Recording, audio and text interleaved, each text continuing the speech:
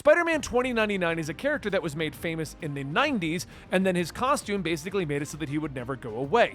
Well, recently in the latest Spider-Verse movie, they brought in Spider-Man 2099 so that more people could get to know Miguel O'Hara finally. Well, we have done all of the original 90s comic books on our main channel, Comicstorian. So today we're going to bring you that compilation, all of the stuff involving the original Spider-Man 2099 run. I hope you guys enjoy this audio drama. New York City, 2099.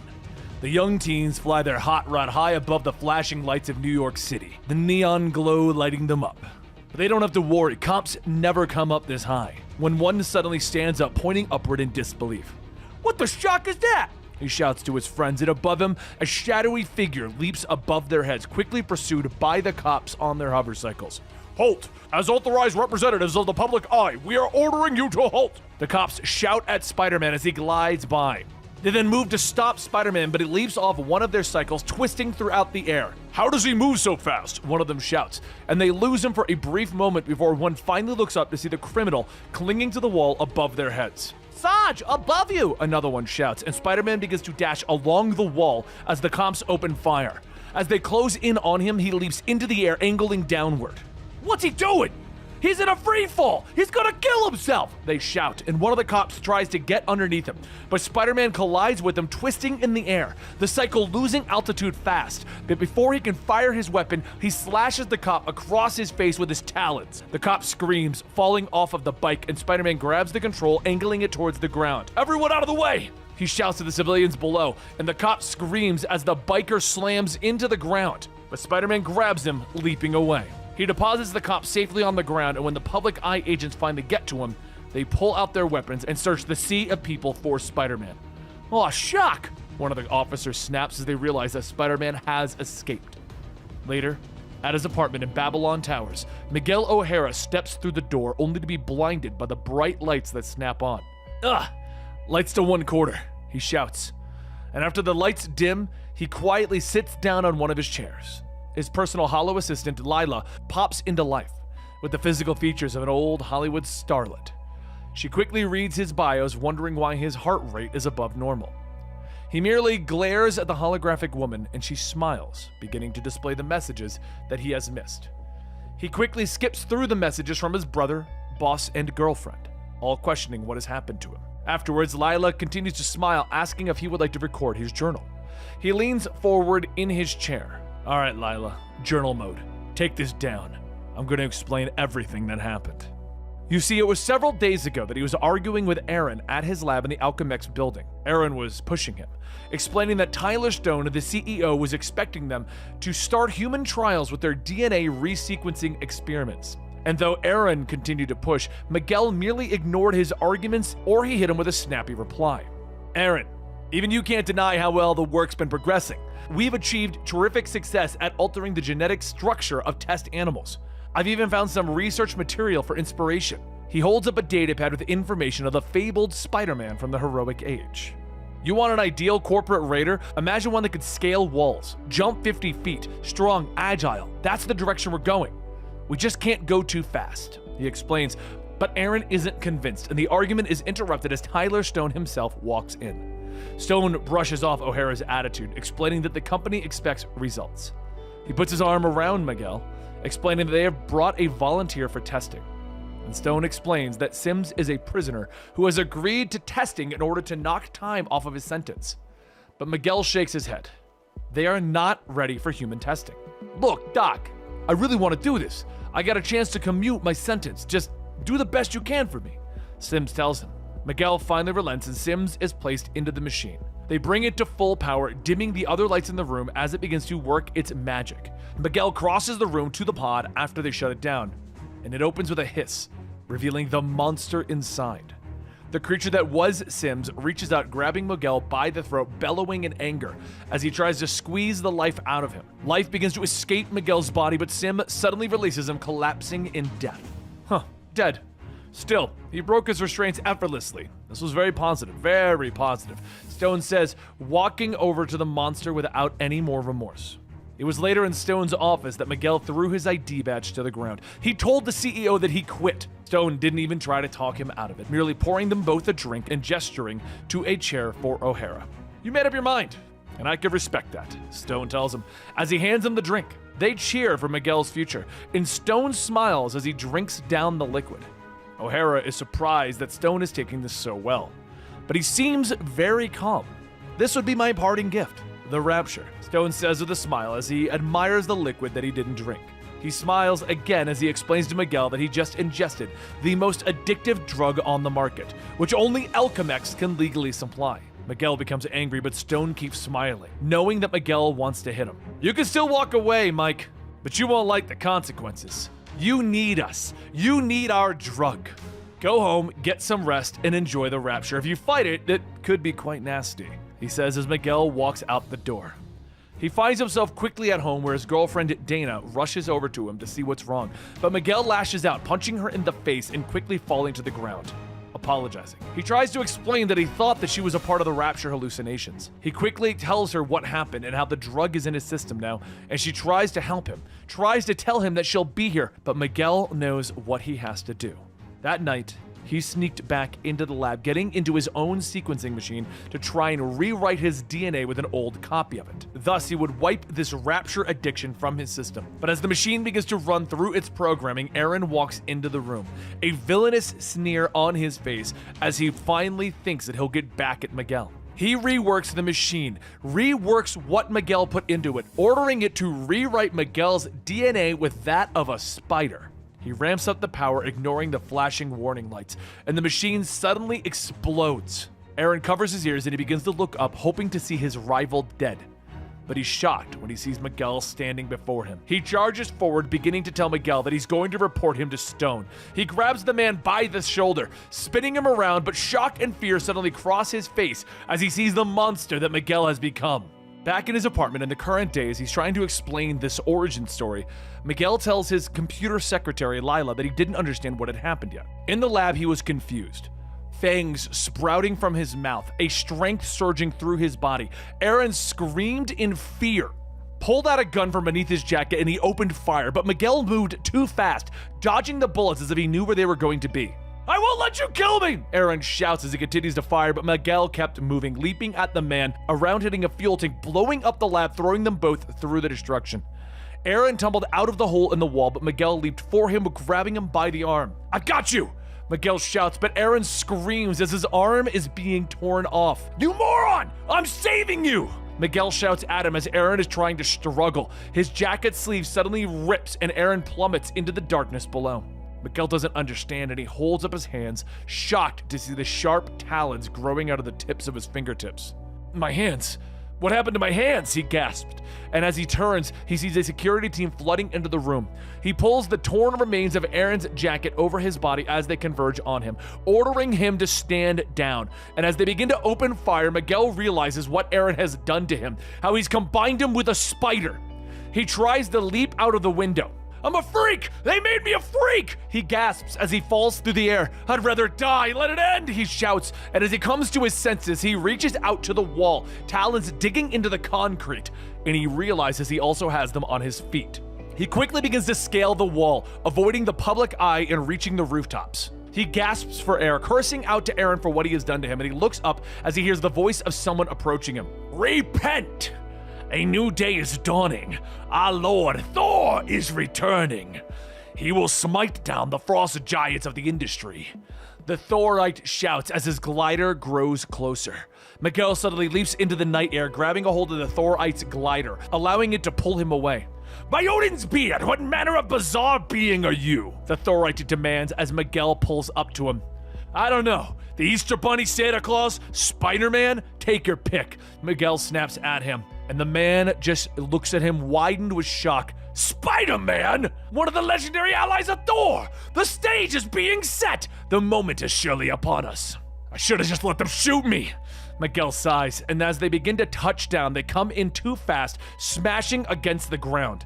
Miguel picks himself up, holding bits of Thorite's sky kite, apologizing for destroying it. He then gives the cloth back, but the zealot shakes his head. "Take the cloth with you. Mask yourself. The Spider-Man must be masked." he says with religious fervor. Miguel nods his thanks and moves away, pulling the cloth over his face. Meanwhile, Stone is shouting from his office, demanding the cyborg Venture hunt down whoever is responsible for that destruction. But the cyborg is already in the destroyed lab, ignoring the workers and moving his cyborg eye around the room, quickly beginning to capture the heat signature of the last man in the room. He heads up to Stone's office, showing him the holographic projection off the assailant's departure. "That is interesting," Stone says as he watches the digital image begin to climb walls. "This has potential," he whispers, turning back to the cyborg, ordering him to bring the man alive. "You pay me enough and I'll bring you the moon," Venture tells him with a nod. The next morning is when Miguel was awoken by Lila. "What a terrible dream," he mumbles as he begins to wake up. He yells in shock as he realizes that it wasn't a dream, looking down at his shredded sheets. He begins to move his hands, quickly realizing that his talons retract on instinct when he touches his own skin. His eyes continue to hurt from the sun, and he orders Lila to dim the windows. She nods, telling him that he has a priority call from his brother. "Miguel, you look like toxic waste," his brother Gabriel tells him. And Gabriel quickly explains that Dana called all worried, wanting to check in on him. "No, don't," Miguel tells him. But it's too late and his brother has already hung up the phone. Miguel sighs as he moves through the apartment, realizing that they'll have to start buying clothes made of unstable molecules so he doesn't rip up his clothes with his talons. And he sighs as he holds up an old Day of the Dead costume that he has. "Maybe I should start wearing this all the time. Festival celebrates the dead and my days of being normally dead," he whispers, sitting down with a cup of coffee as Lila tries to cheer him up. Nothing seems to work and she finally asks if she should let Gabriel in when he arrives. "If you don't, he's gonna chew his way through the door." Miguel sighs, so Gabriel comes barging in, pacing through the apartment, demanding to know what is going on with Miguel. "Okay, look. I was in Rapture, but I managed to beat it. Problem solved," Miguel tells his brother, and Gabriel stares at him in shock. "Nobody beats Rapture. It bonds genetically." Miguel looks away, suddenly realizing that his forearms have begun to itch as his brother continues to talk. As he stands, he looks down at the courtyard below, suddenly realizing that he can see Venture tracking him. He turns, pushing Gabe out the door. "We're done talking, Gabe. I'll call you later." He pushes his brother out, and then he rushes back to the window, and he looks down on Venture, realizing that the cyborg has tracked him back to his apartment. He moves forward, grabbing the old Day of the Dead costume. But for now, he's not looking for Miguel O'Hara. He's looking for the Spider-Man that escaped the Alchemex building. He whispers to himself, putting on the costume and the cloth from the sky kite. Sealing them together, he puts the costume on. "Lila, open up the windows!" he shouts, and the holographic woman shakes her head. "The windows don't open, Miguel. They're sealed for your protection, Miguel. I'm concerned for your safety." But he ignores her, rushing out the window, leaping through it and out into the world. He tumbles through the air, hoping that the cloth will catch the updraft, and when it finally does, it slows his descent as he barrels towards Venture. The cyborg looks up just in time to get kicked in the face by Spider-Man. "Now, say something so he knows that you're terrified out of your skull," Miguel thinks to himself, backflipping away from the cyborg onto a nearby pipe. "Hi." "That wasn't it," Miguel thinks to himself. But Miguel doesn't have time to do anything else as a group of Thorites step between him and Venture. "Thou art an enemy of the Harbinger of Thor. That makes thee our enemy as well. Prepare to be thoroughly smited." The Thorites begin to shout, and Miguel tries to wave them away. "Get back, you idiots! You don't know what you're dealing with!" he shouts to them. But they aren't listening as they move in to fight the cyborg. Venture merely stands up and begins to toss them aside. He looks up at Spider-Man. "I could do this juggling act all day. Unless it starts to bore me, then people start dying." Spider-Man leaps at him, trying to stop the cyborg, but Venture grabs him by the arm, twisting him to the ground, hitting him with a shock stick. "You got guts, son. I'll give you that. But you got no style, no experience, and no chance." He pushes Spider-Man away, explaining that his orders are to bring him back to Alchemex alive. "If you want to make this tough, it's only going to be tough on you." Miguel believes him. The nerves in his arm are already numb for where the shock stick struck him. He struggles to his feet, thoughts of giving himself up to Alchemex crossing his mind. "Maybe if I surrender, we can work things out. Because talking's my strong suit, not heroics." "Well?" Venture asks, still pointing his shock stick. But one of the Thorites suddenly rushes him from behind. Venture whirls around, beating the kid across the face. "Shut up! I wasn't talking to you!" He throws the kid to the ground, slamming him with the shock stick again. "In case you thought I was kidding, Spider-Man, I don't kid. And I don't scare." "Boulder's dead! The first sight of the end is upon us!" The Thorites begin to shout, and Miguel regards him for a moment before finally leaping at Venture. "Well now, that's just plain stupid, son." Annoyance in his voice, he swings the shock stick, but Miguel ducks underneath it, coming up, punching the cyborg hard in the face. "Shut up!" he bellows in anger, flipping away, quickly leaping up onto the low-hanging ledges and rooftops. Venture pulls free his rifle, taking aim, opening fire, but Spider-Man continues to leap away, bouncing ahead of the shots. Venture activates his rocket boots and quickly follows, and the chase quickly leads him past Gabriel, who looks up at Spider-Man, not realizing that it's his brother in shock. His eyes widen, though, as he does realize that that's his brother's Day of the Dead costume. Miguel quickly escapes back into the Babylon Towers, but with Venture following closely behind, he smiles as he sees the heat signature heading into the elevator. Poor kid. He's scared. Thinks he can hide. I almost feel sorry for him, Venture says with a slight grin. The elevator doors open as Miguel reaches his floor, rushing out, but he doesn't have time to relax as the elevator shaft explodes behind him and Venture steps out. Miguel rushes down the hallway, ripping the door off of his own apartment. Lila smiles at him as he runs into the room. Hola, Miguel. You're home early. You have 2 calls, she begins, but he moves past her, pointing to the window. Lila, listen, I want you to point right there and repeat after me. There was a horrible man and he went right through there, he says as he leaps out the back window. She smiles and turns as Venture steps into the apartment. There was a horrible man and he went right through there, she says to the cyborg, pointing at the shattered window. I could see that. Thanks, the cyborg tells her as he steps through the apartment and to the window. In the lobby below, Gabriel is shocked by the destruction that Spider-Man and Venture have caused. He moves quickly to the stairs, hoping to get up to Miguel's apartment fast. Meanwhile, Spider-Man is leaping through the city, his forearms still itching as Venture quickly follows behind him. You can't escape, son! The cyborg yells over the whistling air in his rocket boots. For someone who's so positive I can't escape, you keep mentioning it an awful lot! Spider-Man shouts back at him. Spider-Man leaps again, avoiding another blast of energy as he holds onto a hover ad and flips around it. I wonder if I get on people's nerves this much when I mouth off as Miguel. He wonders to himself, avoiding another blast. He flips around the sign, quickly crawling up it as Venture swings around. Where'd it go? Right here! Spider-Man shouts as he leaps out, clocking Venture in the jaw. But the cyborg isn't even thrown off balance for long, slamming his shock stick into Miguel's chest. Miguel screams in pain and begins to fall out of the sky. Venture throws a device at him, wrapping Spider-Man up in a containment line. You're done! The cyborg gloats, flying by, hooking Spider-Man onto the end of his shock stick, turning to head back towards Alchemex. For what it's worth, you've given me the longest workout I've had in a while. Rejoice in your little victory, Spider-Man. Meanwhile, Gabriel finally makes his way back to Miguel's apartment and finds the place trashed with Lila smiling. Hello, Gabriel. What's going on? He asks, and she points to the shattered window. There was a horrible man and he went through there. Gabriel shakes his head, stepping up to the assistant. Lila, where's Mig? When did you last see him? 5.3 minutes ago, she tells him, and Gabriel glances at the shattered window and turns back to her. Lila, what was he wearing? Meanwhile, Venture checks in with Stone in his office. Good work, Venture. I knew you were the Borg for the job. You have him secured? The cyborg shows off his capture, and when asked what his abilities were, Venture tells him that he moved too quickly for him to be sure. You'll have your answer soon enough, though. What he doesn't realize is that Miguel has begun to slash through the bindings with his talons. Maybe sooner than you think! Miguel shouts as he rips free. Here's your answer. I have talons on my hands and toes, and they're handy for climbing walls and shredding things, like bonds and jet mechanisms. He shouts as he twists and slashes through Venture's rocket boots. They both begin to plummet out of the skies, but Miguel grabs a hold of the cyborg, putting him into a chokehold. What's wrong, Venture? You run out of smart remarks? He asks, but the cyborg grabs Spider-Man by the arm, beginning to squeeze, bringing out a cry of pain from the wall crawler. Be easier to examine those talons if I rip your arm off, Venture shouts at him. But as he squeezes tight, a line of webbing shoots out of Miguel's wrist, hitting Venture in the face. Blinded, they both begin to fall out of the sky, with Miguel managing to leap clear as the cyborg slams into the concrete below.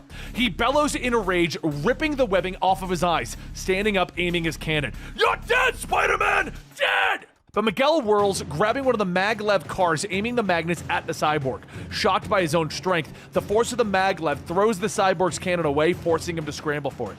Nice trick, Spider-Man. That'll buy you 5 seconds of life. Use it wisely and run away again. It's the best you could do. But as he tosses the maglev car aside, he leaps at the cyborg, avoiding the shock stick, coming in low, lashing out with his foot, slashing at the cyborg's leg. They both begin to struggle with the stick, and Miguel realizes that the magnetic cannon is coming back towards Venture. He lets the weapon slam into the cyborg's head, stunning him. Miguel then manages to twist the shock stick out of the hunter's hand, jamming it into the exposed wiring of the cyborg's shell, shocking him and throwing him into a wall. Finally defeated, Venture falls to the ground, the smell of burnt wiring filling Miguel's nostrils. And now, he sits in his dark apartment, finishing his story with Lila, who continues to record it in his active journal. He tells her that the crowds began to gather and he began to escape the scene. He spent the next several days crisscrossing the city, making sure that his heat signature would become lost. And he finally decided to come home. If I'm going to continue this game, I have to go back to square one. Besides, I figured I have talons, fangs, accelerated visions, web spinners all over my forearms. With all of this going on, how could things possibly get worse? He says with a smile. And as if the universe is listening, there's suddenly a knock at the door with both Lila and Miguel freezing as the voice of his boss reaches him. Mike, this is Tyler Stone. I think we should talk about Spider-Man. Gabriel and his girlfriend shift uncomfortably in the back seat of the maglev car as she asks why they don't just go back to her apartment. But he smiles, and he tells her that he's seizing the moment. The roof is suddenly then sliced open, turning into a convertible, and the futuristic samurai reaches into the car, pulling Casey out by her jacket. Casey Nash, you are to accompany this one. He tells her as Gabriel looks on in shock. Lack of resistance will result in a lack of perforation. The samurai tells her, but Casey manages to get free, beginning to run. The samurai bolos her legs before throwing 2 shurikens to pin Gabriel to the wall before he can get help. Casey, don't worry, I'll get you out of this, he shouts as the samurai carries her away. Meanwhile, at Miguel O'Hara's apartment, he finally opens the door for Tyler Stone and his security. Though Miguel doesn't seem happy to see him, he invites Stone in, who explains that everyone is on edge with the strange Spider-Man running around. As a quick recap for those of you who might be joining us for the first time, Tyler Stone is the one that manipulated the experiment, turning Miguel O'Hara into a spider monster, and when we last left off, he was knocking on the door of Miguel O'Hara, wanting to talk about Spider-Man. What do you want? Miguel growls. Stone doesn't smile, but finally explains that he wants peace between Alchemax and O'Hara. He reaches into his coat, pulling out a vial of Rapture, the drug that he injected O'Hara with to rewrite his DNA, and he offers it to Miguel. I want you back at the company. Spider-Man dealt us major damage. We need someone to spearhead the corporate raider program. Only you can do it. So let's consider this in advance.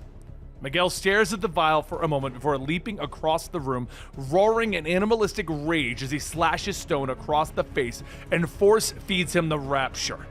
The security tries to stop him, but he whirls, slashing them as well. One side public eye.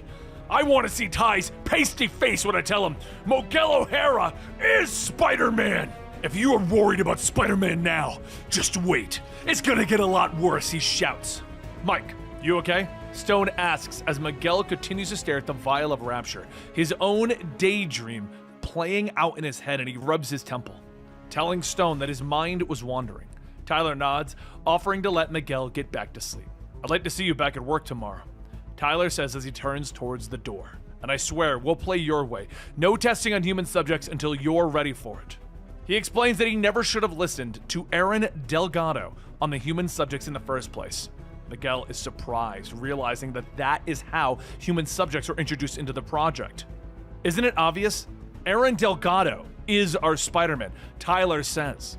Meanwhile, over in Latveria, Doom watches the news as the latest escapades of the mysterious Spider-Man are continuing, musing that it cannot be a mere coincidence that the wall crawler would return at the same time as Doom 2099. The next panel sees Miguel getting ready to go to the office by concealing his spider costume under his clothes, believing that learning more about his condition and how to reverse it can only be achieved by working at Alchemax. Outside, he turns his head to see his brother calling for him, and he walks over to the car, shocked to discover that it has become a convertible. Wouldn't it be easier to buy a convertible? He asks, but Gabriel just motions to his brother to get in and they drive away.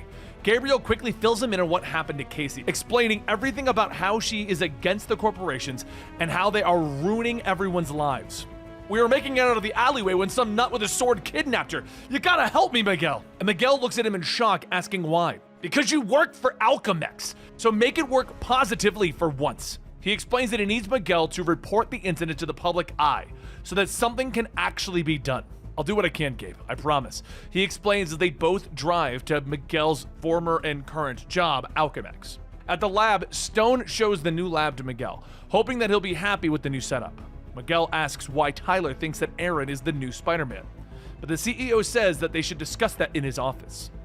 Elsewhere in the same building, Casey is being dragged through the building by the Alchemex guards, who explains that she has moved against the company far too much. She manages to grab a gun, breaking free of her captors, and makes a run for it. But back over with Miguel and Tyler, Stone explains to Miguel that they believe that Aaron is the Spider-Man because he disappeared. Miguel pauses for a moment to agree.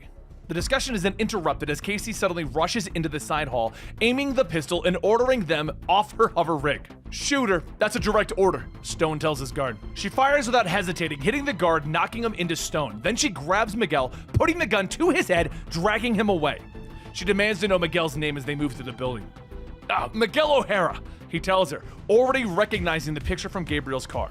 "You're Gabe's slimeball brother?" she asks in shock, whirling him around, telling him that she was going to be experimented on because of her criminal record. "Destroying the wrong property can be fatal," she tells him, whirling around, running for the exit, reminding Mig to think about what his company was going to do to the woman his brother loves. Miguel watches her run off. Amazing, Gabe hooks up with every loon in the city. He sighs, and suddenly he turns to see the samurai chasing after her on a hover bike. "One side, please. This one does not wish to injure you in pursuit of the escaped felon." The samurai tells him, and Miguel sighs in anger as he turns, searching for a safe spot to change out of his clothes. And using a Matrix box, he mails his civilian clothes back to his apartment. "Sure hope I'm there to meet him," he shouts as he leaps away as Spider-Man, chasing the samurai and Casey. The samurai chases her down as she whirls around, firing at him, but the warrior blocks the blow and closes in. He flies by her quickly, bringing his sword down, slicing through her weapon. Miguel lands nearby, shooting off his newfound webbing and managing to snag the hover bike. "Shock! I was aiming for him, but if I can anchor the line," he says as he wraps the webbing around a nearby pole, yanking the warrior off of his ride. "Run, lady! Leave him to me!" he shouts to Casey. The samurai chases after Spider-Man, swinging his sword to slice through him, but Miguel manages to jump over his head, twisting around, adding another blow and kicking him in the chest. "I'm doing it! I'm taking out this guy!" He thinks to himself, getting cocky, rushing in, but the samurai moves, knocking him on the back of his head, slashing him across the back. Several more blows then slam into Spider-Man, knocking him down. "It would not be honorable to kill a man who is anonymous. However, a man of honor does not hide his identity. This one will make you into an honorable man by removing your mask," the samurai says, pulling Miguel back to his feet, reaching for his mask. He's shocked as he begins to pull the mask back, discovering that it is webbed to Miguel's neck. "Your mask adhered to you?" The samurai grunts, but Miguel twists free, slashing his armor. "Not just adhered, webbed!" Stone watches the fight on the monitors in his office, ordering one of his officers to come into the room, ordering them to interrupt all public feeds and broadcast the battle against Spider-Man and a samurai. He then orders all the police officers to converge on Spider-Man, but not apprehend him. "I haven't arranged all of this merely to turn him into another prisoner," Stone snaps. Outside, Spider-Man dodges another sword slice, webbing up the samurai's legs, yanking him off his feet. "Gabe, you owe me big time for bailing you out like this," he thinks to himself. Casey has managed to slip away, but looks up just in time to see the public eye officers converging on Spider-Man. They're converging on Spider-Man! It's a setup. Gotta be, she says, finally turning back to rush towards Spider-Man. As Spider-Man continues to whirl the warrior around by his legs, he's unaware that the samurai's handler is watching him on the video feeds, unhappy about how their prized enforcer is being humiliated. As the handlers contemplate stepping in to help, their leader shakes his head. "If Spider-Man defeats and humiliates our man, his victory will be followed by his destruction." Miguel continues to dodge and slash as the fight continues, but suddenly he gets distracted as the Flyboys come barreling in, allowing the samurai to get several hits in. Meanwhile, Gabe is working at his apartment when Dana visits him. He smiles, letting her in, as she tells him that she is concerned about Miguel. "The only reason that you've lasted this long is you're the only person who loves Miguel more than he loves himself," Gabe informs her. She leans in, telling him not to let their own history poison their friendship. Suddenly, the television changes, showing the fight between Spider-Man and the Specialist. Gabe turns, shocked to see his brother's Day of the Dead costume on TV again. "Miguel?" he whispers. But over in the gathered crowd, Casey manages to jump off of someone's back, leaping onto a low-flying hover bike. She knocks the cop out, revving up the engine, flying towards the two fighters. "Spider-Man, let's blow!" she shouts as she gets closer, as Spider-Man looks at the Specialist and shrugs as he shoots a line of webbing out. Gotta go. That's my ride. He jokes as he's yanked away, but the Specialist refuses to be dishonored by allowing Spider-Man to retreat, leaping up to grab onto his leg. As Casey tries to zip away, she shouts down to Spider-Man that the Specialist is slowing them down. Oh, sure. Complain to me. Tell him. Spider-Man shouts as he tries to kick the samurai free, but the Specialist manages to swing around, grabbing onto the line of webbing, releasing Miguel. All right. I think I should warn you. I know Kung Fu, Karate, and several other dangerous words. Spider-Man jokes as the two continue to battle. The samurai tries to cut him free, but Miguel manages to swing, grabbing the warrior by the wrist, burying his talons into the gauntlet. Casey has been too focused on the fight, finally looking forward, her eyes widening as shock as she watches a building coming up fast. She tries to gain altitude quickly, shouting for Spider-Man to hang on, and they slam hard into the wall, with the warrior beginning to plummet to the city below. Miguel shoots out another line of webbing, swinging down, catching the Specialist, depositing him safely onto the ground. What do you think of my lack of killer instinct? Spider-Man asks him, but the warrior rolls over, kicking him in the chest. It will be the death of you. He snaps. Miguel stumbles, becoming angry, slashing the samurai across the throat. And everyone watches, gasping in shock as the warrior's blood begins to leak out of the new cut in his throat, and he gasps for air. Perfect, Tyler says with a smile. Spider-Man looks up, his eyes widening as the public eye officers begin to surround him and prepare to fire. No, you idiots, don't hurt him! Tyler shouts into his radio, but his words are lost as the police are just opening fire. Rounds slamming into Miguel's body as he bellows in pain and is thrown off the ledge, plummeting into the dark depths of the city below. Downtown, deep below the bright and shining inhabitants of New York City, two watchdogs sit in their buggy. They turn down a side street, slowing down as they see a mother and a young daughter walking home. Mommy, why are those watchdogs slowing down? Did we do something wrong? The daughter asks, but the mother tightens her hand on her daughter, telling her to just keep walking. The watchdogs hit them with their scanner and smile. We're in luck. Records state that Miss Kwan is 2 months behind in security payments. One smiles as he reaches for his pistol, and both men stop their buggy. They get out, stepping in the way of Miss Kwan. The conversation quickly taking a bad turn, and the watchdogs push them both into a dark alley. The daughter tries to fight back, with the watchdogs throwing her into a pile of garbage.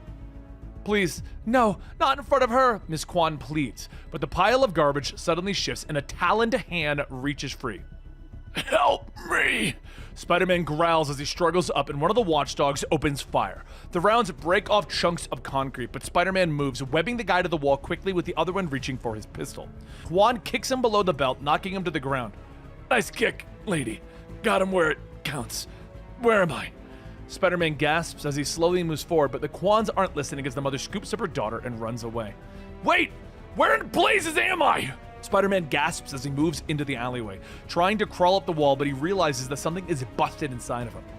He struggles forward, finding the buggy parked on the street, and he struggles inside, ordering the automated computer to take him to Babylon Towers. Unable to comply, Miguel sighs as he tries to shift, his insides feeling like gravel. Whatever, resume course. Get me out of here. He gasps, and the engine comes to life and roars off into the darkness of downtown. Meanwhile, over at Alchemix, Tyler Stone is angry with the sergeant of the public eye that ordered his men to fire on Spider-Man. Despite the man's protests, he's quickly fired and escorted out of the building. Stone, the CEO wishes to speak to you. A voice comes over his headset. The room darkens and takes on a new shape, revealing the CEO sitting at a shadowy table across from Stone. It would seem this little game is not played out as planned. The CEO tells him, You told us you had this Spider-Man situation in hand, Stone. You told us that you could unleash him on Stark Fujikawa. You told us that he would battle and defeat the Specialist. Stone tries to defend himself, putting the blame on the public eye officers. The CEO waves him off, ordering him to restore the board's faith in him. And with that, they end the call. Anger overwhelms Stone as he yells for his assistant, ordering him to put together a public eye squad and dispatch them downtown to hunt Spider-Man or his remains. Meanwhile, back downtown, Spider-Man keeps slipping in and out of consciousness, his memories of the last several days blending together to create some horrible dream. Lila, I need a doctor. Real bad. The buggy's AI hears the words, redirecting him to a local doctor. Lila, tell me a story. Make the hurting stop. He gasps as he slumps forward, drifting off to sleep again. Meanwhile, Casey continues to hover downtown, but she realizes that she'll never find the new wall crawler this way and decides to call in reinforcements. Revving up the engine of her hoverbike, she flies off.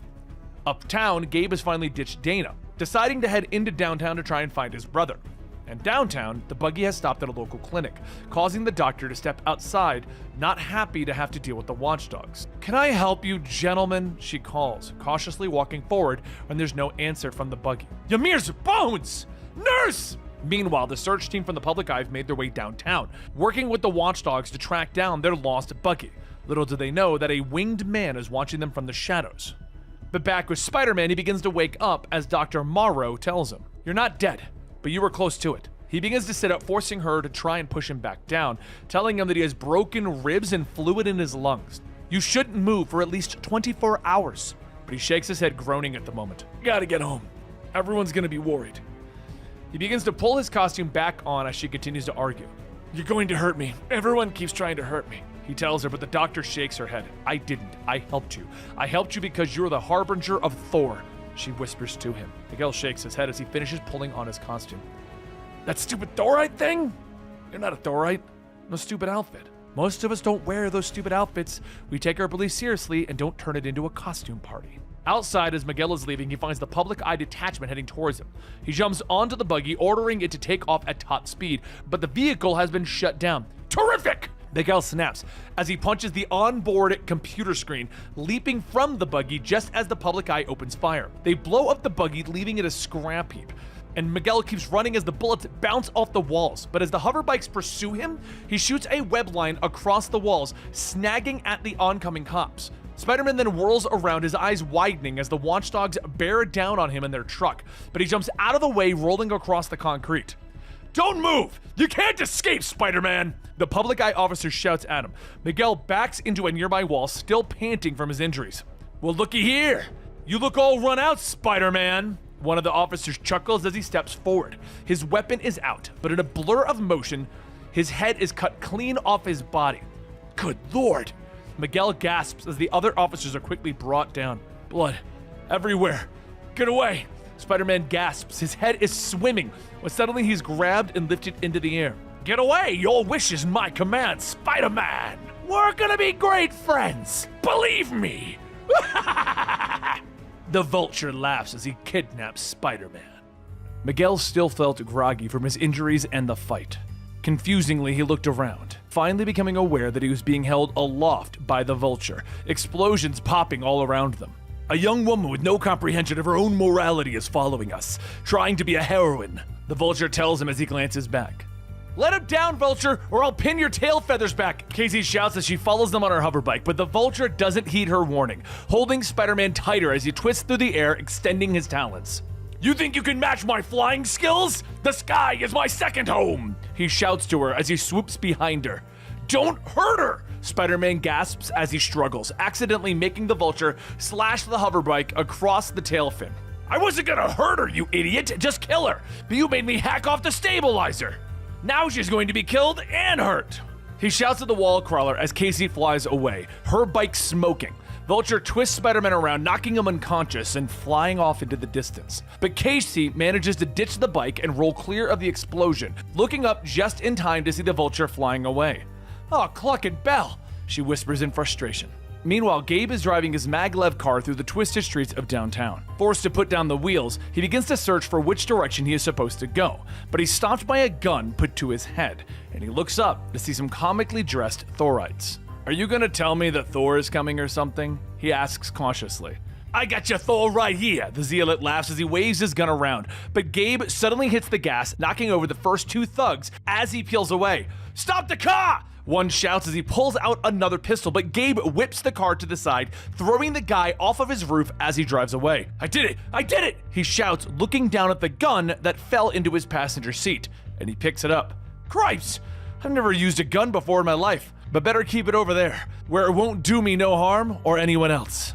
He whispers as he looks around and then sees more hoodlums nearby. On second thought, he clutches the gun closer. Elsewhere, Miguel finally wakes up, struggling to his feet as he recognizes an uncomfortable smell. As he checks his wounds, he realizes that he is no longer in pain and can breathe normally. He jumps onto the walls, climbing into the darkness of the shadows. "You awake, S-Man?" someone calls from the door. They push a plate of food through the slot in the door, telling Spider-Man not to try anything funny. But Miguel rushes through the door, slamming into it, throwing the cyborg away. He leaps past him, quickly moving through the halls of the building, but he rounds a corner to find the Vulture sitting and eating there. How nice to see you up and about. Please, come in. The Vulture waves him over. What is this place? Spider-Man asks, still not aware of downtown. Vulture explains that they're at the bottom rung of the corporate ladder, where the city keeps the dregs of society. Miguel doesn't understand why they don't just rise up, but the Vulture waves him off and questions which of the corporations made him. You broke away from them, just as I did.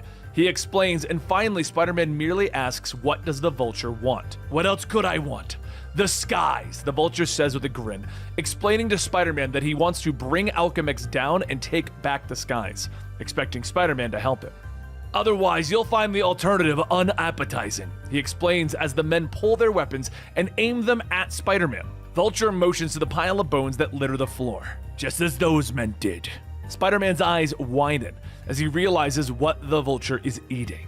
Did you think I was going to waste those perfectly good guards I killed while saving you? Vulture asks with a crazy look on his face. Spider-Man leaps across the room, slamming his fist into the cannibal's face. You demented creep! He knocks the cannibal through the wall with the next several blows, but the Vulture grabs his arm, throwing him away, ordering his men to open fire. Spider-Man dodges, leaping out a nearby window, and he keeps going, leaping through the hole in the floor and finding himself in the Vulture's meat locker. Oh no, he whispers to himself as the door pushes open and the Vulture moves into the room, launching himself at Miguel, but the wall crawler leaps away. I gotta get out of here before I throw open my mask, Miguel thinks to himself, leaping up to another catwalk, sliding into an old elevator shaft. As he continues to crawl away, he eventually slices through the elevator cables, sending the car screaming back down to the Vulture. With an explosion, Miguel looks up to find a skylight. All right, meat! I'm sick of playing games with you! Vulture screams as he comes flying up through the shaft, through the fire and smoke, slamming into Spider-Man, carrying him up and out the skylight. But Miguel keeps hitting him, trying to take the bird down. If you won't be my main man, then you're gonna be my main course. Meanwhile, Gabe finds himself outside of what he thinks is Casey's place. A hand reaches out for him, grasping his shoulder as Casey startles him. Boo! She shouts, and Gabe whirls around, firing the pistol in a panic. The bullet hits Casey, and she hits the ground, with blood beginning to pour beneath her. Inside a nearby church, the police looks up at the stained glass painting of an angel. The sound of wings slicing through the air reaching her. The window shatters as Spider-Man and Vulture slam into it. And at Casey's apartment, the woman is angry with Gabe as he bandages up the spot where the bullet grazed her. Nice shooting there, O'Hara, she snaps. But Gabe just blames her, telling her that she shouldn't have snuck up on him. As he continues to bandage her, he tells her about his recent adventures and how he was looking for his brother. Why would he be down here? She asks, but that's when they're interrupted by a knock on the door, with Casey warning Gabe that he's a little scruffy. Though someone who disarmed a Fenris shouldn't be fazed by my crew, she tells him with a smile as she heads to the door. Meanwhile, Spider-Man is flipping through the air as Vulture slashes at him. Great, now I'm desecrating a church, he thinks to himself, and they both continue to flip and fly through the church as the priest shouts for them to get out. Spider-Man promises that he's doing his best as he flips out of the way of a church pew that Vulture launched at him, but finally he flies through the window. I'll tell you what, I'll give you a little victory. Leave the church if you dare, he snaps as Spider-Man leaps through the window, seeing Vulture's crew amassing outside. Face me! Face the freakers! If you got the stones, Spider-Man! Oh, I think not, Spider-Man says, starting to go back into the church. But Vulture swoops back around, grabbing him, throwing him back into the crowd. Spider-Man tries to swing away, but gunfire then goes off, ripping through his webbing, forcing him to tumble into the crowd. The freakers try to dogpile onto him, but Spider-Man punches them away. Get off! He bellows as he punches and slashes through the freakers. Well, well, well, aren't we getting tough? One of Vulture's sergeants notes as he grabs Spider-Man from behind. Vulture launches forward, shouting for his men to hold Spider-Man steady. I love a good fillet, he shouts as he snaps out his talons, but Spider-Man shifts forward, allowing the Vulture to slash his own goon. He then keeps moving, throwing the goon over his shoulder. At that moment, Casey and her crew pull up, with the woman being impressed. Wow, look at him go. I wasn't so sure about him at first, she notes. When she finally sees a clear shot, she orders her crew forward, intending to help the wall crawler. But Spider-Man is shocked as the two gangs collide. And that's when he looks up to see Casey standing nearby. All right, S-Man, you soften them up for us. We gotta get them under control. Take off, she shouts to him. Miguel is shocked to see his brother with Casey. Didn't you hear her, man? Move! Gabe shouts, but Spider-Man looks up to see Vulture swooping back down. Knowing that the monster's speed and claws will allow him to cut through Casey's crew quickly, Spider-Man leaps onto the wall, intent on leading the maniac away. Vulture swoops by, barely missing him with his talons. You seem to have acquired some enthusiasts, Spider-Man. Can't say that I'm surprised. Anything that is different is certain to draw followers. Spider-Man keeps moving upward, finally finding the understructure of the maglev roads. He turns just as Vulture sweeps back towards him. Doubtless you wonder why I've allowed you to get this far, Vulture calls, but Spider-Man shakes his head. Actually, I assumed that you suffer from diarrhea of the mouth and couldn't stop your verbal waste material from pouring out. Vulture attacks, destroying the smokestack that Spider-Man is perched on, but the wall crawler leaps clear, punching him in the face, knocking him away. He shoots out his webbing, tying up the Vulture's wings. And as the cannibal struggles, Spider-Man just looks at him. Remember, you're helpless, and I could gut you from crotch to sternum if I felt like it. Not so high and mighty now, are you? But the Vulture cuts his way free as Spider-Man swings away towards the Uptown. You think you can hide in the belly of the Uptown beast? Figuring I ain't got room to fly, so we'll be equal. We'll never be equal, Spider-Man. I will always be superior. Vulture shouts at him, but Spider-Man leaps out of the shadows, attacking the monster. He punches him across the face and then dodges another blow from the talons. The Vulture then tries to pull his talons free as Spider-Man dips back into the shadows. Take your time, I'll wait, he jokes with the villain. But Vulture becomes angry, and he rips his weapon free, leaping after Spider-Man. But the wall crawler flips around a pipe, kicking the monster with a large web. You're out! Spider-Man shouts, but the Vulture no longer struggles, flopping uselessly on the web. I did it! I knocked him out cold! I beat the Vulture! Miguel shouts in victory, but as he reaches for him, the web line snaps and the Vulture plummets back towards downtown. Miguel finally sighs. Gotta go check on my brother. And then I'm going home. And with the Vulture defeated, we move forward in the story. Over at the Wellvale home, the psychiatrist walks up to Conchita Miguel, who barely acknowledges him. He sighs and asks if they should pick up where they left off and talk about her sons. But the woman suddenly begins to scream as he yells for a medic. Back over at New York, Miguel cheers as he finally swings back into Uptown, barely moving in time to avoid a maglev car that honks as it screeches around him. He manages to avoid it, swinging up onto a ledge, acknowledging that it would be embarrassing for him to die by getting hit by a car now. But he doesn't have a moment's rest when one of the Alchemex flyboys aims a pistol at him and orders him to hold steady. Miguel drops to the ground, shooting a web over the guy's mouth before he can call it in that he spotted Spider-Man. The cop shoots, but Miguel twists around the blast, punching him in the face and knocking him unconscious. Grabbing the cop, he holds him up, checking his size. He looks about my size. I might just have a chance at getting home without any more hassle. So he pulls the guard into a nearby park, pulling on that uniform over his Spider-Man costume. He pulls off his mask to reveal his black and blue face. I wonder if I look as bad as I feel, he whispers to himself, climbing onto the cop's rocket bike and flying back towards the city. Lost in his own thoughts. He doesn't get very far before he's surrounded by flyboys who are trying to wave him down. We're gonna nail Spider-Man, one of them shouts as they fly off. So Miguel revs the engine, flying away behind them, hearing about how Spider-Man has been sighted at a nearby mall. What's going on around here? He thinks to himself. He zips in low with the other cops cheering him on as he approaches someone dressed in a Spider-Man costume. He swoops in, grabbing him, but the Spider-Man is knocked off a ledge and begins to fall. The other cops notice several other people dressed as Spider-Man. This place is crummy with Spider-Men! What's going on? The police shout. And one of the cops manages to corner one of the Spider-Men who clings to a nearby wall. But when the wall crawler tries to leap down and attack him, the cop knocks him to the ground. Who are you? The cop demands as he pulls off Spider-Man's mask, and the face of a former Thorite stares back at him. I spread the word of Spider-Man! He will bring punishment from on high! Miguel speeds up his bike, managing to web the falling Spider-Man and lower him to the ground before he can slam into it. I created a web line. I've been transformed. It's a miracle. The zealot in the costume shouts, but Miguel jumps off his bike, grabbing the zealot by his costume and yelling at him for what he's done. This isn't a game. Go home and burn your costume and never pretend to be Spider-Man again. You don't understand. The Spiderite movement is the way of the future, the zealot tells him. Miguel gets angry, pointing his finger and allowing one of his talons to pop through the flyboy's uniform. The zealot immediately kneels before him, bowing his head. Oh, great and powerful Spider-Man, master of disguise, who moves in mysterious ways. Miguel is frustrated, getting on the bike, telling the kid to go home. As he finally gets back to his home, away from his now followers, he greets Lila and moves through her normal routine of listing off his messages. He sighs, taking off the uniform and asking her to draw him a bath. He steps into the bathroom, putting on a restorative cream on his face, one that should remove his bruising, and he slips into the warm water. Meanwhile, Gabe returns to his apartment, angry that Casey could only keep talking about how amazing Spider-Man was. And back in his apartment, Miguel looks up in shock from his bath as Dana slips her legs in. She smiles at him, telling him quickly about how she has been looking everywhere for him. He sighs, lying to her by explaining that he's been busy finding a way to deal with his rapture addiction. I wasn't keeping you updated on my whereabouts because I was dealing with shady people, but I did it. I beat it for good, Dana. But he also told her that there are side effects. My teeth are sensitive, so if you want a kiss. She promises to be gentle as she leans in, but Miguel pulls her into the water with a laugh. Their tender moment is then interrupted by a cough from the doorway as they both look up to see Gabe standing there. Really hate to interrupt. We gotta go, Miggy. It's Mom. She collapsed at the home, and she's calling for us. It's later at the nursing home that they find their mother muttering. They lean over the bed as she struggles to tell them that she can't see.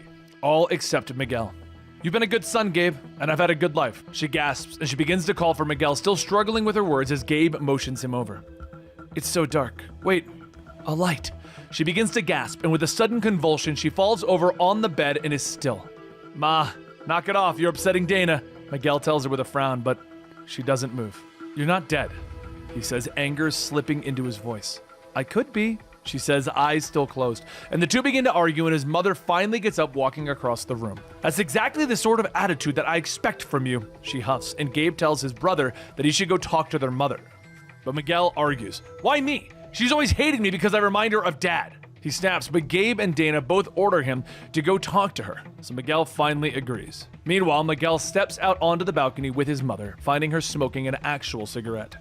Where'd you even get that? You know these are illegal. Miguel snaps as he takes it from her, and he apologizes for not visiting her more, and she slaps him.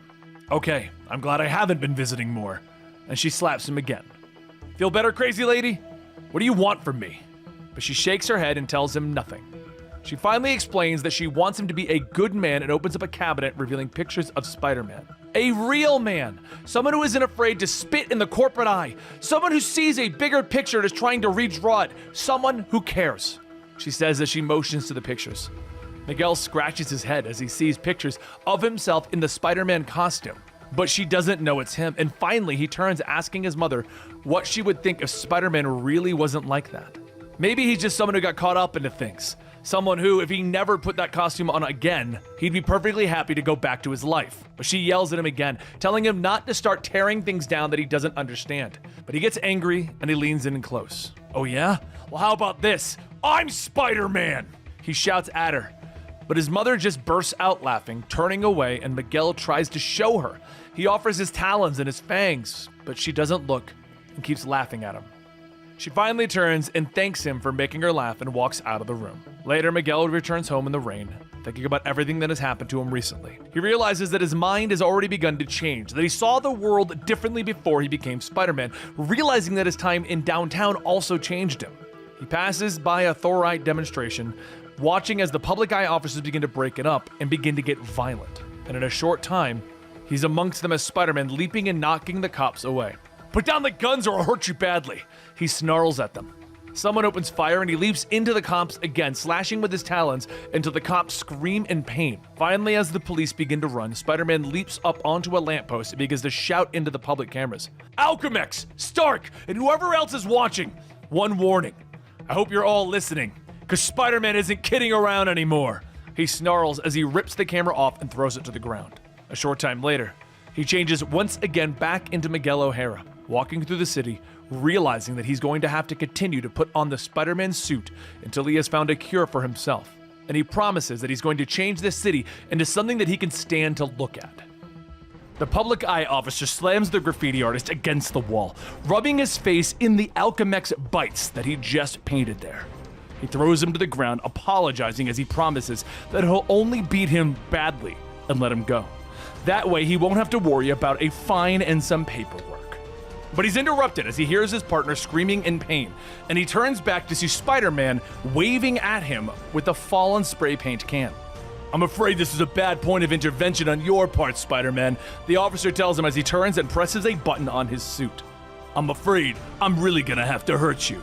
And his suit begins to transform into the Stark Fujikawa armor that wraps around him, revealing his siege armor. I'm deeply sorry for this, Spider-Man. I will do everything I can to harm you as little as possible. He promises as he leaps at the wall crawler, but Spider-Man jumps out of the way, barely avoiding the blow that cracks the concrete on the wall. The officer launches smoke around him, his voice calling out and apologizing even more, with Spider-Man leaping at him, but the voice throws him off and the officer hits him from behind, pinning him to the floor, still babbling and apologizing for hurting Spider-Man. Spider-Man pushes him off, leaping up, trying to swing away, but the siege officer follows him, launching 2 rockets at him. I don't know what's worse, siege armaments or your incessant apologies, Miguel says to himself as he leaps out of the way of the rockets, but the missiles veer back towards him quickly. Meanwhile, on the streets down below, Gabriel and Dana meet up, beginning to discuss everything that has been going on with Gabriel's friend, Casey. Dana suggests that he bring up her legal troubles with Miguel, but Gabe shakes his head. Mig's got enough to worry about right now, he tells her. Spider-Man keeps leaping around, managing to avoid the missiles a few more times. Finally, he shoots a web line past, grabbing them, spinning them back around, sending them off at the siege officer. Choke on some missiles, he snaps, and the officer is hit with Miguel leaping away, cheering himself on his victory. But the officer comes roaring back on his repulsor boots. That was not appreciated, Spider-Man. The officer snaps, shooting out a high-strength line, wrapping it around Spider-Man's throat, hanging him in the air. It pulls tighter and tighter, and Miguel can feel the life leaving his body. But with a blast of energy suddenly ripping at the officer's throat, it kills him, knocking him out of the sky. Below them, Dana and Gabe suddenly shout in surprise as the officer's body slams into the pavement. "Oh, shock!" Gabe shouts, and they both look on in surprise as a thug runs up, spray painting Alchemix bites on the officer's body. Meanwhile, Miguel is shocked by his good fortune, and he looks up to see a hover platform that he thinks is where the shot came from. So he focuses his advanced sight and manages to see an Omega sign on the bottom of it before it speeds away. He returns to his apartment where he begins to patch up his wounds, discussing with his hollow assistant, Lila, the Omega symbol. He isn't sure what it means and asks what she thinks about it. Miguel, I'll process the information. I can't think. I am not human. But he leans towards her, asking her to try and inform an opinion with the information that she has. I think if I were human, I would be in love with you, she tells him. He stares at her in shock for a moment before deciding to leave for work. Okay, Miguel, she tells him with a smile, watching as he leaves. At Alchemex, Miguel is angry to discover that someone is working in his lab, going over his notes. And after a few moments of mental sparring, the man introduces himself as Jordan Boone. Really? No kidding. Never heard of you, Miguel tells him. And Jordan explains that he has been brought from Euromax to work on a virtual unreality program. Tyler Stone asked him to look at Miguel's work since the scientist had been so sporadic as of late. I work from home. It helps not having to deal with the brainless interruptions, Miguel explains, and Jordan nods, explaining that he is merely there to help if Miguel gets sick. Miguel finally stands, deciding to head to Stone's office to yell at his boss over this. He doesn't get there though, because he's surprised to find Dana in the middle of a discussion with Tyler Stone. No mystery, Mike. Dana's firm is handling some of Alchemex's accounts. She was made the liaison, Stone explains. Isn't that funny, Miguel? Dana asks with a smile. Oh, it's a laugh riot, Miguel tells her, anger flashing in his eyes as he looks to Stone, demanding that he remove Jordan from his office. Whatever you say, Mike, Stone promises him. And Miguel and Dana leave the office after Stone offers them a chance to see Alchemex's floating city. Though Miguel isn't happy about Dana working so closely with Stone, but nothing he says can talk her out of it. Meanwhile, they are unaware that a warrior looks down from his hover platform, promising that Alchemex will soon have the Hades on Earth that it so richly deserves. Later that day, Tyler Stone drops in on Dana at her firm, surprising her and offering to take her to dinner to discuss future business ventures. Well, I was supposed to get dinner with Miguel, then again, he canceled on me enough times. It would serve him right. Meanwhile, Miguel at that moment is walking through Alchemex thinking about somewhere special to take Dana, to make up for canceling on her for so many times. But his thoughts are interrupted as an explosion blows out the wall behind him. Holy shock! Is everyone okay? He shouts as he rushes into the room. Rushing through the smoke, he shouts for anyone to get out of the room and to get to safety. Moving deeper into it, he finds Jordan on the ground. He helps the man to his feet as they both discuss the device on Jordan's arm, which is about manipulating robotic arms and how the room exploded in the first place. Miguel notes the giant portal at the end of the room as he pulls Jordan out, letting the fire department rush past them. Whatever your virtual unreality boys have been kicking around back there, looks like they decided to kick back. he notes. And Jordan finally pulls away from Miguel, noting that having 2 years of his life's work blow up in his face doesn't put him in a mood for talking. Miguel heads back to his office, where he answers a call from Stone. He's shocked to find his boss, Dana, and becomes more agitated when she tells him that she is canceling dinner to have a business meeting with Stone. I'm not upset. Business is business, he tells her, obviously mad. But there's suddenly an explosion in Dana's office, and a high-tech Greek warrior leaps through the ceiling. Tyler Stone, I have come for you. The warrior snarls. Tyler pushes Dana behind him, demanding to know what the warrior wants, but the warrior holds him up to his shield gun and fires, ripping the office to shreds, ending the call with Miguel. The warrior leads them outside to his hovercraft. But that's when they're quickly surrounded by the public eye flyboys. I suggest you listen to them, Stone tells the warrior, but the warrior holds up his weapon again, quickly shooting them all out of the sky. As the warrior leads them up to his craft, a voice suddenly calls out, "Let them go, now!" Spider-Man shouts as he lands nearby, and the warrior smiles, holding up his spear. You don't seem to care whether I let Stone go or not, but you figure it better to make blanket demands than seem willing to bargain, correct? Spider-Man once again orders him to let them go. You are ingrained. This after I saved you from the Siege Project. Spider-Man finally nods, offering to take Dana's place as his captive. Very well, the warrior says, narrowing his eyes. Dana is left behind and the group flies away, heading towards the Alchemex building. Meanwhile, at Miguel's apartment, Lila has plugged into the local news, hearing about the death and destruction around the world. Virtual tears begin to fall from her face as she sinks to her knees. A system failure has seemingly taken place, and she seems like she's about to go crazy.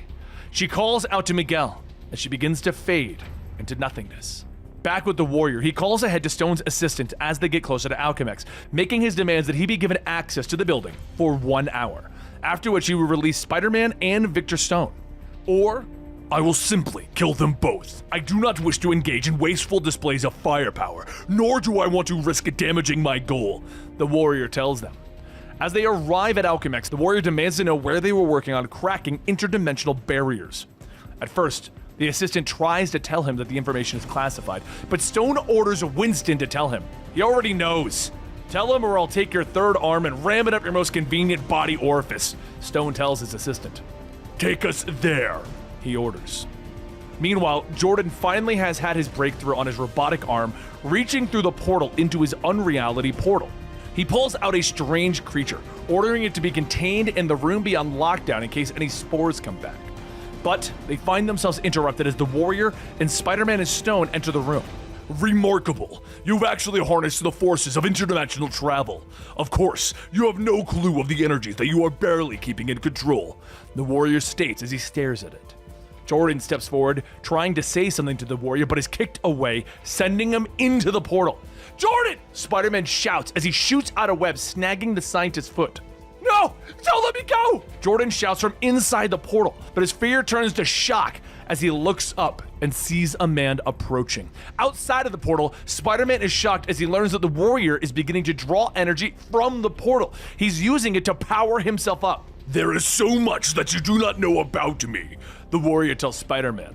And Stone tries to slip away, but the warrior turns his head, hitting him with a blast of energy that throws him to the ground. You cannot believe the places that I can send you once I have acquired the full lost power of the Golden Age, the warrior promises. Spider-Man turns, shouting for a scientist to shut down the portal, but the warrior turns to him.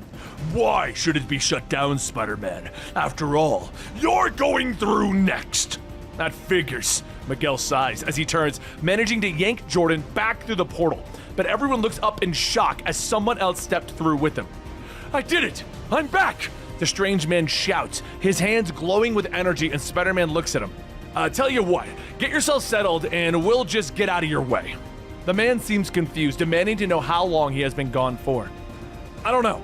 The year's 2099, if that helps any. Spider-Man tells him, and the man shakes his head, asking why Spider-Man is wearing a mask. I'm too handsome for mere mortals, Spider-Man explains, and the two scientists begin to whisper about the arrival of a prophet of Thor from the portal. But that's when the Greek warrior turns to them. I heard that. Thor is dead. I know. I was there. The prophet turns to him, a realization dawning on his face. I remember you. Thanatos, creature of evil! He shouts, holding up his glowing hands, but the energy does nothing and Thanatos raises his weapon. You were saying... but Spider-Man leaps forward before Thanatos can pull the trigger. Get away from him! He shouts, slashing at the warrior with his talons. Stone rushes out of the room, ordering the security officers inside to deal with Thanatos and bring back Spider-Man alive. Miguel is shocked when his claws scrape off Thanatos' armor, doing no harm. And the warrior whirls, striking Spider-Man with his spear. The Prophet of Thor tries to stop him, but Thanatos whirls back, embedding his spear in the man's stomach. A few inches deeper and I would have disemboweled you. As it were, I will settle with you bleeding out, Thanatos says as he turns back to Spider-Man, pinning the hero down with his spear. As for you, you still don't recognize me, don't realize that we were set up, he asks, but the guards rush in, raising their weapons at Thanatos, the blast hitting the warrior, knocking both him and Spider-Man through the portal. Casey rushes away from Alchemax, proud of what she's done as the building explodes behind her. She's thrown to the side, but Spider-Man swoops in, picking her up, saving her. Better be careful, Casey. You were too close to that explosion, he tells her. She just smiles as she offers to get closer to him, pulling off his mask, shocked to see Miguel's brother Gabriel's face. I knew it! Why couldn't you be honest with me? She asks him, her dream beginning to fade as there's a knock at the door and she wakes up. Meanwhile, Spider-Man continues to fall through the void, voices of people that he's met and their faces shifting and echoing around him. He hits the ground hard, standing up to see a strange collection of colors all around him. He tries to figure out where they've ended up, but when he looks down, he realizes that he's standing on a giant version of himself. Thousands of people standing all around him, mourning the death of their hero. This isn't happening. Where the shock am I? Spider-Man demands. Ironic that you would phrase it like that. Thanatos' voice calls to him, hands beginning to reach out of the ground, raising up to grab hold. In a sense, you are in purgatory. You are in the interspace everywhere all at once, a place one stop removed from the nexus of all realities. The hands reach up, ripping away his mask, and Miguel falls until he is standing on a mountain, looking out to see the massive visage of Thanatos standing before him. The warrior reels up, explaining that now he has returned to his home, and he will acquire all the power that he needs to devastate the world of 2099, leaving Miguel abandoned in this place. Meanwhile, back at Alchemax, the Prophet of Thor has managed to free himself from the clutches of security. They try to stop him, but a strange glow begins to appear all around him. Back inside the unreality, Miguel leaps forward, knowing that he can hurt Thanatos since he hit him before, but the massive warrior reaches out, grasping Miguel in his hand. You can try! He bellows, squeezing tighter. You were the first of a new breed, Spider-Man, and you will be the first to fall. Pity, you were never in the league of the original Spider-Man. Foes like Venom, Hobgoblin, they would have destroyed you in no time. You can ask him how he survived for so long, for you will see him after you die. As he bellows in pain, Miguel rears back, biting Thanatos with his fangs. The massive warrior begins to lock up, demanding to know what Spider-Man has done. Venom! You said it yourself! Real spiders inject venom from their fangs to paralyze their prey. I just happen to have it in my fangs, so I figured who best to test it out on. He shouts as he flips away, reaching down, scooping up his mask. Before he can do anything else, a portal opens up and a hand reaches out for him. Where'd that come from? Spider-Man gasps, but Thanatos roars at him, bellowing, You can't escape! I can try! Spider-Man shouts as he reaches out for the mysterious hand. He begins to get pulled back through the cascading portal, his vision becoming blurred and dizzy. If this is all a bad dream, please let me wake up, he shouts, when suddenly he sits up in his apartment, surprised to find himself home. I can't believe it. It was a dream. He gasps as he pulls off his mask, but a voice calls out to him and he turns in surprise. Help me! The wound started bleeding again. Please help me! The Prophet of Thor gasps as the blood is pooling around him. Back at Alchemax, Tyler Stone is in a rage over his security, losing the stranger that had come through the portal. What do you want from us? We had him on lockdown! But then he started using this nutso power. The guard shouts, and Stone looks away, his eyes narrowing. That seems to be all the rage these days. He orders the guard to continue his report, and they explain that the stranger had managed to slip away. Running through the halls, they cornered him, opening fire on their weapons, but he seemed to warp the air around them, dispersing the blaster bolts. He looked just as surprised as we were, finishing as he explains that the stranger leaped through the portal and punched him in the face. Stone nods, turning to the next tactician, who explains what happened next. He came charging back into the portal room, shouting for Spider-Man. he pushed all of the scientists aside and leapt through the portal into the unknown dimension. Nothing happened at first, but the scientists became afraid when an evil-looking face appeared in the portal. "Kill the power," they shouted. "Shut it down!" A massive arm began to come through and the room was filled with laughter. The portal shut down and the laughter became screams, and the arm was severed and left on the floor. "And Spider-Man and the newcomer, they never made it back from the other dimension?" Stone asks. Both the scientists shake their heads as Dana comes rushing into the room, demanding to know where Miguel is, believing that he must be worried sick. "Miguel isn't here," Tyler tells her with a sigh. Meanwhile, back at Miguel's apartment, at the end of their adventure through the other dimension, they appeared in Miguel's apartment, and the stranger is now laying back on the couch apologizing for bleeding all over it. "We really should get you to a doc in a box, but that'll just send a red flare up to Alchemex." And he holds up a heat sealer, promising that it'll work as long as he doesn't mind the smell of burning flesh and searing pain. "Stop yammering and do it!" The stranger snaps, gritting his teeth, with Miguel being shocked that the stranger didn't make a sound. He then shouts for Lila to boot up a medical journal on wounds, but there's no answer from his hollow assistant. "What's your name?" he finally asks the stranger, and the man pauses for a second before realizing he doesn't know his own name. Meanwhile, downtown, Gabe, Miguel's brother, enters the apartment of his girlfriend/anti-corporate freedom fighter, Casey. He's shocked to find her sick, being taken care of by one of her crewmates. "What's wrong with her?" Gabe asks Raph, the man glaring at him. "I'll give you a hint. She's dizzy, tired, and vomiting, and you're responsible for her condition." Gabe stares at her in shock before having a sit-down. Back in Miguel's apartment, the stranger is staring at the strange technology around him, shocked that Miguel is using all of this so casually. They talk for a few moments, with Spider-Man finally removing his mask and revealing his face to the man. "My name's Miguel O'Hara. Mind telling me what happened?" So the stranger nods, explaining that he broke free and rushed to the portal. "Broke free how?" The stranger then shows his strange powers. "I don't fully understand them. I had other powers once, but somehow they've changed." He explains that he managed to find Miguel in the portal, and when he sensed that Thanatos was coming after them, he managed to warp them to where Miguel felt the safest. Short time later, Miguel is digging through his closet, commenting that he doesn't think the stranger should leave the apartment.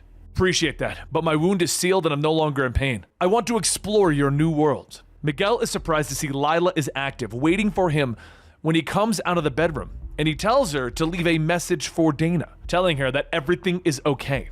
Afterwards, he turns to the one that Lila notes the news hollows are calling the Net Prophet. He's not even aware that something happened to Lila in our last video. "Okay, anywhere in peculiar that you want to see?" Miguel asks the stranger, and the Prophet thinks about it for a moment. "The best of it and the worst of it. The scales must be balanced." Miguel thinks for a moment, and the Prophet asks if he knows where he wants to go first. He reaches out, grasping Miguel's wrist, and a strange light wraps around the both of them. "Think about it, and we will be there!" He shouts, with Miguel shouting in surprise as they both disappear. Back at Casey's apartment, Gabe sits by her side, promising that he'd be happy to marry her. "Where did that come from?" "Well, I figured the baby should have two parents," he explains, and Casey stares at him for a moment before she begins to laugh. But Raph glares at him. "She's not pregnant, you moron! She got a concussion from where your bullet bounced off her skull." Gabe looks at her, feeling stupid, before he finally agrees to take her to the doctor. Meanwhile, Miguel and the Prophet appear at the top of Stark Fujikawa Tower, the highest point in the city.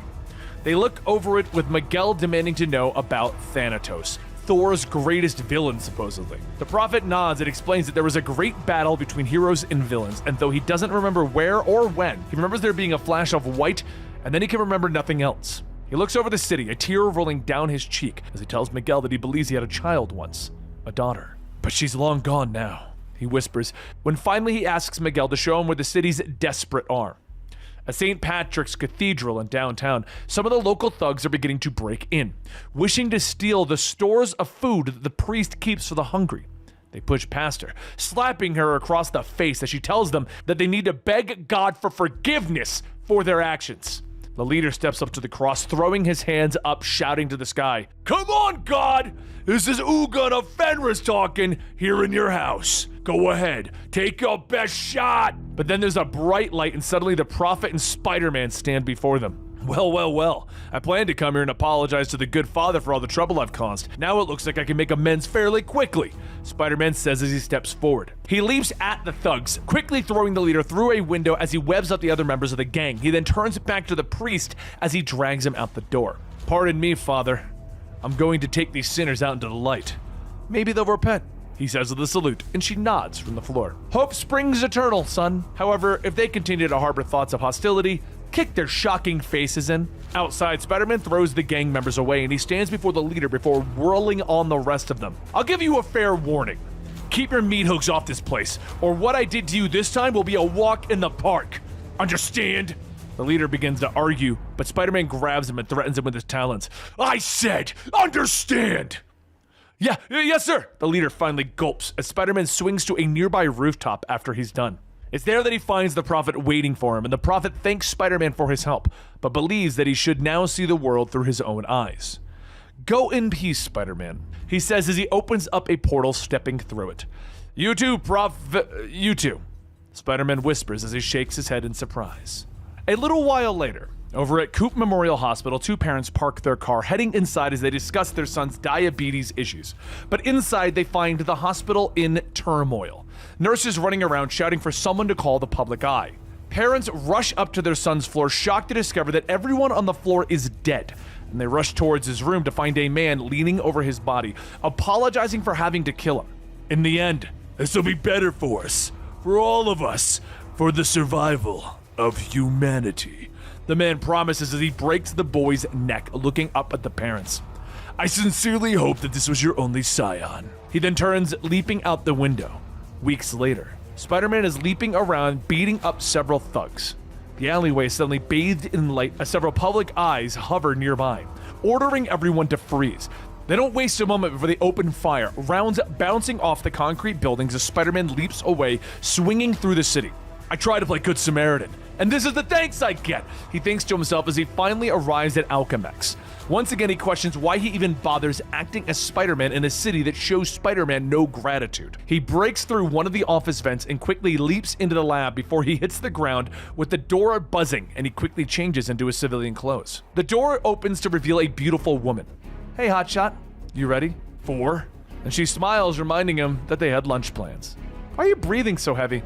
And Miguel smiles back at her. Anna, have you looked in the mirror lately? They head down to the building commissary and quickly catch up with Anna's sister, Carrie, who has been diagnosed with a rare genetic deformity. She tells him that she is planning on visiting her tonight. Want me to tag along? Miguel asks her. Surprised, she happily agrees. That evening, Gerald Bernardson continues to look through the genetic data of several creatures. Memories of how he was once on the fast track in genetic research fill his mind, but his career was put on hold when his daughter was afflicted with a mysterious illness and died. The world still thought that he was brilliant as he became obsessed with finding out what killed his daughter. But his obsession became shameful when he discovered that it was a flaw in his own DNA that had killed his daughter. His quest for genetic purity became his only thought. His wife left him, not being able to cope with the man that her husband would become. But Gerald knew that once he became pure, he could return to the human race. That's what caused him to create his serum, to begin his quest. And with that, he injected himself, pulling on his uniform, and he once again became the mutagen. His mind filled with possible evolutionary adaptations that his body could become. He leaped out the window, out into the city, but as his body adapts, he begins to glide through the air. The gene pool has become tainted. It is time for another cleansing, he says as he flies off into the night. Meanwhile, Miguel and Anna have arrived at the hospital, quickly making their way to Carrie's room.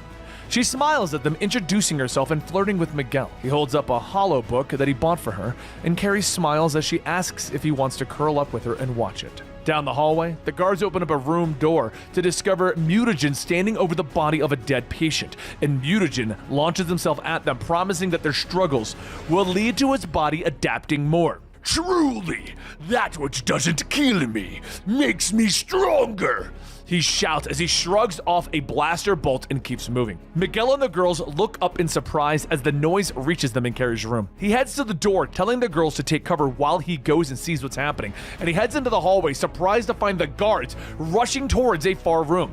What kind of threat could justify shooting up an entire hospital? He wonders to himself, and he looks up just in time to see a guard come sailing out of the room, slamming hard into the wall. Miguel turns, slipping into a janitor's closet. I hope there's no cameras in here, because it looks like more than the grunts can handle. Mutagen comes out of the room, his body already having grown taller and stronger as he throws the guards around. No matter how I'm attacked, my body develops the right defenses. A pity my formula is already fading. He slips into another room, finding a woman who cowers in fear, and he apologizes to her as he briefly checks her charts. Degenerative nerve disease. I hope you understand the reasons for what I must do. He tells her, but Spider-Man leaps into the room, punching Mutagen hard in the chin, slamming him into the wall. He turns to the woman, yelling for her to run. Knock that clown down.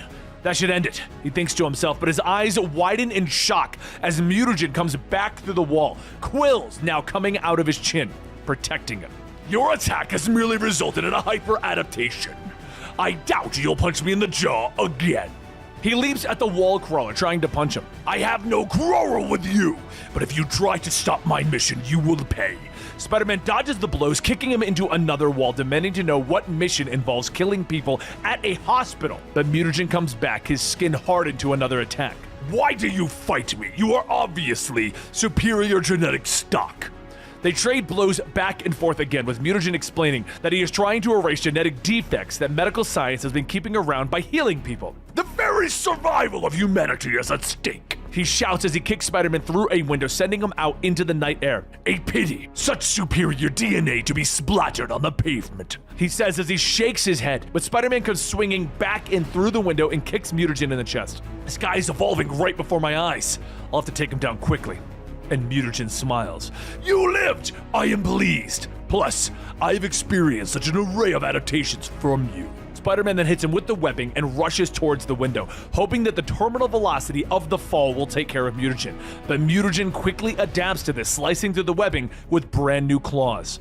Now that the webbing won't stick to his skin, Spider-Man's attacks are having no effect, and Mutagen lashes out, sending Spider-Man through another wall and back into Carrie's room. Mutagen steps through the wall, holding up Carrie's medical chart, realizing that she also has a rare genetic disease. No! Spider-Man shouts as he leaps at the man, his fists having no effect, but Mutagen merely backhands him, sending him across the room. Don't you see? I've already adapted to you. You are no longer a threat to me. Spidey leaps back in, grabbing Carrie, pulling her clear of the water that is pooled in the room from the busted pipes in the wall that he broke through.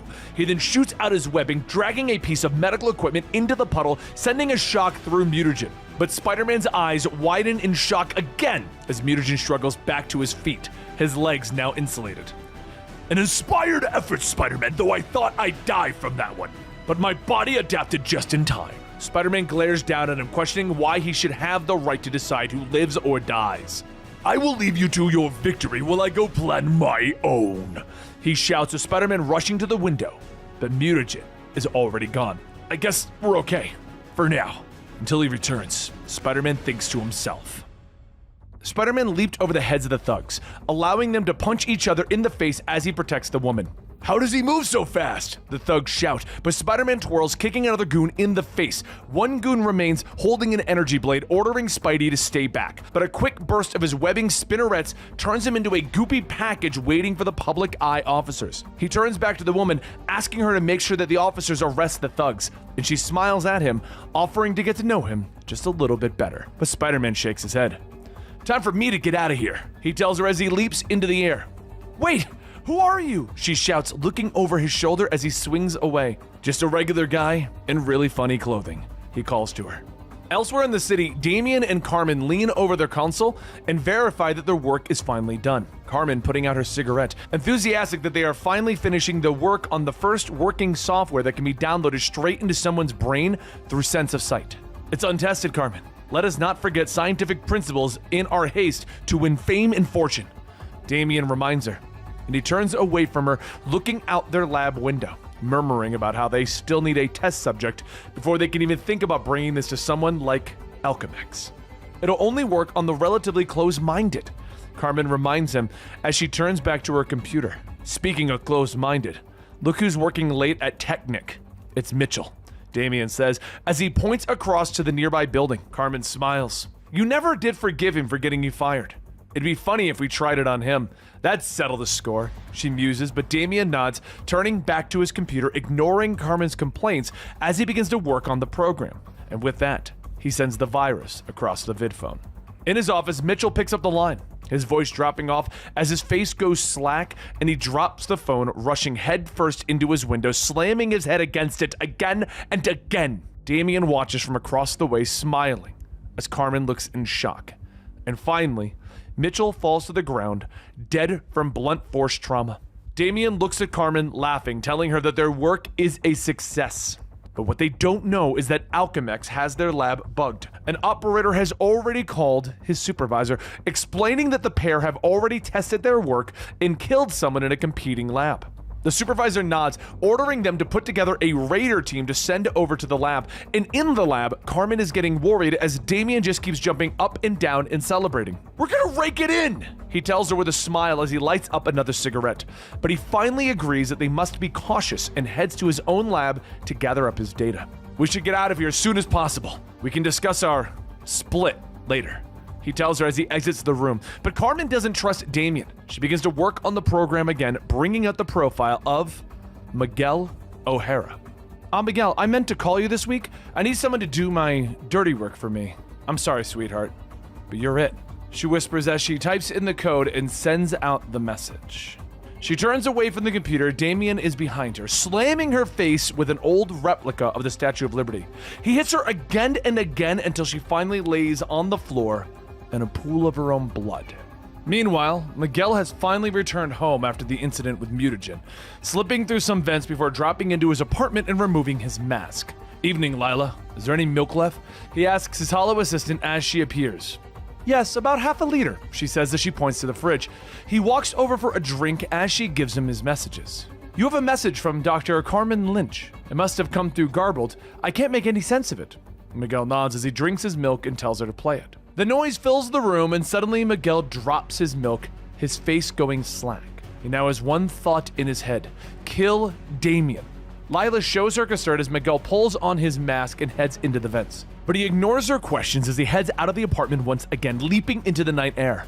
Meanwhile, the Alchemex Raider team is heading towards the target, going quickly over the briefing on their target. At his office, Damien doesn't bother to try and clean up his mess, instead heading for the software for the program, but the window shatters behind him as Spider-Man leaps through it. "Good lord! They sent a corporate raider after me!"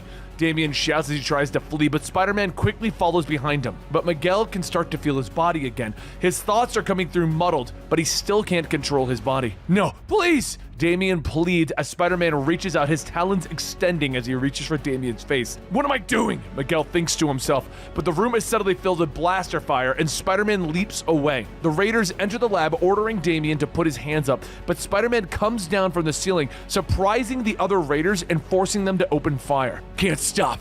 It's like I'm on autopilot. No access to my muscles, reflexes. What has Carmen done to me?" "Holy shock, it's Spider-Man!" the Raiders shout as the wall crawler leaps amongst them. He kicks out, knocking the leader of the group down as he jumps away. The Raiders keep trying to tag him, but he jumps out of the way of their blows and blaster fire. He dodges past their weapons fire and kicks the leader in the face again, finally jumping down and knocking them both out. But Miguel isn't in control of himself, turning his gaze towards where Damien must have run. He follows him back to the lab, finding Damien trying to reconnect the system so that he can shut down the virus. No, I won't be a killer!" Miguel shouts inside of his mind as he inches closer to the scientist, reaching with his talons. But Miguel continues to fight, trying to control his leg, and he finally manages, leaping across the lab, slamming into a piece of equipment. The current rips through his body, nearly killing him, but also resetting the program that has taken control of his brain. He struggles to his feet, finally shaking his head clear. "Come on, the Raiders are coming. I've got to get you out of here," Spider-Man tells Damien, but the scientist isn't having it, raising the same statue that he used to kill Carmen. "One more step and he begins to say as he swings the makeshift weapon at Spider-Man, but the hero catches the scientist's hand, stopping him. Miguel looks down at the body of his former friend, anger welling up inside of him. "You kill," he begins, but he stops and he backhands Damien across the room. He won't kill Damien, but Damien killed his friend, and he's not going to save him. because as the raiders burst into the room, they don't bother to look as one of them opens fire at Damian, the blast killing the scientist and destroying the computer with all of the data. Spider-Man moves fast, leaping out the shattered window and into the night air. Whew, glad to have my mind back, he thinks to himself as he lands on a rooftop looking over his city. Goodbye, Carmen. I almost envy you. You're free now. Free of a world where everything's under control. Sometime later, Spider-Man leaps for the weapons wagon, trying to avoid the fire of the public eye hover bike that is chasing the criminal. It's no fun being shot at by the public eye when you're trying to do a job for them. He thinks to himself with a sigh as he dodges more blaster fire. Reaching down, he grabs the van hatch, ripping it off with his super strength. What the shock? The criminals shout as Spider-Man leaps inside. Please, my virgin ears! Spider-Man shouts as he leaps among them, taking them out with a few well-placed kicks and punches. He reaches down, putting the battle wagon into hover mode, but the blaster fire still pings off the glass. Huh, where's the communicator? He whispers, searching for the controls. A short time later, the public eye stops firing as the LT looks at the message from Spider-Man that informs him that he won't attack them if they stop firing. Cease fire! Cease fire! That's an order! She shouts to her men as Spider-Man leaps from the van and swings away. Yeah, I'm really late. He sighs as he swings onward. I'm going to kill him for being late, Anna thinks to herself as she sits in front of Miss Bennett of the Helix Corporation. The woman offers to start their tour without Miguel. We may just be an Alchemax subsidiary, but we do have things to do, she explains, wishing to show Anna a few of their projects before they get to the reason for Alchemax's visit. Luckily, just as they begin to walk away, Miguel comes charging through the door, shouting for them. Miguel O'Hara, right? Trouble getting through public transportation? And with that, Miguel is apologizing. You have no idea, he says with a smile, and she begins to lead them through the building, wishing to show them as many of the projects as she can as they go to tour the DNA medical scanner that Helix has been working on. Meanwhile, in his apartment downtown, the man known as Mutagen has finally hacked into the Helix's mainframe and found the location of what he's searching for, their portable DNA scanner. Convenient, right? This will be invaluable to my work. No more stealing hospital files. No more guesswork. I could use the scanner on the street.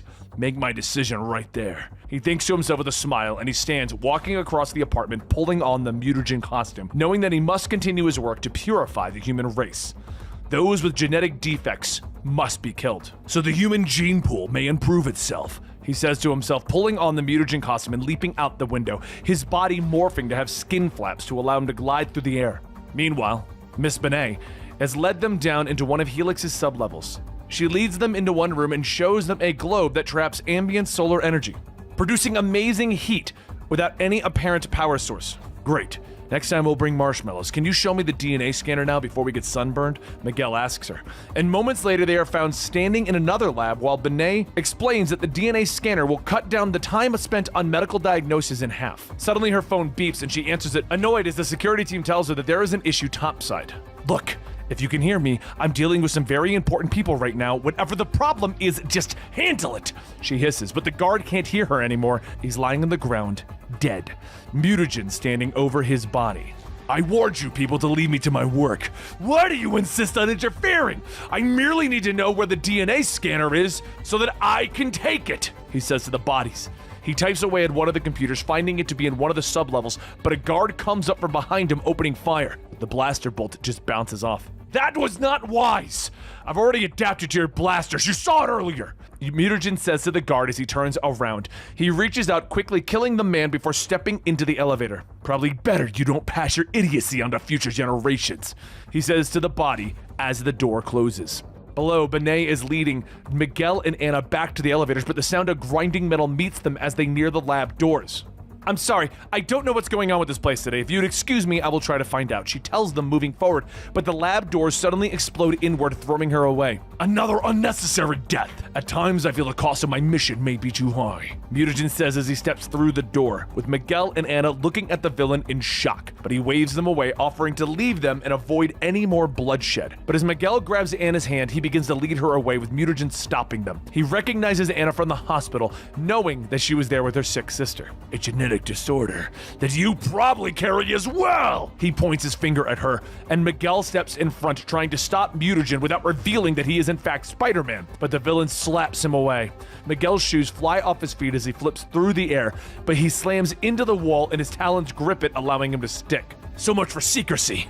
he whispers as Mutagen and Anna stare at him sticking to the wall in shock. He leaps forward, knowing that he needs to hit Mutagen hard and fast so that he can't adapt. His talons draw blood from the villain as he quickly leaps and slashes him, ripping off his own clothes to change into his costume beneath. "Run, Anna! Run!" he shouts as Mutagen stops taking the beating, grabbing his arm. Miguel twists, shooting webbing into his face. But Mutagen pauses, ripping it away. "Do you really think that would help you?" And Miguel merely shrugs to that. "No, but it gave me some time to get into my pajamas. What do you think?" he asks. Mutagen hits him hard, knocking him away, turning as Anna tries to run, throwing rubble at her, knocking her out. "You maniac! You hurt Anna! I'll kill you, you hear? You'll pay in blood!" Miguel shouts as he pulls on his mask, launching himself at the monster. He slams him through another door, and the two find themselves in the cryogenics lab. "It wasn't too bright. It's freezing in here." Miguel thinks to himself as he begins to shiver. The two begin to trade blows as Mutagen quickly adapts to the cold. Spider-Man flipping away, hitting the controls, trying to make it even colder. "Big mistake. I like the cold." Mutagen snarls as he slams his fist into Spider-Man. He kicks him hard, sending him across the room. "I've grown accustomed to it, while you're simply out to become extinct." He shouts, and he hits him again and again, and with each blow knocking Spider-Man back, Spider-Man realizes that they're near the Solar Globe lab. He pushes himself, slamming his fist and feet into Mutagen. He's grown accustomed to the cold, but can you take the heat? Spider-Man thinks to himself, uppercutting Mutagen hard, sending him into the solar orb. There's a massive explosion that rocks the entire lab. And Spider-Man moves quickly, grabbing Anna from under the rubble, rushing her towards the elevator door. He begins to leap up the shaft as the lab explodes behind him. "Hold on, Anna! Next stop, Coop Hospital!" he shouts, and in the destruction below, heavy claws begin to pull themselves out of the rubble. "Finally!" a deep voice growls. Later at the hospital, Anna can't remember anything from the attack. With the doctors thinking that it has something to do with her head injury, Miguel smiles as he sits with the sisters, knowing that his secret identity is safe. Jordan Boone sits in his apartment, recording an email for Henry, informing him that since his Unreality project is a bust, that Alchemex isn't his biggest fan. He tells him that he tried to get into the Valhalla project, but Tyler Stone turned him down. Activating a hollow projection of the floating city, he stares at it with amazement. "I dug deeper. I found out everything. I don't think they know that I'm onto them," he says in the recording, informing Henry that he's about to do something outrageous and that if Henry doesn't hear him, everything went bad. But as he ends the email, a voice calls to him from the office doorway. "Jordan Boone?"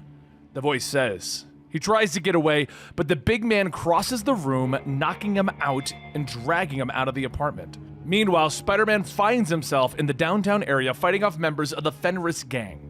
"We had this discussion, and I hate repeating myself," Spider-Man tells them as he flips out of the way of their attacks, punching them in the face, slashing with his talons. "It's a waste of time and energy and lives," he says as he grabs one, throwing it away.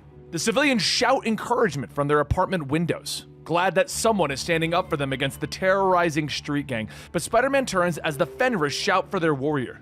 "Spider-Man! You have tormented my people, and now you face their leader. Now you face Blood Sword!"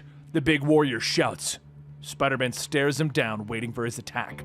The gang member rushes forward, lifting his massive sword, bringing it down hard. But Spider-Man catches it easily, cutting through it with his talons, destroying it. "It's not the size of the sword, it's how you use it," he tells the man simply. He moves fast, knocking him out with one blow, and then he looks around at the gathered gang members as he stands over their leader. "Apparently you guys didn't get the message that I delivered to the church.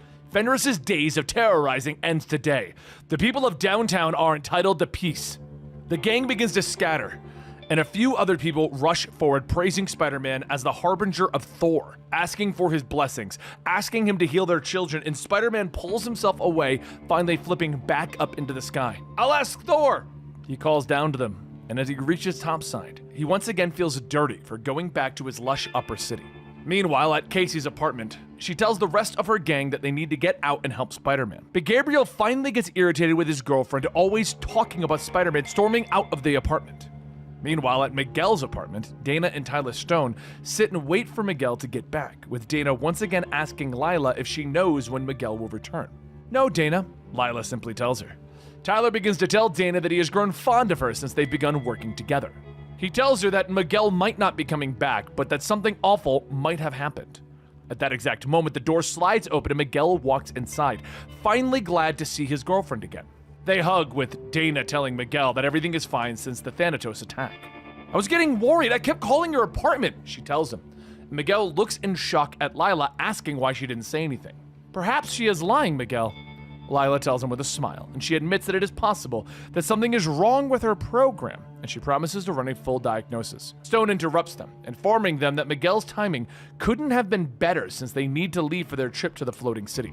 Oh, Miguel, won't it be nice to have some time to ourselves? Dana tells him with a smile, and Tyler puts his arms around them both, steering them towards the door. Better hurry. Don't want to miss that startup ceremony. So a short time later, the pair of them are staring out the windows of their sky car at the grand city before them. Miss Gibbons is their tour guide, informing them that they have several Thorites on staff who have taken to naming the city Valhalla. Miguel nods, explaining that he knows a thing or two about Norse mythology. Mr. O'Hara, you're very knowledgeable. Are you a Thorite? No, just an object of their worship, he tells her offhandedly. They finally land with Miss Gibbons leading them through the city, telling them all about the specs. And everyone seems to be standing around waiting, with Gibbons informing them that everyone is waiting for the city to be activated. After the startup, I'll bring you to the hydroponics labs, she says, but Miguel starts moving, staring up into the city as he sees a caped figure standing far above them. The countdown has ended, and the startup of Valhalla has begun. Suddenly, everything begins to rumble and explosions begin to go off within the city. Dana, hang on, Miguel shouts as they both fall to their feet. Miguel struggles up, grabbing a hold of Dana as he realizes that the city of Valhalla has begun to move. We've got to get to the sky car, she shouts to him, and everyone begins to panic, scrambling for cover. But everyone stops as a booming voice reaches them. Mortals, do not be afraid. This is your time to rejoice. This is the time the prophecies have spoken. The blonde man calls, floating down towards them. Landing, he introduces himself as the noble Thor, calling his companion Heimdall. He orders Heimdall to guard the gate, holding his mighty hammer, proclaiming that he will bring this world into the golden age that it deserves. And woe to those who are the false bringers of the word of Thor, for they are the first to die! Meanwhile, the town of Randall is known for wanting to stay out of the way of the Corpos. The residents there want nothing to do with Alchemex, but that day, a vast shadow overtook them.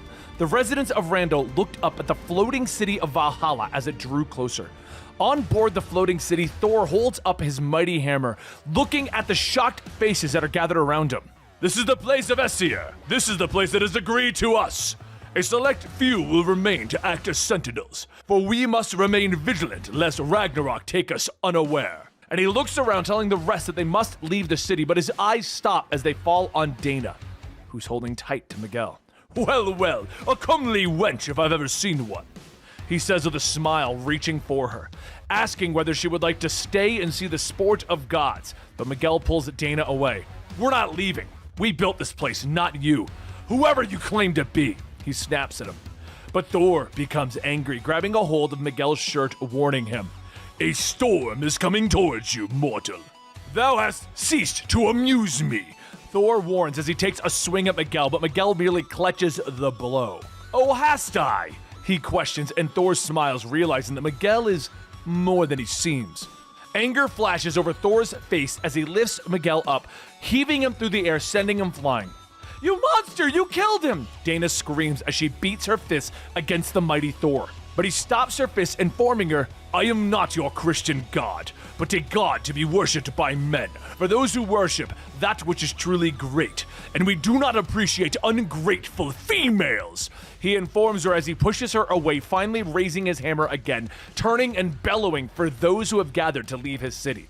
Meanwhile, Miguel is flying through the air, finally slamming into a window and shattering it. He manages to shoot out his webbing, swinging back, sticking to the outside of Valhalla. He knows that if he goes back as Miguel, he'll just be beaten by Thor again. But Spider-Man can actually do something. He looks down, realizing that the city is floating quickly towards New York as well. Shock! I wonder if that's a coincidence or divine guidance, he whispers as he begins to change. Meanwhile, at the Wellvale home, deep shadows fill the parking lot as one of the doctors begins to get into his car. From the darkness, Miguel's mother steps out, slamming his head with a brick, apologizing softly as she gets in the car and drives off. Meanwhile, Dana is crying in the sky car that she has gotten into, believing that Miguel is dead. One of the passengers is angry with her, believing that it is her fault that they couldn't stay with the gods. He's not a god, you moron! How could he be? She snaps at him. Tears still in her eyes for Miguel, Thor and Heimdall are watching the cars leaving.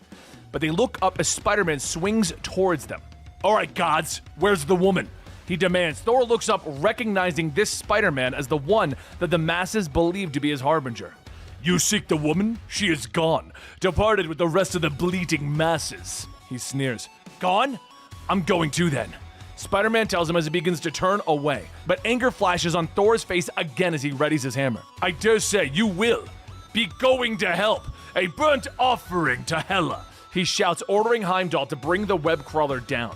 Heimdall throws his sword, the blade cutting through the webbing. It begins to dive and twist all around Spider-Man as he drops to the ground, rolling and flipping out of the way of the blade. Finally managing to grab the handle, he holds the weapon aloft. I dare say, he dares lay a hand on the sacred hoofund. Heimdall explains, but Thor orders his companion to release his mental hold on the weapon, wishing to test Spider-Man in combat. The two lock weapons, and Spider-Man begins to do his best to counter Thor's hammer. Thor laughs as he disarms the wall crawler, though. Spider-Man then shoots out a web, snagging the sword, pulling it back, cutting Thor across the face. You dare! The god snarls, lightning beginning to strike and crack all around him. You dare draw the blood of an immortal! He bellows, and Spider-Man flips out of the way, but Thor sails forward, slamming into him, throwing him into several walls. Realize this, I am Thor, and you are merely the one who has aggrandized himself with our name and power. Spider-Man tries to hit him again and again, but the blows appear to be doing nothing. So Thor reaches out, grabbing him by the throat. Pathetic. He snaps, but Spider-Man twists, kicking him in the face. Thor becomes angry again, throwing Spider-Man away, whirling his hammer, throwing it at him. The weapon slams into Spider-Man's chest and begins to just carry him away. Farewell, O harbinger of Thor, O hero of the masses, he shouts. Heimdall steps up to his lord, asking where he sent the wall crawler. Old haunts, a place of public humiliation, so that this harbinger nonsense can be ended once and for all. The hammer carries Spider-Man away, with the wall crawler trying desperately to stop it, but he can't seem to lift the weapon off of his own chest. He finally manages to slide out from beneath its path, beginning to tumble through the air, falling towards downtown. But he manages to form a web parachute, slowing his descent until he slams into the ground. That could have been worse. He grunts as he struggles to his feet, looking up just in time to see the hammer sailing towards him again. Oh, shock! He mumbles just before the hammer slams into the building. Meanwhile, Gabriel has arrived at Miguel's apartment, demanding Lila tell him where Miguel is. She informs him that she doesn't know where his brother is, and that you should have a crawler, because they're quite good, she tells him. But Gabriel refuses, planning to wait for his brother so that they can have words. She shrugs, asking once again if he would like a crawler. Gabriel gets angry, begins to yell at her, and then anger flashes across Lila's face. Listen, you ingrate! Miguel's not here, which means you're a guest in my sufferus. And if you give me any grief, I will have the security bots come in here and rip out your intestines and shove them down your throat. Now, do you want a shocking crawler or not? Gabe is so surprised that he falls to the ground. Okay. Lila's attitude immediately changes again as she smiles at him and she walks across the apartment. All right, Gabriel, coming right up. And maybe some hot chocolate? She says sweetly.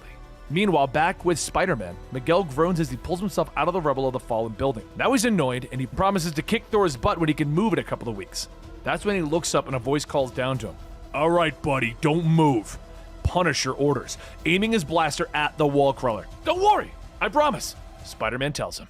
Ravage stands in his lab, having just disconnected the Halo call from the X-Men about their missing friend, Jordan Boone. The holodisc that Ravage managed to steal from Alchemex shows the truth about their floating city of Valhalla. But it turns out that the X-Men aren't ready to take Ravage's answers about Boone, as Bloodhawk comes flying through the window, demanding the disc with all the information.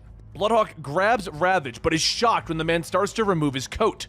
What are you doing? He asks, and Ravage smiles, explaining that he doesn't want to ruin his suit during his transformation. You know, the bit where I rip kids like you apart, he says as he suddenly transforms, becoming a man-beast hybrid. What is going on here? Bloodhawk asks, surprised by this turn of events. He backs down, explaining that he merely wants to find Boone and stop Valhalla. Ravage calms his beastly nature. Okay, I'm just as eager to see it fall as well. Maybe we're on the same side, us against that Thor, Ravage tells him, and the rest of the X-Men are brought in short order, with Ravage filling them in on everything that he knows about Valhalla and how its faulty grav engines are going to drop it out of the sky. So they finally decide that they need to get the full answers as to what is going on. They need to go to Valhalla. After stealing a nearby hover car, they head out. flying to that city. And along the way, Ravage explains that they can't bring the city down because of the ecological disaster that would be. It's already destroying the environment, Mean Streak explains, but Ravage nods, explaining that they need to replace the long-wave generators to fix it. I have an uneasy ally, a guy named Doom. I think I can work with him to fix the problem, Ravage explains, and with their plan decided, the group decides to approach the flying city, but they're quickly met by the members of the Public Eye, working for Alchemex and the supposed Aesir. The heroes all bail out, quickly meeting the officers in battle as Ravage grabs a hoverbike and continues towards the city. He flies through the guards that await him, but is unaware of Heimdall watching from above. Heimdall leaps down in front of the next group of guards, ordering them to stand down. I will deal with this interloper myself. Meanwhile, in downtown, Punisher continues to aim his blaster at Spider-Man, trying to figure out if he's working against Alchemex or not. For the little I know about you, I'd say we're both good guys, Punisher, Spider-Man tells him, asking him to put the blaster away. Oh yeah, sorry. He motions through the rubble to the hoverbike that he has nearby, offering to take them both back up to the flying city and deal with the new threat from Alchemex. So what are we gonna do to get back to Valhalla? Spider-Man asks, and Punisher just looks at him. What I always do, kick butt. Above, Heimdall leaps at Ravage, roaring at the beast for sullying their city as he slashes through his hoverbike with his sword. But Ravage leaps out of the way, headbutting him hard. They both fall to the lower platform, with Ravage trying to keep Heimdall busy as Bloodhawk sneaks up behind him. He whirls with his sword, knocking the mutant away. Ah, the so-called X-Men. Loki warned me that you might come. The god says to them as the rest of the X-Men arrive to back up their teammate, but Ravage tries to slip away as the X-Men meet Heimdall in battle. He's suddenly slashed from behind as a new god steps out of the shadows, Hela, smiling down at him. I didn't want to miss giving you a flesh wound first. Hela, queen of the underworld, wants this to last. She swings her mighty rake at him again, cutting through the concrete wall. I know how you repair, Ravage, but you won't repair after I've cut you into 15 pieces. She laughs, with Ravage ducking underneath the blow, leaping up and punching her across the face. As much as I hate doing this to a lady, he shouts, but as she falls, she looks up at him in her eyes. How did you hit me like that? Ravage rushes at her, realizing that it's Tiana, his old assistant, and he picks her up. But her attitude changes again as she reaches for the rake. She whirls, slashing him across the chest. He dodges another attack, slashing her across the stomach, wondering how they can fight someone that they used to be close to.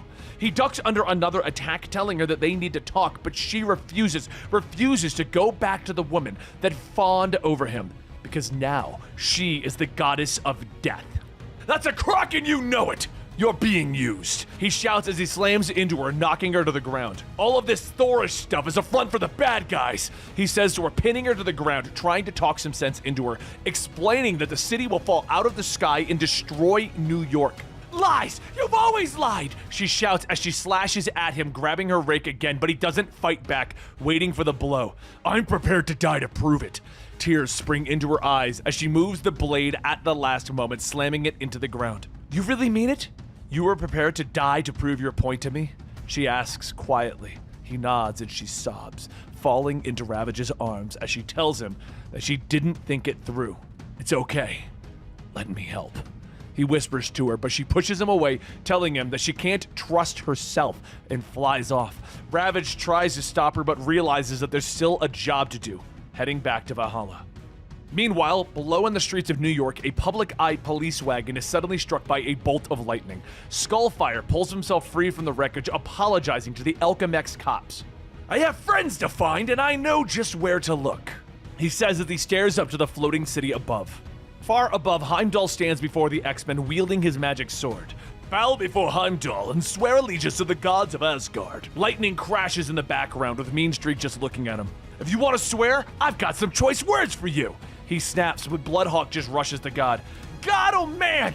You will not stop me again! This place is an abomination that sucks the life out of the sky and the earth! He bellows, but Heimdall moves too quickly, slamming the hilt of his sword into Bloodhawk, as he explains that they cannot best somebody with senses as great as his.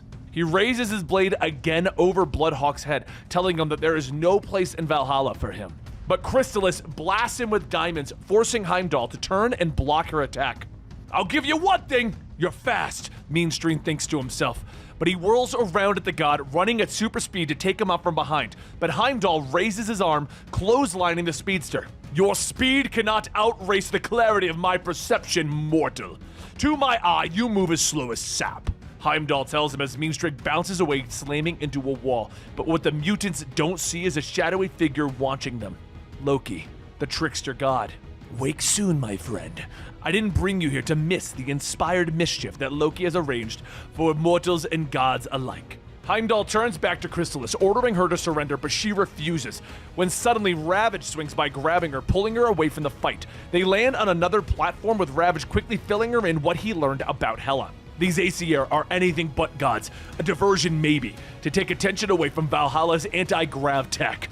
He says as they race through the city, explaining to her that he plans to go below to try to stop the engines. Crystalline reaches for her mother's old Thorite necklace, questioning who these people could be. Meanwhile, Thor himself is hovering over the people of New York. The storm swirling over the city as the lightning cracks above him. The true believers are trying to get up to Valhalla, but Skullfire manages to push through the crowd using his powers to get past the guards and board a hover platform to go up. He remembers briefly about how the team had arrived in the city to look for Jordan Boone, who had warned them about a secret Alchemex plot. The team was quickly attacked by the public eye, and the rest managed to escape and head for Ravage while Skullfire was captured. Skullfire's thoughts are suddenly interrupted as the hovercar's engines begin to sputter and the vehicle shakes, with the pilot smiling at him, apologizing for only having one parachute. He leans over the edge and disappears into the city below, leaving Skullfire alone in a crashing car. As the car falls out from beneath him, Skullfire prepares for the worst, but he's suddenly caught and continues his upward climb to Valhalla. 1,000 feet below him, Punisher and Spider-Man dodge out of the way of the falling car. Bad enough we had to fly in this weather. Now the sky is falling! Spider-Man shouts, but is shocked by the city's reaction to the false gods. Punisher shakes his head as they continue to fly upwards. People need to believe in the promise of something better. Sometimes it's all they have, he says quietly as they arrive at the city. Meanwhile, the CEO of Alchemex smiles from his office, looking at the images of his gods, reflecting on how gullible the masses of the city turned out to be. He smiles wider as he plans on his new gods destroying the so-called heroes that have become a thorn in his side. But meanwhile, aboard Valhalla, Crystalline orders Bloodhawk to stay back as she continues to try and keep Heimdall at bay. Once again, the god orders her to stand down, that she has proven herself worthy of staying in the halls of Valhalla. But you have to swear allegiance to my lord and liege, he explains as he offers his hand, seeing her necklace and knows that she believes in Thor. Not in your throat, she snaps, Meanstreak finally beginning to rise, hearing him warn him that he needs to move quickly to save his friends. He raises his head to find Loki standing before him. Don't look so alarmed. I'm here to offer assistance, he says with a mischievous smile. He offers Meanstreak a device, explaining that Heimdall's power comes from neurotechnology and the device will turn it off. Meanstreak looks at him for a moment, not knowing if the god is toying with him, but he doesn't have time to doubt, grabbing the device, rushing forward. Heimdall turns to look at him as Meanstreak gets closer, but the mutant activates the device and Heimdall goes blind. Odin's blood! I can see nothing, hear nothing, feel nothing, he bellows in surprise. Good! Bloodhawk snarls as he comes up from behind the god, slamming his fist into the back of his head, knocking him out. The mutants are surprised that Loki has helped them, but he steps forward, revealing to them that he is the lost friend that they have been searching for. Meanstreak is shocked when he recognizes Boone, and his friend reveals that they learned that Alchemex was creating gods by resurrecting people's genetic codes. He managed to reprogram the machine to transform him into Loki, but maintained his old memories as well. A booming voice then interrupts the X-Men's reunion. You are a hollow mockery of a god, a genetically engineered clown performing tricks in Alchemex's three-ring circus, Doom shouts. Sorry I'm late, but this is Doom, Skullfire shouts as he waves next to the monarch. Doom steps off of his platform, explaining that the city and the resurrection of Thor intrigued him, forcing him to investigate. Loki nods, smiling as he explains that everyone has been assembled as he planned. Do you suggest that I am here under your direction? Doom asks him, but Loki laughs, explaining that everyone is a part of his glorious game. Games! I've had enough of your games, little god! Bloodhawk shouts as he smacks Loki away, leaping into the air, planning on bringing the city down before it can do more harm. But a bolt of lightning rips from the sky and hits him, throwing him to the ground. Thou hast dared stand against the chosen of Asgard. Oh, this day thou shalt find no mercy. So says Thor, God of Thunder! Thor shouts, holding his hammer high as the storm whirls around him. Thor is holding his hammer high as the storms whirl around him. He lands staring down at his fallen Heimdall, shocked that someone acted this way as the gods have returned, and Loki stands before him smiling. Blame these twisted, spoiled children of Midgard, my sibling. They conspire against you and your noble intent. And Meanstreak shouts for his friend, ordering him to stop playing games. But it is Doom that steps out of the shadows, telling him, You can't reason with the god of deception, even a false one. He rumbles, knowing that these gods aren't real. The real threat is the city of Valhalla and its engines, which threatens to destroy all. But Thor whirls on them. You dare question my divinity? Arrogant mortals, I will not stand for such impudence. He shouts as he rushes at Doom with his hammer. That hammer slamming into Doom, sending him flying through a wall. But the ancient monarch's sensors tell him that the energy seems to be coming from the hammer.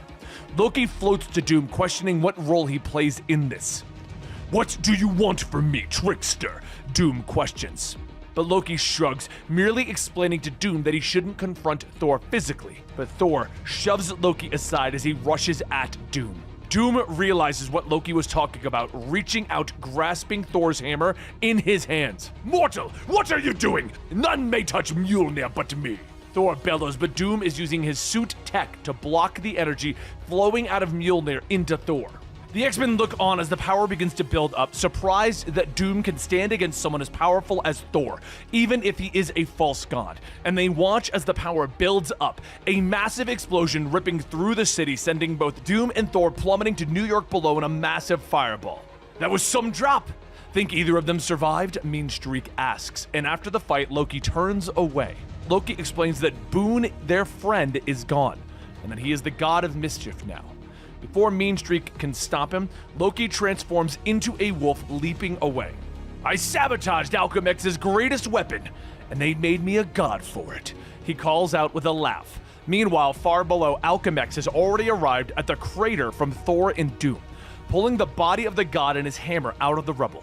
But Doom watches quietly from the shadows, thinking about how his suit managed to shift his density so that it could slow his descent.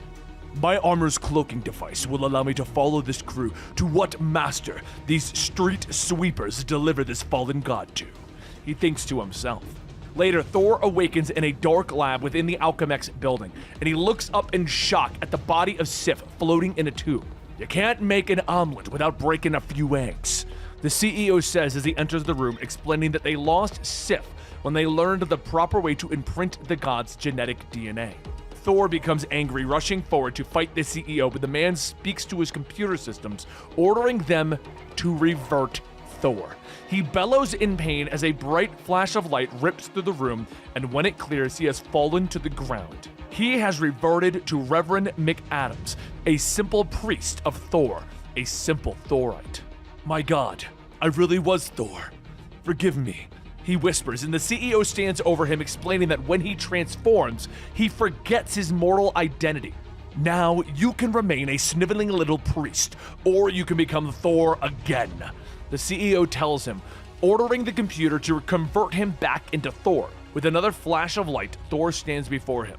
You'll find Mjolnir in a case to your left. Now return to Valhalla and remember, in this life, I am your Allfather, the CEO says as Thor takes his weapon, leaping out the window, flying towards the flying city.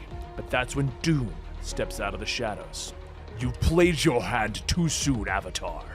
I am surprised that you have been so visible in this deception, he says, but Avatar looks at Doom. He knows that his predecessor underestimated Doom. I will not make that mistake. Doom points out that the false gods only served to create conflict. Avatar mods, explaining that that was the point, that the heroes emerging had given the people hope. But Alchemex needs them to remain dependent, so he created his own heroes to continue for the people to depend upon the corporation. Avatar gives Doom a sinister smile, knowing that the monarch can deal with him, or the more immediate threat of the city falling from the sky. Can you let all the people on board and below Valhalla die, Doom? Meanwhile, on board the city, the X-Men continue to move through the city as the people become more panicked, with Valhalla shaking as the engines fail. Crystalline shouts to the others, knowing that they need to start getting people to the lifeboats. And Bloodhawk nods, flying into the air trying to get people's attention, motioning them towards the lifeboats. Spider-Man and Punisher finally arrive back on the scene, noting the strange creature and assuming that he's at least on their side. "I can help with that," Spider-Man says as he jumps down looking at the people. Listen up! This is the Harbinger of Thor, Spider-Man! Punisher begins to shoot his blaster over Spider-Man's head. Yeah, they weren't listening to you.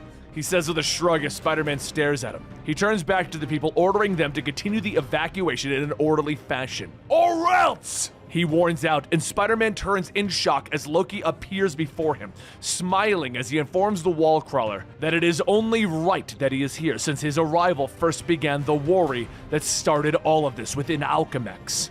"Jordan?" Spider-Man asks in surprise, but Punisher raises his blaster, warning Spider-Man to get down so that he can shoot the trickster, but that's when Loki disappears again. He appears elsewhere in the city, happy that his plans have worked out so well. Mean Streak suddenly comes to a stop beside him, demanding that his old friend help him save the city. "You used to be more fun," Loki tells him with a frown, and Mean Streak lashes out at him, but Loki informs his old friend that he is merely jealous of his new power. And with that, he transforms into a bird, flying away. The city shudders again, and Mean Streak rushes away to find his friends, finding them in the last lifeboat and jumping in as they launch away. Meanwhile, Doom flies back to the city, thinking about how Avatar was correct, that he would save the city, but only because he has his own plans for this Valhalla. He lands next to the Punisher and Spider-Man, and Punisher whirls on him, firing his blaster, but the rounds bounce off of Doom's armor. "Recognize an ally, Punisher. Together, we will salvage Valhalla," Doom tells him, his eyes glowing red. "You're doomed?" Punisher asks, looking him up and down. And Spider-Man flips down at them, pointing out that Doom is supposed to be a bad guy. "History repeats. Your 20th century counterparts were equally annoying." Doom rumbles at them, waving away their questions, explaining that the Aesir were created to stop the heroes. But Ravage suddenly pokes his head out of a doorway, shouting for Doom, explaining that everything he tried to do can't fix the engines. "I don't know how much time we have left before the city falls out of the sky," he shouts. Meanwhile, Valhalla begins to plummet. Spider-Man is clinging to the wall, looking down at his new team aboard Valhalla. "What are we supposed to say? All for one and one for all?" He asks Doom, Punisher, and Ravage, but Doom looks at all of those gathered. "Circumstances have forced our hand. We must become a team, like it or not," he tells the group. Their conversation is interrupted as the other members of Valhalla rush them. Ravage explains that they are known as the Berserkers, and the group rushes at them with the heroes forced to face them in battle. Ravage then quickly knocks them away, with Punisher cracking them with his crowbar. Spider-Man leaps behind them, kicking another Berserker in the face before he can attack the hero. The group is quickly defeated, but the Punisher points out that the rest of the Aesir won't go down as easily as these Berserkers. "Exactly, Punisher. Which is where you come in," Doom tells him, quickly telling the group the plan. With him and Ravage going to the engine rooms, Ravage will destroy the engines after Doom reroutes the power matrix. "Sure. And then Valhalla will cruise back up into the sky instead of crashing into the city," Ravage says with a nod. "So what's my role in all of this?" Punisher asks, and Spider-Man looks at him. "You pass the screwdriver and you make the coffee." But before Doom can continue, the hollow image of Avatar appears before them, the CEO gloating at his supposed triumph, reminding them that his Aesir will lead mankind onto a path of righteousness. Ravage leaps forward, not realizing that the Avatar is a hollow image, but the distraction gives Doom enough time to hack the image and displace it, allowing them to remain hidden from the CEO's watchful eye. He finally turns back to Punisher. "Are you armed?" Punisher raises an eyebrow. "Is water wet?" he asks as he pulls out a massive revolver. But Doom explains that he'll need more than a hand cannon. Punisher nods, reaching into his bag, pulling out an entire arsenal of weapons. "Impressive. I thought you were dangerous, but I never imagined you carried such firepower," Doom tells him, and Doom looks at Spider-Man and Punisher, telling them to go and deal with the Aesir. "Can't promise I'll deal with them, but I'll kill a few," Punisher says as they turn, the pair quickly coming in contact with Heimdall and Baldur.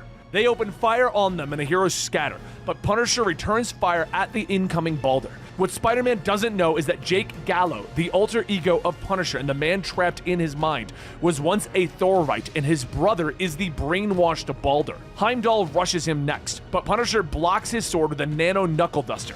Spider-Man leaps in, kicking the god in the face, knocking him away. Balder swings his blade from behind, but Punisher manages to jump in the way of the blade, blocking the blow from killing the wall crawler. I've had enough of this. The plasma gas cannon. I'll turn their skin into hairspray. Punisher thinks to himself as he pulls out another massive weapon, aiming it. But Jake Gallows is in his mind, telling him to stop, telling him that he can't kill his brother. Spider-Man shouts for Punisher to pull the trigger, but the man is frozen. This is not the time to have a nervous breakdown, Punisher! Pull the shotgun trigger! Spider-Man shouts, leaping forward, punching Punisher in the face. The blow seems to snap the Punisher out of it, and he smiles a crazed smile.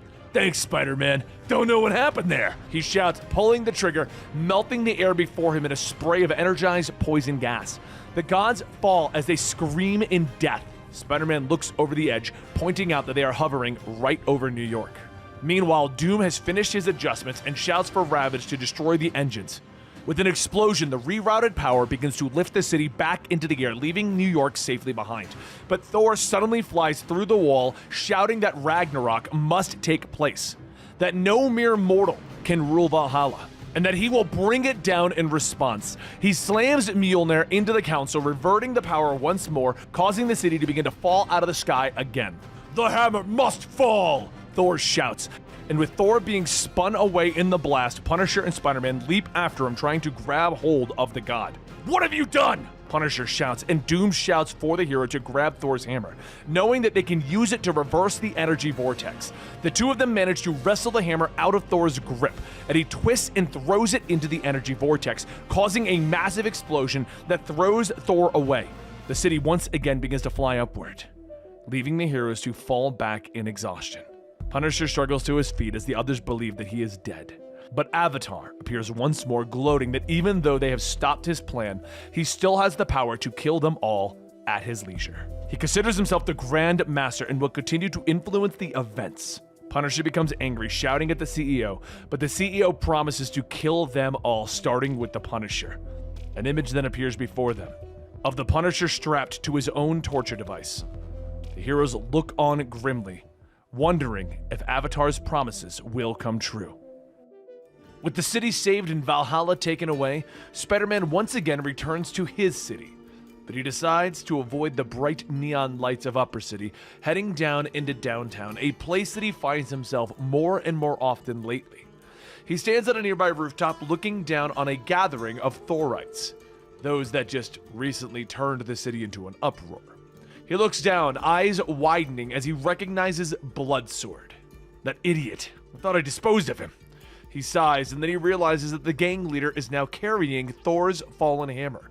His eyes widen further as he realizes that his mother is sitting in the front row of the Thorite gathering. Terrific. I should just leave. Miguel hisses angrily as he begins to pace on the rooftop, trying to decide what he could even do to pull her out of there without revealing his secret identity. He finally shakes his head, sighing.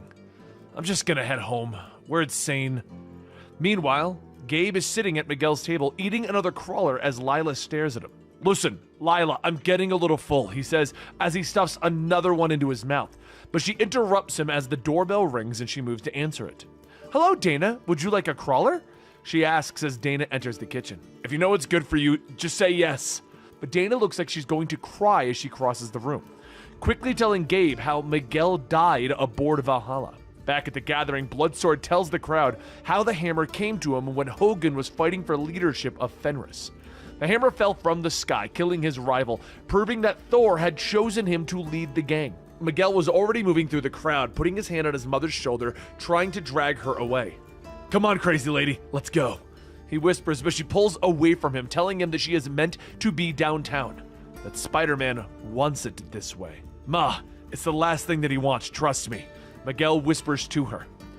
She begins to scream for help, getting the gathering's attention. Bloodsword, now going by the name Bloodhammer, orders his followers to bring Miguel forward. Miguel looks at the man, asking if he has a mother, explaining that she is unwell, and he doesn't want any trouble, he just wants to take her home. Your request is reasonable, Bloodhammer says, crossing his arms. But I'm denying it anyway. Kill him, he says, waving his hand and turning away. The crowd begins to cheer as they string up Miguel. Bloodhammer laughs as he ignores Miguel's mother's pleas to release him, when finally Bloodhammer turns to him, telling him, say your prayers. I'd pray to Thor if I thought you cretins would respect it. Miguel snaps, suddenly getting an idea, but the crowd begins to yell, claiming that they would honor Miguel's last prayers. After which, the pummeling will commence, Bloodhammer shouts, with everyone kneeling and closing their eyes as Miguel begins to pray, asking for Thor to free him from his bonds. As he prays, he pops his talons, slicing through them, falling to the ground, acting surprised. The crowd begins to cheer. Praise Thor! Praise the miracle! Someone shouts and everyone begins to kneel, but Bloodhammer steps forward, claiming that it is a trick, raising his hammer to strike Miguel, who suddenly looks over his shoulder and points. Look! Up there! It's Thor! He shouts, with the crowd turning in shock, allowing Miguel to knock out Bloodhammer with one blow, and he begins to drag him around a corner. He fainted from the majesty that he witnessed. Anyone who truly has faith saw it, Miguel proclaims to the believers. The crowd begins to argue amongst who over there saw it and who didn't. Miguel grabs his mother, dragging her away from the commotion, telling her to stop arguing as she leads him to her car. Where did you get a car? He asks as they get inside. Stole it, she said with a shrug. And Miguel looks over to see his mother crying, believing it to be because he saved her. I can't believe you lied about seeing Thor, she finally tells him, angry that he made her realize that all of the Thorites are idiots who will believe anything. Miguel stares at his mother for a moment before bursting out laughing. Oh, shut up, she says as they drive away. A short time later, Miguel and Conchetta return to Miguel's apartment where Gabe and Dana are shocked to see them. Dana rushes to Miguel, grabbing him in a hug, demanding to know how he survived Thor's attack. I'm not sure, I passed out, and when I came to, the Punisher and Spider-Man were standing there. So they must have saved me. I'm sorry that I scared you, he tells Dana, but she kisses him on the cheek. Scared me? You risked your life to defend me, she tells him with a smile, and Gabe narrows his eyes at his brother. Lucky you have the power of Spider-Man, he says, and the two brothers look at each other for a moment, but Miguel questions, what does Gabe even mean by that? And Gabe just smiles. That you're lucky that he was there, that's all, he says with a grin, and finally Gabe turns to their mother, offering to take her to his apartment. As they begin to leave, Gabe looks over his shoulder, telling Miguel that there is some stuff that he needs to know about Lila. What stuff? Miguel asks in surprise. Meanwhile, at Alchemex, Tyler Stone looks up as his cyborg assistant Winston walks in. He demands to know what happened with Valhalla, but Winston suddenly goes dead in the eyes, and he reaches out, grabbing Stone by the throat, beginning to strangle him. Back at his apartment, Miguel begins to shout at Lila after everything that Gabe told him about what happened. Gabriel and I were simply having some fun, Lila explains, but Miguel has had enough, ordering Lila to take herself offline while he runs a diagnostic scan on her. You're overreacting, she tells him, but he threatens to have her wiped if she doesn't do what she says. Whatever you say, Miguel, she whispers, finally disappearing, and he sighs, telling Dana that they should get back to Alchemex to see what Stone knows about Valhalla. But Dana tells him no. I don't care about any of that, she says, hinting that Miguel should take her to bed. He smiles, and he carries her into the next room, both unaware that Lila is still watching. Meanwhile, Winston slams Stone into his desk. Security comes rushing into the room, trying desperately to pull the cyborg off of their boss. Luckily, Stone manages to grab an override chip from his pocket, slamming it into the side of Winston's head, forcing the cyborg to shut down. The guards begin to apologize, but Stone just shouts for them to take Winston down to diagnostics right away. At Gabriel's apartment, Conchetta listens as Gabriel argues with Casey on the phone, with the woman telling him that she needs some space and is sick of Gabe's constant insecurities. She tells him that it has nothing to do with Spider-Man and that she just needs space. Gabe finally hangs up the phone, turning back to his mother, telling her that he needs some space. Honey, whoever she isn't worth getting depressed over, his mother tells him, but he tells her that he's fine and heads into his darkened bedroom. He sighs, reaching under the bed, pulling out an old VR headset that he hasn't used in a while. Jack in, boys and girls. Firelight's back in town, he whispers, putting it on. At his apartment, Miguel begins to sit up quickly as he hears Dana screaming from the shower. What's the matter? He shouts, and she pulls a towel around herself, telling him that water suddenly became scalding hot and steam fills the room as she heads for the door. But she becomes scared again when it doesn't open. It's getting hard to breathe, she begins to shout, so Miguel rushes forward, trying to get the door open, but security droids begin to burst in through the doorway. What the shock is this? I'm the apartment holder. Miguel shouts at the droids, but Lila appears, overriding the droids, ordering them to remove Miguel with prejudice. Miguel begins to leap among them, using his talons to slash through the droids' metal bodies and limbs. I saw what you and Dana did. It was disgusting, Lila tells him as she pouts. watching him leap around the room. "Are you completely nuts?" he demands of her as he leaps to the ceiling, avoiding another attack. "Lila, shut the shock down!" he shouts, but she refuses, telling him that she'll turn off the droids when Dana is dead in the next room. "Don't do me any favors," Miguel hisses as he begins to tear through the droids, busting through the bathroom door, finding Dana on the floor. "I'll have you out of here in a minute," he tells her, and Lila laughs. "You're being overly optimistic." She steps out of the way as more security droids enter the apartment. "Why are you doing this?" Miguel asks her, and she just smiles. "Because you always hurt the ones that you love." "Lila, for crying out loud, enough already!" Miguel shouts as he dives through the doorway into the bedroom, carrying Dana over his shoulder as the security droids continue to fire at him. In the kitchen, Lila glares at the useless security droids, ordering them to go after him, and he grabs his costume, throwing the bed at the door, webbing it in place. Lila appears next to him, being a holographic projection, asking how long he thinks that is actually going to hold. Miguel glares at her as he pulls on his mask. "When I get my hands on your programmers, I'm going to strangle them!" He snaps at her, pulling on the rest of his costume and heading for the shattered window. Lila follows him, informing him that he needs a woman, not someone like Dana. But Miguel isn't listening anymore, sliding out the window, starting the long descent with Dana over his shoulder. "Fully automated apartment, sir. All the modern conveniences, sir. Never have to worry about a thing, sir." Miguel is grumbling to himself. Meanwhile, Conchetta heads into Gabriel's bedroom, finding him slouched over on the floor, plugged into his VR headset. "Gabe, not that stuff again. Not after last time," she says as she reaches for the headset. But as she touches it, a shock jolts through her system and she's thrown away. Back with Spider-Man. As he continues to move lower, Miguel looks over his shoulder and his eyes widen as he realizes the entire city is going haywire. "Lord, I was assuming it was just Lila, but it's like the central computing system has crashed," he tells himself, and a woman stumbles as the crowds push past her on the moving sidewalk and she tips over the ledge. Miguel puts Dana down, quickly swinging below, catching her and depositing her on the ground. The crowds all around them look up as the traffic AI comes over one of the billboards, telling everyone to remain calm as they're having minor computer difficulties. "Minor?" Everyone, including Spider-Man, shouts. But the image suddenly flickers and a malevolent face is looking down on them all. "Actually, shoppers, everything is not going to be repaired momentarily. Everything is actually going to hell, and we are all going for the ride." The man smiles down at them. Meanwhile, at Alchemex, Stone is shouting at his security team, demanding reports about Winston and everything else that is going on in the city. They inform him that a virus has been put into everything.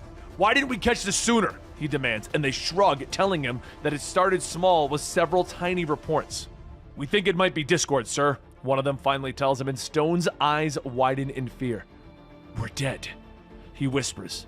Elsewhere in the city, the CEO of Stark Fujikawa is stuck in his car.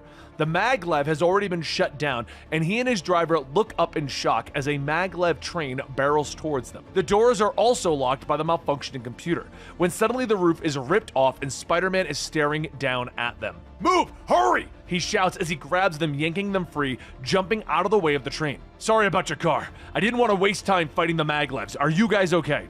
he asks as he puts them on the ground, quickly moving away to help the other people. The CEO just stares after him.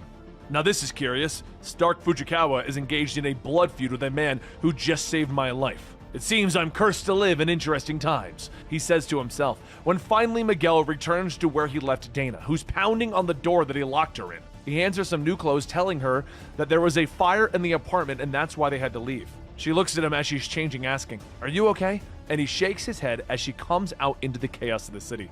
"Honey, today no one's okay," he tells her as her eyes widen in shock. She suggests that they get to Alchemex, but Miguel shakes his head again, telling her that they should go to Gabe's. "No one knows computers like he does," he says as they head off. They quickly arrive at Gabe's apartment and are greeted by Conchetta at the door, laughing at all of her hair standing up straight.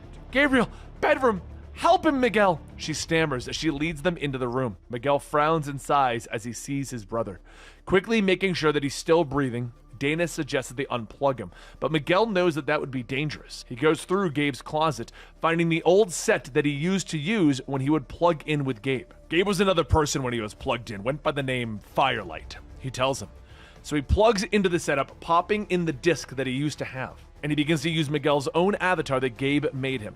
"Be careful, Miguel," Dana whispers as he looks up at her, smiling as he reaches for the start button. "Little late for that, babe," he says with a smile. His body goes stiff as his mind enters the cyberspace. but it's a desolate place, like he used to remember. And he looks down at his body, remembering the weird avatar that Gabe made for him, complete with rollerblades to allow him to move through the net. He quickly moves along, finding the wrecked cybercar that Firelight used to drive. Well, took you long enough, a voice calls to him, and Miguel turns quickly to see the same man that appeared on the billboard. Hello, I'm Discord, the thing says with an evil smile. Feel free to enjoy cyberspace for the remaining 22 minutes that it and you and civilization have left to exist. I love melodrama, don't you? Miguel crouches, preparing to fight Discord. You inhuman slime bag, he hisses as he takes a swing at him. But Discord moves, his body shifting, avoiding the blow. He reaches out, his limbs stretching to wrap around Miguel's body. Here's the deal, I need a sidekick, and you can be my sidekick for a while, or you could tell me to cram it and commit suicide, he says as he holds Miguel's body over a chasm that suddenly appeared. Miguel doesn't answer right away, so Discord finally tells him he's running out of time. And I'm running out of patience. Miguel looks to his left to see the ghostly image of Gabe hanging there, his mouth now moving, telling Miguel to pull the plug, knowing that he needs to buy time. Miguel looks up and finally agrees to be Discord's sidekick. Oh good, Discord says with a smile, throwing Miguel through the air, allowing him to land on disk drives that he created in the air. The two of them then begin to move through cyberspace, with Discord acting as a sort of tour guide, explaining to Miguel that cyberspace is empty because he locked everyone out of the net. Because I have the keys to the shocking city, he says with a smile, explaining to Miguel that there was an incident known as the Domino Crash several years ago. A plan by Discord that was stopped by Supreme Bank tanks, including Firelight.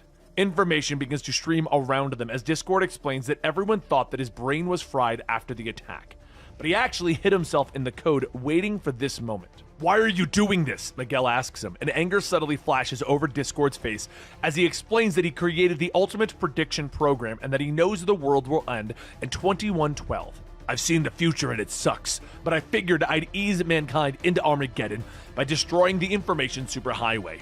Give them a taste of the end without making them choke the whole thing down, he says with the glee. Miguel turns to see the ghostly image of Gabe again, ordering him to pull the plug, and he realizes that Discord can't see Gabe. So he turns to see a massive electrical plug sitting in cyberspace, and he quickly skates towards it. Hey Discord, bite me! He snaps as his body begins to stretch and he heads through the plug. On the other side, he finds a massive drainage plug floating in the air. He skates towards it fast, but Discord is right behind him. So your brother managed to hide a backup file right under my nose, in case I returned, he shouts, trying to stop Miguel. But the hero leaps up, skating along Discord's body. He leaps through the air, grabbing the drainage plug, pulling it free, and a stream of data flows out of it, filling the internet back up. Firelight! This isn't over yet! Just wait until I pull myself back together, Discord bellows as he begins to disappear back through the plug. But Gabe is suddenly there in his cybercar. No, I won't wait. It's over. He pulls out a screwdriver and throws it into the outlet, frying Discord's avatar. He then pulls the car around, allowing Miguel to jump in, who quickly begins to yell at him for plugging back in when he knew that he was addicted to the internet. Gabe looks at him sideways. At least I'm not addicted to running around in a black costume, climbing on walls and saving the world, like my brother, Spider-Man, Gabe tells him.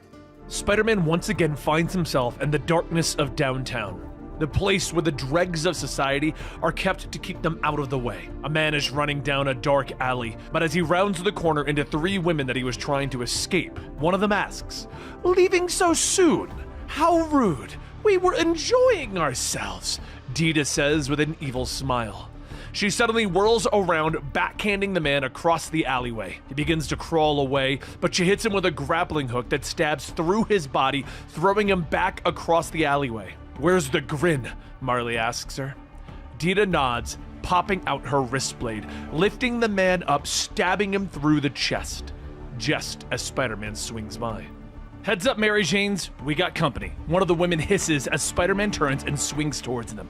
He lands in front of the three women. You murdered him in cold blood, he whispers as he stares at the body. You got us there, stud. But calling this retrograde a man is stretching the imagination, Dita tells him. What gives you the right? Spider-Man shouts as he leaps forward, but Dita is fast, quickly blocking his attacks. Rich, sick creep.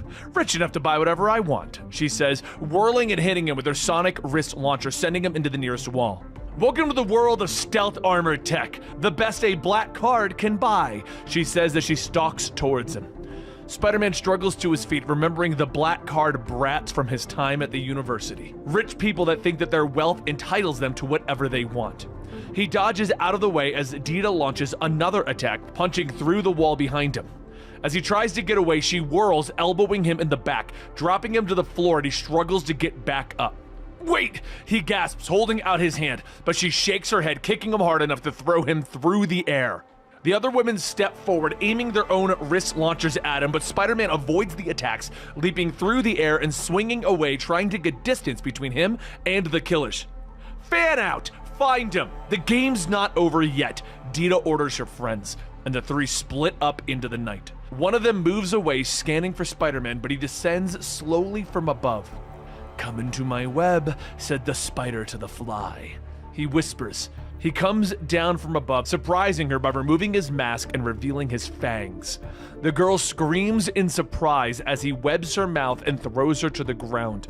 He moves quickly, pulling the power pack from her wrist that powers her mods, leaving her unable to move. The next one is moving through the dark office building, cursing herself for allowing Dita to convince her to blow all of her money on a combat suit. She pauses suddenly when she sees the outline of Spider-Man's shadow. She launches forward, attacking it, but the webs suddenly spring into action off of the decoy, wrapping her up. Spider-Man suddenly drops in front of her, reaching for her power pack. "My, you look lovely tonight. That hair, that armor. Don't move, I want to remember you just like this," he says sarcastically as he webs her mouth and keeps moving. Only one happy camper left, he thinks to himself, but the wall suddenly caves in behind him as Dita fires her wrist launcher. Spider-Man keeps moving, barely dodging her attacks. "Can't we talk this out? We're civilized people!" He shouts at her as she keeps firing, but she keeps blasting the building around them. But the floor suddenly gives way beneath her as she begins to fall towards the river below. Spider-Man tries to save her from the fall, but his web line misses and she plummets below, disappearing beneath the dark liquid. A short time later, he has released the other girls, ordering them to walk home. "Like this? It's miles away!" they complain, asking for their power packs back. But Spider-Man tears them up, throwing them into the sewer. "Good night, ladies," he shouts as he leaps away, swinging off into the darkness. A few nights later, the assassin is watching Spider-Man through her scope, noting that he's grown even more cocky, leaping around the city for anyone to see. "Let's see if we can knock some starch out of him," she says with a laugh and aims her laser finger. Spider-Man's hypervision allows him to dodge the blast at the last second before swinging into a nearby wall. "I barely saw that coming. A few millimeters to the left and it would have gone through my skull," he notes as he searches for his attacker. "What was that? One shot and they're gone? Must have been somebody pretty gutless," he says to himself after a moment of peace. But the assassin just shakes her head, heading down the fire escape, shocked that the hero had given her brother so much trouble. She finds a nearby flyboy back down on the streets, questioning why he isn't chasing after Spider-Man, and the cop barely looks at her before telling her to move along. "Good lord, you're afraid of him! You're all starting to fear Spider-Man! How pathetic!" The cop reaches out for her, but she pulls away, backhanding him hard. Without a second thought, she turns and walks away. Meanwhile, Casey is sitting in a dark room, demanding to know how she was once again kidnapped. The room brightens as hollows begin to play around her, displaying Spider-Man's fight with the specialist. She watches as the hero grabs her, saving her from the ninja. "How did you get these?" she questions. Hikaru Sama steps out of the shadows, noting that Casey has strong feelings for Spider-Man based upon her heart rate. "We have reason to believe that Spider-Man has the same feelings for you," he says when she looks at him in shock, but she shakes her head, pointing out that Spider-Man saves a lot of people. "Yes, but in his earliest appearances, he saved you, a total stranger.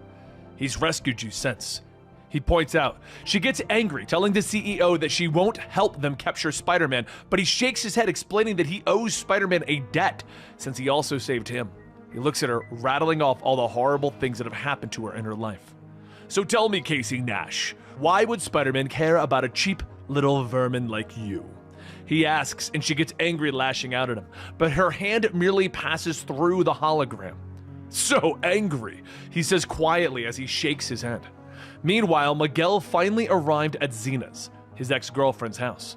The door opens to reveal someone that looks like JFK. "Oh, Miguel, you creep! Yes, come in. She said many times that she would love to see you," JFK says with a large smile. He leads him through the house, with Miguel noting that his ex is still a fan of everything from the 20th century, noting all the old junk that she has collected. He steps into her bedroom, surprised to find a picture of the two of them by her bed. A few moments later, Xena is calling him from the living room.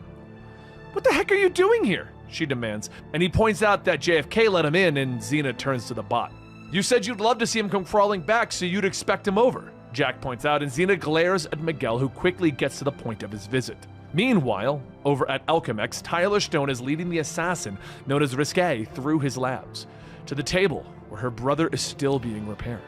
"I'm afraid that he hasn't spoken since the accident," Stone tells her. She looks down at her brother, Venture, telling him to not worry about what Spider-Man did to him. "I'll finish the job and vindicate your name," she whispers, but Venture's eyes suddenly pop open as he reaches out his hand, grasping his sister. Spider-Man is mine, you freaking harden! He gasps. Risque comes in, leaning closer. "Tough luck, jerkweed. You fumbled the ball, and I'm running with it," she says before tossing her hand away, turning back to the others. "He wishes me the best of luck," she says with an evil smile. Back at Nina's apartment, she points out that she would have decked him if he had shown up a year ago. "You really hurt me," she says, and Miguel nods, telling her that he's sorry for his actions. She looks at him stunned. "Wow, you never used to apologize. Guess because you were a self-centered, arrogant, pompous jerk," and Miguel smiles. "I was never pompous," he argues. And after that, they quickly catch up as he tells her that he needs an expert in artificial intelligence since his hollow agent was fried in the internet attack the other day. "I was hoping that you could fix her," he asks. "Give me one good reason since you dumped me for Dana," she says, pointing a finger at him. "Because Dana couldn't do it," he says simply, and Xena stares at him for a moment before turning away. "I'll get my tools," she says over her shoulder. Meanwhile, Gabe arrives at Casey's downtown apartment, shocked to find Raph sitting in the dark. The friend explains that he and Casey were hit by an armored soldier, and he doesn't know what happened to her. Gabe just sighs as he heads back towards the door. "Geez, don't tell me I gotta ask Miguel for help again. Casey, what's happened to you this time?" he whispers to himself. Meanwhile, at Stark Fujikawa, Casey is floating in a strange tank, while Hikaru-sama watches nearby. The CEO smiles, knowing that he will make Casey the perfect partner for Spider-Man and restore balance to the city. Sometime after Stark Fujikawa was going to make the most ideal person to be with Spider-Man, Casey cheers as she is now pointing her rocket-powered armor towards the city. She lands hard on the ground, declaring, "This is beautiful! Everything's online! It's as natural as breathing," she says to herself, admiring her new power armor. She looks towards the city in the distance, leaping into the air. "Okay, Alchemex, it's payback time," she shouts. Meanwhile, over at Miguel's apartment, Xena is still poring over Lila's circuitry. He stands over her shoulder, asking how she's coming along. "This part is very delicate, not a word, not even the slightest sound, Miguel," she tells him, but they're interrupted by a pounding on the apartment door. "But loud, disruptive pounding on the door is fine," she snaps. Miguel moves through the apartment, answering to find a distraught Gabe. Gabe and Xena aren't the biggest friends, and after a brief bit of snapping, Miguel offers to leave Xena alone for a while. "Fine, bring me in and ditch me, like the old times," Xena calls over her shoulder. Back at his office, Tyler meets Winstone as his cyborg assistant returns, promising that there is no hard feelings for the man going haywire and trying to kill him. Security interrupts the conversation as they come over the video line, warning Stone that Project Payback is on its way towards the building. As anticipated, go to Readiness Code Alpha 3, I'll be right down, he tells the security agent. Back out in the city, Gabe finishes explaining what happened to Casey this time, asking his brother if he can help. "I'm starting to think that Casey has a kick-me sign on her back," Miguel sighs, explaining to his brother that if she isn't at Alchemex, there isn't much he can do. Someone suddenly shouts, and Miguel and Gabe turn quick enough to see Casey roar past them in her new power armor. "Is she nuts? Go get her, Miguel! Stop her!" Gabe shouts. He keeps talking, telling his brother that she'll listen to Spider-Man. "Keep your voice down!" Miguel exclaims to him because Gabe just gave up his identity. Miguel pulls Gabe in close, pointing out that Casey broke up with him and probably wouldn't listen to Spider-Man randomly. "She's in love with Spider-Man! She's doing this to impress you!" Gabe tells him quickly. Meanwhile, Casey roars to a stop over the Alchemex building, pulling up short as the flyboys all surround her. They open fire, but Casey just laughs as the rounds are bouncing off of her. "There are so many ways I could dispose of you guys, but these hurt the most," she says as she fires the rocket lines at them. The rockets slam into their hover bike, shocking the flyboys and forcing them to fall off. "I call them bug zappers, turns flyboys into fry boys," Casey jokes, but the hover bikes begin to fall and the flyboys parachute away. The lines all go tight and Casey's eyes widen in shock as she begins to plummet out of the sky. But suddenly, Spider-Man is there, shouting for her to cut the lines loose. "I can't! I sunk them too deep into the sky!" she shouts back. Spider-Man slashes at the lines with his talons, cutting her free, allowing Casey's rocket boots to lift them back into the air. "We gotta talk, kiddo. Take us upstairs," he shouts in her ear as they fly back into the sky. They land on the nearby rooftop where Casey explains that she was planning on taking the fight to Alchemex. "That's idiotic," Spider-Man snaps at her. "You do it," she points out, and he shrugs at her. "Yeah, but I'm an idiot," he tells her. He looks at her, telling her that she needs to stop doing this before she gets hurt. She shakes her head. "I've been given great power, S-Man, and with great power comes great responsibility." Not that again." Casey gets suspicious about his comment, though, reaching out for his face, asking to know where she knows him from. He pushes her hand away, and he begins to walk away, with Casey questioning if he's actually Gabe, Miguel's brother.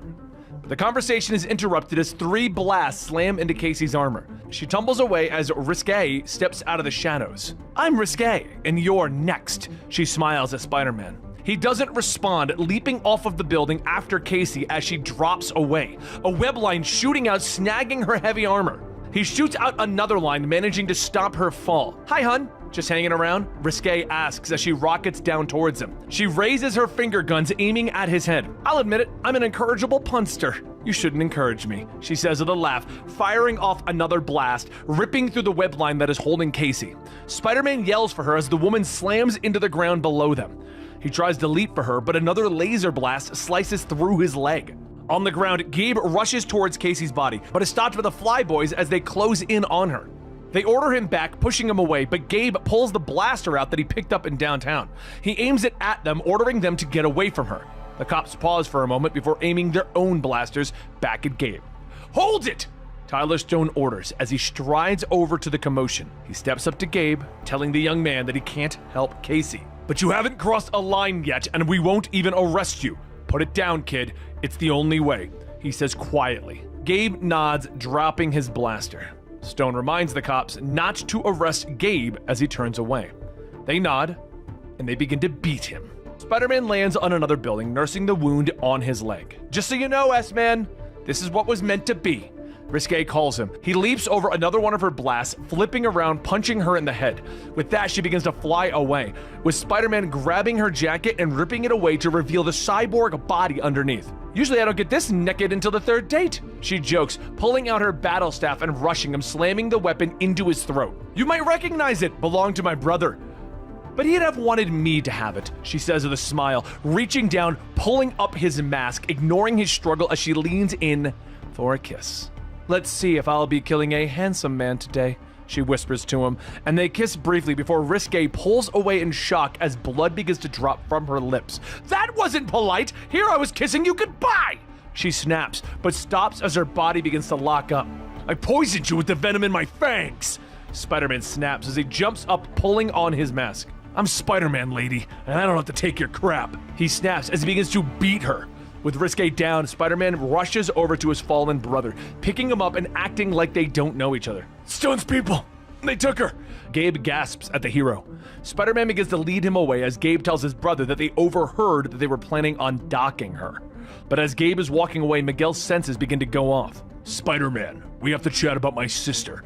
Ventura, the previous assassin, calls to him, aiming his rifle and holding his retrieved staff.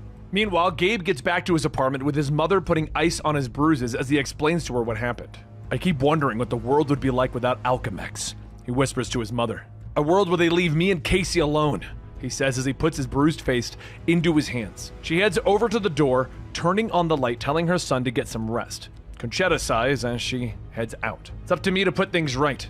Neither of my sons were ever much use in a fight," she whispers to herself. Spider-Man, meanwhile, is dodging another swing of Venture's staff, punching him in the face. Well now, a lot feister than the first time we met, ain't ya? The cyborg laughs. Spider-Man slashes at him again, letting the cyborg be scared like last time. He webs him in the face, causing Venture to take another swing with his energy staff as he rips the webbing away. Enough of that! He grunts, blasting off, but Spider-Man leaps after him, webbing his feet. No let up, Venture! No mercy! Spider-Man snarls, shooting out another web line, anchoring himself to a building, pulling the cyborg back down. You're making a big mistake, Flyboy! Venture begins to snap, but Miguel knows the only mistake that he has made was going easy on Venture the first time. He pulls him back down, punching him again, sick of the Corps and the assassins coming after him, pointing out that they think that he's weak as he slams Venture back into the ground. The cyborg struggles to his feet, angry. At least I'm willing to think! He snaps as he rips the webbing away from his face. He stands up, aiming his rifle at the wall crawler. And I'm just about out of patience for you, boy. He snarls, Spider-Man leaping at him. I don't want your patience! I want your head on a stake in an Alchemex Plaza! Venture opens fire, but Spider-Man avoids the blast, slamming him into the ground, throwing him in front of an approaching maglev train. He leaps off of the cyborg, allowing the maglev track to hold his metal body down as the train bears down on him. Spider-Man, get your butt back here and get me out of this right now! Venture shouts in fear. Spider-Man turns back, watching as the train smashes into the cyborg. I can't believe I did that, Miguel says quietly, his eyes widening beneath his mask as he watches Venture pull his torn body off of the tracks. That was not funny! You could have killed me! The cyborg snaps at him, laying his rifle down on the ground as he pulls himself up, beginning to stalk towards Spider-Man. That's what I get for being patient, for being nice, he says, raising his weapon and firing. But Spider-Man leaps around the blast, grabbing Venture's staff. He gets in close, slamming it into his chest, shocking the man. He stands over the smoking body, breathing heavily. Had enough, Venture? He asks, but the cyborg doesn't move. If you think I'm coming over to make sure you're out, you can forget it, he says, but Venture's hand suddenly shoots away from his body, grabbing Spider-Man as the cyborg sits up. I say you're in deep trouble, boy, he says with a smile. Meanwhile, back in Miguel's apartment, Xena finally activates Lila's program, the hologram appearing before her smiling. Hello, Dana. How are you? Error, my name is Xena, she corrects. Lila keeps smiling, motioning over Xena's shoulder. Yes, I know, but her name is Dana, she says. Dana glares at Miguel's ex. Well, look who's here, she says icily. Meanwhile, back with Spider-Man, the hands pin him down as Venture leans over him, pointing out that he wouldn't allow himself to be beaten the same way twice. He tells the wall crawler that they are at a stalemate and he doesn't feel like fighting anymore. If you had listened to me, I was going to tell you that I was obliged to you for beating my sister. I've only been mad at you for a few months. I've got a lifetime of hatred for her, he says, leaning in close, smiling deeply. And if you hadn't come swinging, we might have been friends. As it is, next time, I'll kill you, he says, with the hands releasing Spider-Man, returning to Venture. First, he picks up his fallen hat, placing it on his head, and he turns, walking away, allowing Spider-Man to disappear into the city. Spider-Man returns to Alchemex Plaza that night, ready to put the fear into Tyler Stone, fear like what Gabe felt earlier that day. He watches as the CEO heads out of the building, getting into his luxury hover. Spider-Man leaps after him, clinging to the underside of the vehicle, allowing it to take him wherever they're going. Miguel thinks about taking the car out mid-air, but worries what damaging it would do to the city. Instead, he allows Tyler Stone to take him into the city, to Stone's mansion. He leaps away before it lands, slipping quietly through the trees onto the grounds. But this doesn't allow him to see his mother, who is standing there, waiting for Stone, who offers her a drink. Miguel begins to slip through the house, trying to find Tyler Stone again. Conchetta sits with Stone in his study, demanding that they release Casey and clear her record, but Stone just laughs. Spider-Man turns his head from his spot on the roof, ignoring the guards climbing to the sound of Stone's voice. Conchetta tells Stone to release Casey again, or she will bring Tyler Stone down. Oh, really? How? Tyler Stone asks her, intrigued. Conchetta doesn't hesitate. How would your father-in-law act when he found out how involved you were in the death of his daughter? Stone pauses for a moment before he responds. You don't have proof, he says, but Conchetta stands, telling him that she's always had proof. Stone shakes his head. You're bluffing, he tells her. Miguel appears into the room from the ceiling, shocked to find his own mother with Stone, even more shocked to see them kissing. You were always the only woman who was ever a match for me, Connie, Stone tells her as they pull away. He looks at her, promising to release Casey within the hour. Conchetta nods and turns away. But Stone stops her, telling her, They had no intention of hurting her sons. That getting Miguel addicted to Rapture was a bluff. That he was only given a substance that mimicked the effects and would be out of his system in 3 days. In the shadows, Miguel reels from this information, learning that everything he did that accidentally made him Spider-Man was unnecessary. Stone knows that Connie hates him, but she doesn't think that it's possible that he has affection for Miguel. He continues to talk, but Conchetta stops him. You don't know anything about me, any more than Miguel does. He thinks I hate him because every time I look at him, I see my abusive late husband in his face. But that's not the truth. I see Miguel's father instead. More and more each day, I see you in him. She says. Miguel turns, slumping into the shadows as the identity of his true father is revealed. Conchetta turns to walk out of Stone's office. And if you ever tell him, I'll kill you, she says. After his conversation with Conchetta, Tyler Stone once again returns to Alchemex, where he finds Casey strapped to a table. The guard salutes and informs him that they've already begun to study her and issue punishment for her crimes against the Corps. But Stone shakes his head. Get that armor off of her and get her out of here. I'll give you the address of where to drop her off, he tells his men. Shocked, they begin to question why they would allow her to leave. Sometimes circumstances make us do strange things, Tyler Stone tells them quietly. Meanwhile, Miguel is leaping across the city, still reeling from the fact that Tyler Stone is his father. He stops, wondering how life could get any worse for him, and then he looks up as rain begins to pelt him on his face, and he sighs and continues home. Outside the city, in a place known as Nightshade, Miss Pivot reports to her superior, Angie. She tells her that their information indicates that Alchemex will be sending a raider team to acquire their independent research. We fought them before. We can do it again, Miss Pivot, Angie tells her. They both turn to the holding cell as Angie asks how Subject 394 is doing. Rather aggressive, it turns out, Miss Pivot tells her. So Angie nods and sighs as she listens to the subject hammering against the walls, cracking the mortar beneath their feet. No one said gene manipulation would be easy, she says, and they both agree that if they need to, they will be forced to let him out. She walks over to the cell, looking at the subject. Sergeant Estevez, how are you doing today? She asks, and his monstrous eyes narrow down on her. Great, he growls at her. Meanwhile, out in the city, Miguel walks through his dark apartment, rain pattering against his windows, and he sits in the dark, tears falling from his eyes as everything hits him in a wave. You seem taciturn, Miguel. Do you wish me to hold your calls? Lila asks from the shadows. The lights all come on and Miguel looks up in shock, surprised to see Lila back, and he leaps up to hug her, but he goes straight through the hologram. It is pleasing to see you well, Miguel, she says with a smile, and she turns back to him, apologizing for recently trying to kill him. But after they quickly catch up, Miguel asks if she can scramble a call for him. Of course, she says with a nod. I want a direct line to Stark Fujikawa. Tell them that Spider-Man wants to talk to their CEO, he tells her. Meanwhile, over at Gabe's apartment, he's still distraught over letting Casey be taken. But his mother is barely listening, continuing to clean the apartment as she tells him that everything will be okay. That's when they hear the sound of flyboys approaching, making Gabe rush to the door. But he's shocked to see them drop Casey in the streets and just leave. He rushes over to her, grabbing her as she stumbles and falls into his arms. I've got you, sweetheart. It's okay. I'll keep you safe, don't worry. Meanwhile, the Stark Fujikawa CEO looks up at the large image of Spider-Man, questioning how he knows that he is the real thing. Wait, I know you. The limo! I saved your butt! Spider-Man shouts as he recognizes the man that he saved the day that the city's internet went crazy.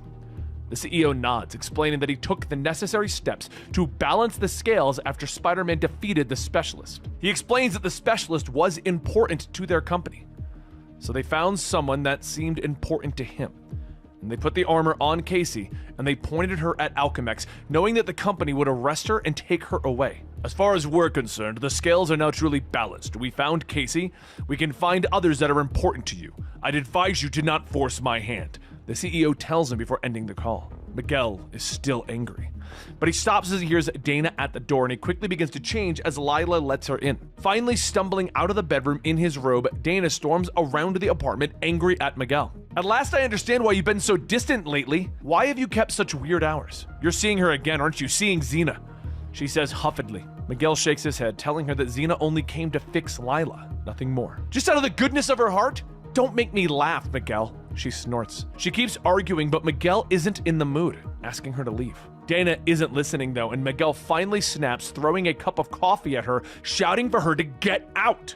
She runs off and Miguel slumps, whispering for her to come back, that he doesn't want to be alone. He falls to his knees in his apartment, the rain still falling outside the window. The next day, Xena cheers as Miguel gives her a 20th century gumball machine for fixing Lila. She can tell that he's down though. And to cheer him up, she asks him to go on vacation with her, joining her on a trip out to the Nightshade lab to see what they're working on. It'll be nice to have company that can have an intelligent conversation. Even you, Xena jokes. The ideal rest guaranteed. When have I ever steered you wrong? She says to him with a small smile. Xena speeds her 1960s vintage TV show car through the desert, laughing as Miguel covers his eyes, wishing for it all to be over. Finally, they arrive outside Nightshade, with Xena transmitting code so that they will open up the gate of the Independent Science Collective.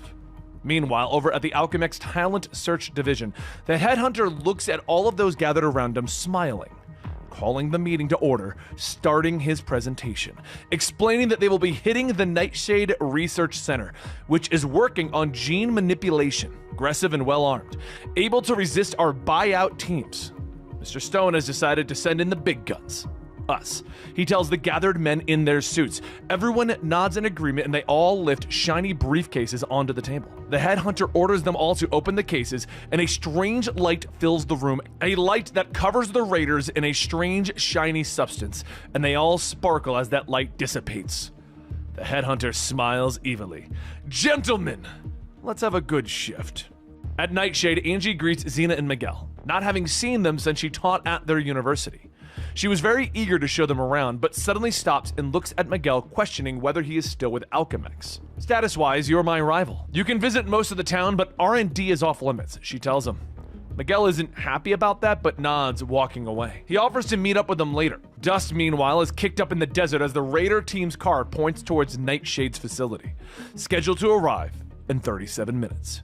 Back over at Gabe's house, Casey finally sits up, with Gabe telling her to take it easy, but Casey just stares at him dreamily. Your secrets are safe with me, she whispers. Gabe is confused, but Casey tells him that she knows that he is Spider-Man. Tries to argue, but she sits up, kissing him. No talk, just action. She whispers as she pulls him down onto the bed. Meanwhile, back at Nightshade, Miguel is happy to walk around, smiling as the robotic dog runs circles around him.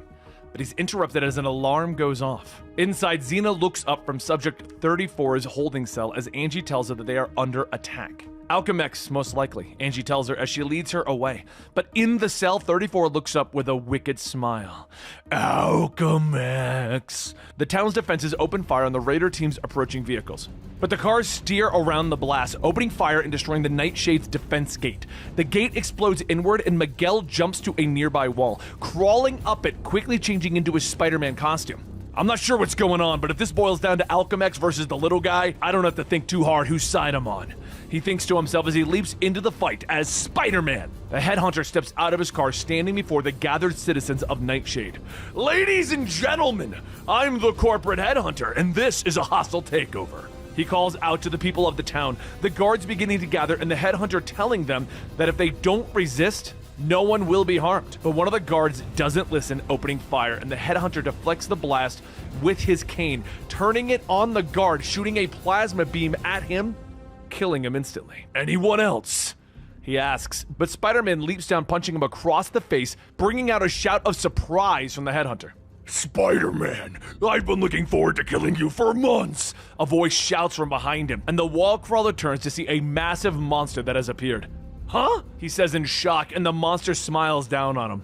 I can't decide who I want to kill first, he says, looking at both Spider-Man and the corporate raiders. The monster rushes the entire group, roaring in anger. Travesty! That's what the scientists of Nightshade have made me, but it's worth it if it means I get to kill you, Spider-Man! He shouts, but Spider-Man leaps over his attacks, not sure why Travesty is trying to kill him. Whatever I've done to you, would a written apology help? He jokes as he avoids another attack, but Travesty laughs, attacking with the tendrils that come out of his head. He dodges another attack, trying to web up the monster, but in Travesty's head, a voice begins to speak to him. Blast it, Estevez! Ignore Spider-Man, this isn't the time or the place, she shouts in his inner ear transmitter, pointing out that Spider-Man's history shows him to be anti-Core and anti-Alchemix. Get out of my head, lady! Getting back at that freak was the main reason I let you muck about in me.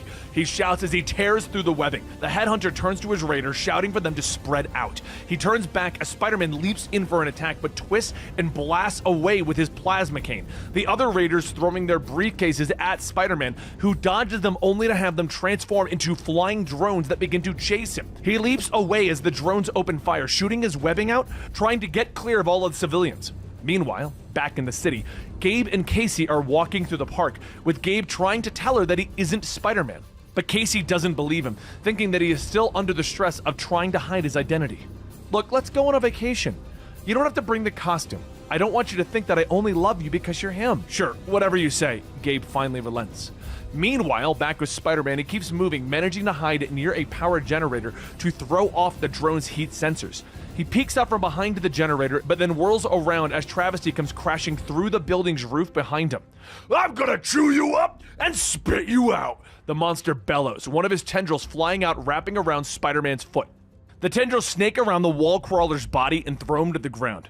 If you kill me, you'll accomplish nothing! Spider-Man shouts as the drones show up, blasting into Travesty, allowing Spider-Man to leap clear. Meanwhile, in the command center below the town, Angie sighs, turning to Miss Pivot, asking her to take Xena and head to the underground shelter. The two women look at her in shock, but Angie assures them that she isn't planning on being a martyr. After they leave, she taps a few keys and activates Nightshade's self-destruct sequence. Travesty roars again as he destroys the drones, quickly chasing after the fleeing Spider-Man. But Spider-Man has already leapt back into the fight with the Raider team, kicking and punching among them, backflipping away from the Headhunter's plasma blast. The other Raiders grab him and they try to pin him down, but Travesty is there, pulling them off and throwing them away. You tried to kill me first! There's no justice in that! Only Travesty! He picks up one of the shiny men, twisting them around, snapping his body. Don't run away, S-Man! You're next! He bellows. Below, Angie keeps running, heading for the underground shelter, but the wall explodes behind her, throwing her to the ground amongst the rubble. The Headhunter steps out of the smoke and destruction, walking up to her. Hello, madame. Are you in charge here? I'm pleased to inform you that you are now a division of Alchemex, he says, holding out a stack of paperwork to her. If it's any consultation, we have an excellent medical plan, he tells her with a smile, but she rolls over, spitting in his face. That was uncalled for. The rest of the team begins to move deeper, but they're shocked to discover the self-destruct sequence. The team immediately springs up and rushes for the exits as the timer hits 1 minute. Outside, Spider-Man hammers against Travesty with his fists, finally knocking the monster down for a moment, and then he whirls around to see the Raiders running, but he leaps, grabbing a hold of the Headhunter. Get over me, idiot! Their R&D is going to blow and most likely take the town with it!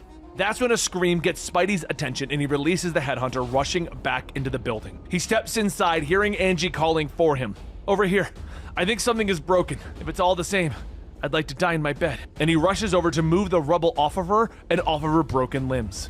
Me too. That didn't come out right, he says as he picks her up and he turns back to see Travesty looming in the darkness. He tries to leap over the monster's attacks, but a tendril snakes out, grabbing Angie, pulling her away. He drops, launching another web at him, but that's when the timer reaches 0 and the building explodes around all of them. Some time passes, and the leader of the Pack Rats surveys the ruins of Nightshade through his binos. All the indies think they're so special, till the cops come and strip mine them, and leave the rest of them for the likes of us, he laughs to his group. He motions forward, their wasteland cruisers speeding towards the remains of the technological city. They move through them, beginning to pick what is left, and from far below, Xena and Miss Pivot watch the foragers do their dark work. Xena is still worried about Angela and Miguel, but Miss Pivot believes that they probably made it to another bunker. As Pack-Rat pulls aside another heap of rubble, his face splits into a smile. Well, what do we have here? Think it's the genuine article? He asks his men as they motion to the still body of Spider-Man, trying to protect Angela, but the woman is dead. The webbing cocoon that he tried to wrap around them failed, and the leader of Pack-Rat looks at his men and turns back to the car. Box them up. We'll bring them back. Meanwhile, over in the city, Dana sits in the dark, sadly staring at a photo of her and Miguel. Her doorbell rings, declaring that Tyler Stone is waiting. She lets him in, but Tyler gives her a huge smile, informing her that he's looking for Miguel, believing that they had fled on a romantic getaway. But I see it, he he says, the tears still glistening in Dana's eyes as she tells him that they broke off their relationship. Puts his arm around her, pulls her in close, and tells her that she is a special woman. There's a brief pause before he leans down kissing her, and he immediately pulls away, apologizing for overstepping. I should be going, he says, turning towards the door, but Dana stops him, and she shyly asks if he would like to have dinner with her. He turns back, his face breaking into a grin as he agrees. Xena and the others finally come out of the bunker, and they find Angela's dead body and the other two women drop to their knees. They place her glasses on her face and they try to make her dead body look dignified. Xena looks around, sadness still in her eyes. What happened to the four-armed monster and Spider-Man? He should have saved her. Where did he run off to? But what Xena doesn't know is that Spider-Man is strapped to the front of a convoy of foragers' vehicles. His costume is torn as he swings from two pikes. Meanwhile, Casey and Gabe have boarded the plane for their vacation, with Casey still very happy, believing that Gabe is secretly Spider-Man. But as she continues to talk, Gabe sighs and stares out the window, mad at himself for not having the bravery to tell her the truth. Are you awake yet? Packrat shouts in Spider-Man's ear, forcing him awake, making him flip through the air. He shakes his head, looking down at the group around him, all watching an old episode of Mr. Ed. What's on the monitor? He asks shakily, looking at the black and white program of a talking horse, and Packrat smiles as he motions to the TV. That's our morning program from our treasure trove, The Adventures of a Horse Who Talks. Spider-Man continues to try and shake the cobwebs out of his head, looking around at the forager base. Would you like a Pop-Tart? Someone asks him, holding up a tray of toastery goodness. Spider-Man waves him off, telling the group that he needs to leave, and Packrat nods, with the rest of the foragers pulling their weapons on him. Tell you what, you got a choice.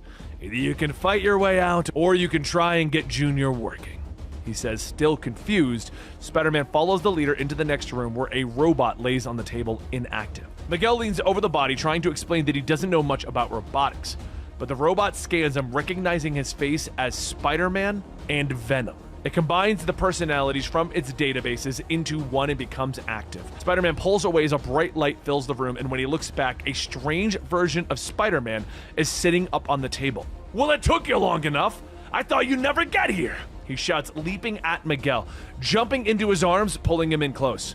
I'm gonna be your bestest friend for the rest of your life, if that's okay with you. And if it's not, then I'll kill ya, he shouts gleefully. The weird Spider-Man pulls him in for a hug, but Miguel tries to pull away as the weirdo chokes him, and he finally pushes himself out.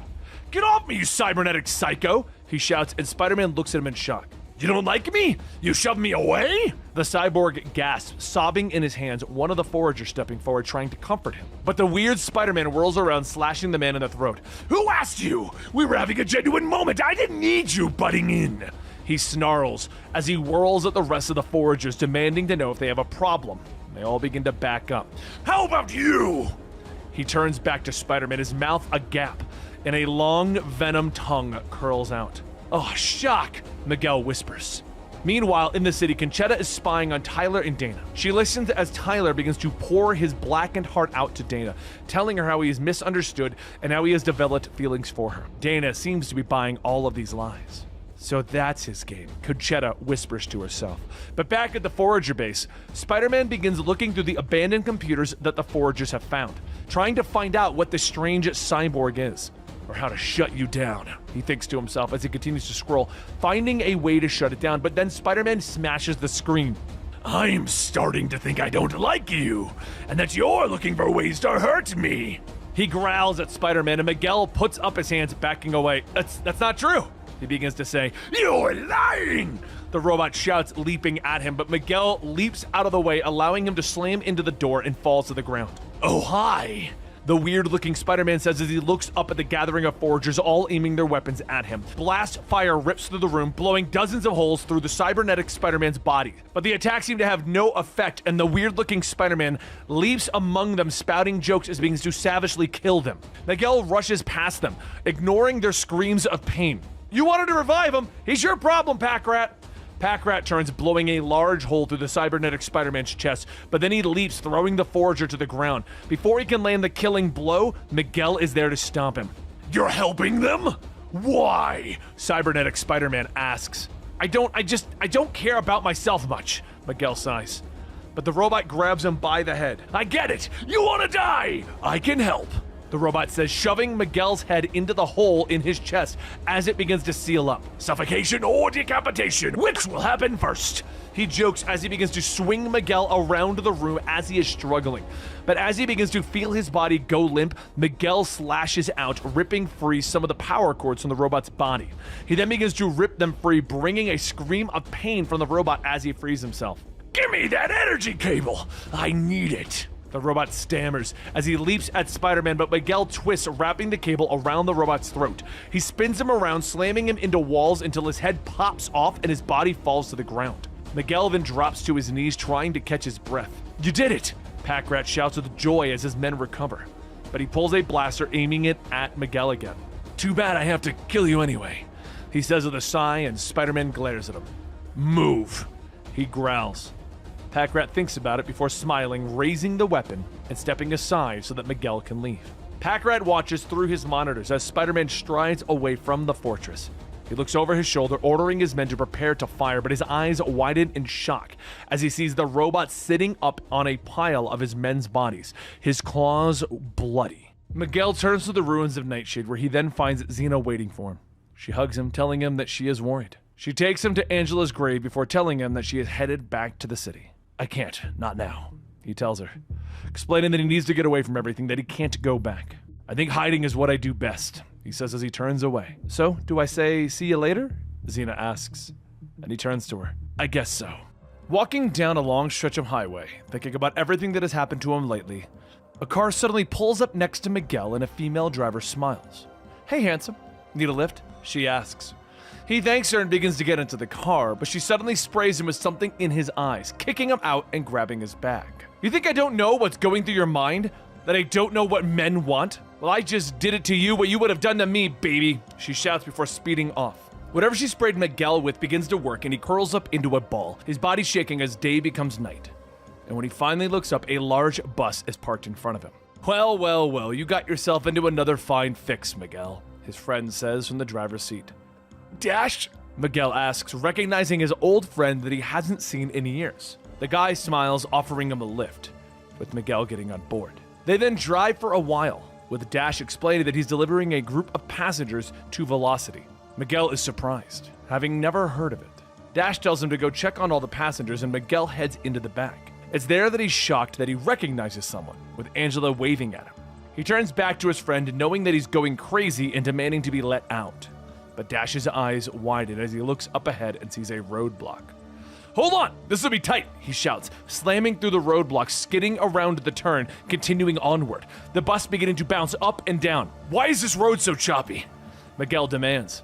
"Because it's paved with good intentions," Dash shouts, trying to keep the bus steady, as he tells Miguel that they need to get back to the main road. "I need you to change to Spider-Man and keep them off my butt," he shouts at Miguel. Miguel is shocked that Dash knows his secret, but his friend tells him that they have no time. Shortly, Spider-Man is clinging to the side of the bus, looking back to see a group of demonic bikers riding through the dust towards them. "Get them, my lovelies," the lead biker growls, and Spidey shoots out a web, pulling one of the bikes loose, sending it into its friends, causing a big explosion. But then another biker leaps off of his bike, grabbing onto the edge of the bus. Spidey kicks him away, with another coming up from behind. But Spidey whirls, slashing him across the face.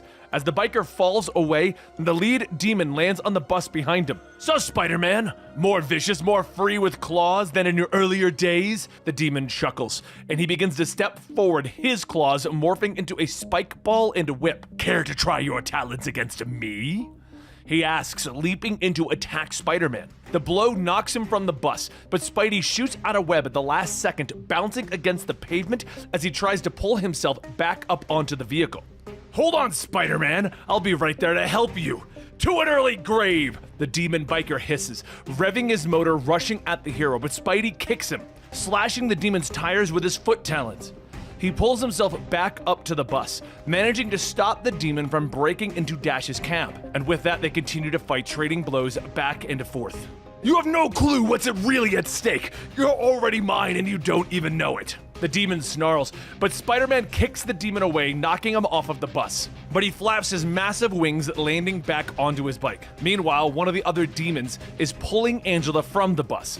But Spider-Man comes in quickly and saves her. The head demon rushes up, trying to lash his whip around Angela's leg, but Spider-Man slashes through, bringing out gushes of green blood. The head demon bellowing in pain, turning his bike away from the fight. Go then, cling to your petty victory, as if you've won something. The game finally begins. My poison is coursing through your veins. Your dying breath will be my name. The world then begins to fade as the bus enters a tunnel, blackness surrounding him. When his vision begins to clear, Miguel finds himself lying on the pavement, looking back at the face of Xena. Can you hear me? Miguel struggles to his feet as she explains that she couldn't leave him out on the endless highway alone. Luckily, I changed my mind. Seems you've got a guardian angel looking out for you, she says as she helps him into the car. And with that, we move to Mexico City, dead of night. The caretaker moving through the graveyard, shining his flashlight before him until he stops, finding a man with a shovel digging up a grave. Day of the Dead celebration or not, this is obscene, he shouts, ordering the man to put the shovel down. His eyes widen as fear as this man now charges at him, raising the shovel to strike. Meanwhile, the Sorcerer Supreme stares into her crystal ball. The image of Spider-Man conjuring before her. He will be your ally, a shadowy voice tells her, and a large smile splits across her face. Cool, she whispers. Meanwhile, Miguel O'Hara stares out the window at the gathering of partygoers in the streets. He and Xena have traveled to the city to celebrate the Day of the Dead, with Miguel still refusing to return to New York. Xena sits up in bed, asking why Miguel bothered to sleep on the couch last night. He doesn't turn, as he reminds her that they agreed to be friends. It's not like you're super irresistible, he tells her as he glances over her shoulder. Xena agrees, standing up, letting the sheets fall to the floor, and Miguel tries to avert his eyes while she walks towards the bathroom. He leans out the window, continuing to watch the streets below, but he turns, looking in shock, as he sees Gabe in the room next to his. Huh? They both exclaim, with Gabe getting so excited that he falls out the window. Miguel shoots out a web, snagging him and pulling him up. Would you mind telling me what you're doing here? He demands. But before Gabe can even answer, Xena walks out of the bathroom while toweling herself off, and both brothers stare at her in shock. Elsewhere in the city, the superintendent bangs on the door of Morgan's apartment, demanding to know what the young man is doing and what the smell is that people have been complaining about. The door creaks open, revealing the young man's sinister face. Do you really want to see what's in here? He asks, and the superintendent nods his head, snapping that he has a right. Morguez nods. Because if you enter, you will not leave, he says with a look of fear crossing the superintendent's face.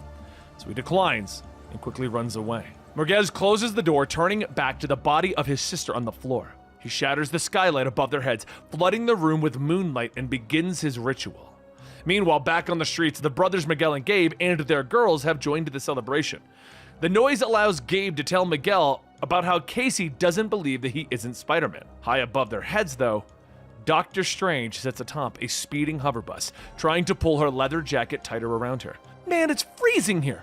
Next time I just conjure a ticket or something, she hisses.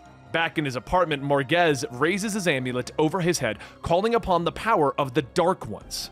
In this Day of the Dead, make your day mine as well, he shouts, blinding light shooting out of the amulet and into the sky.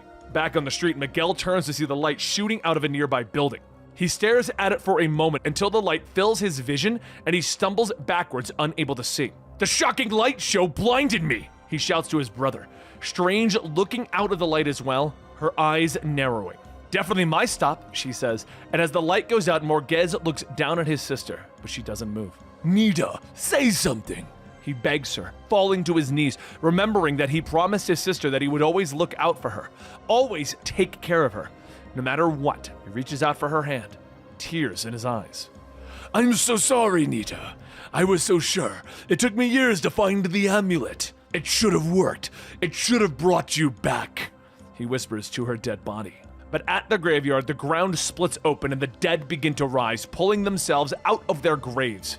At the local hospital, the doctor finishes explaining to Gabe and the girls that Miguel has been temporarily blinded by the light that he saw, and is insisting that they just go back to the celebration. I promise you, he's not going anywhere, the doctor tells them with a smile. Miguel lands on the rooftops outside of his hospital room, clad in his Spider-Man suit. He turns, his vision still blurry, seeing someone approach. Oh no, risque again, he shouts, shooting a web, but a blast fires out, ripping through the webbing, and the Sorcerer Supreme floats before him. At ease, S-Man. I'm not this risque person. I'm Strange. And I'm whacked out. What's your point? Spider-Man tells her. She continues to float before him, explaining that something is happening in the city and he is supposed to help her out. Oh yeah? And just what is happening?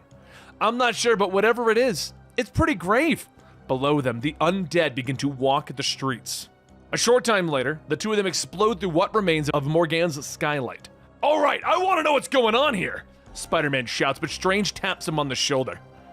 He's over there. You're yelling at a piñata, she whispers to him. Spidey turns, quietly cursing his still fuzzy vision. They both see the young man kneeling before the body of his sister, the amulet still around his neck. I want to help my sister, he says quietly and holds up the amulet, explaining that it was meant to revive her. Maybe I'd better hang on to that, Strange says, reaching out for the magical item.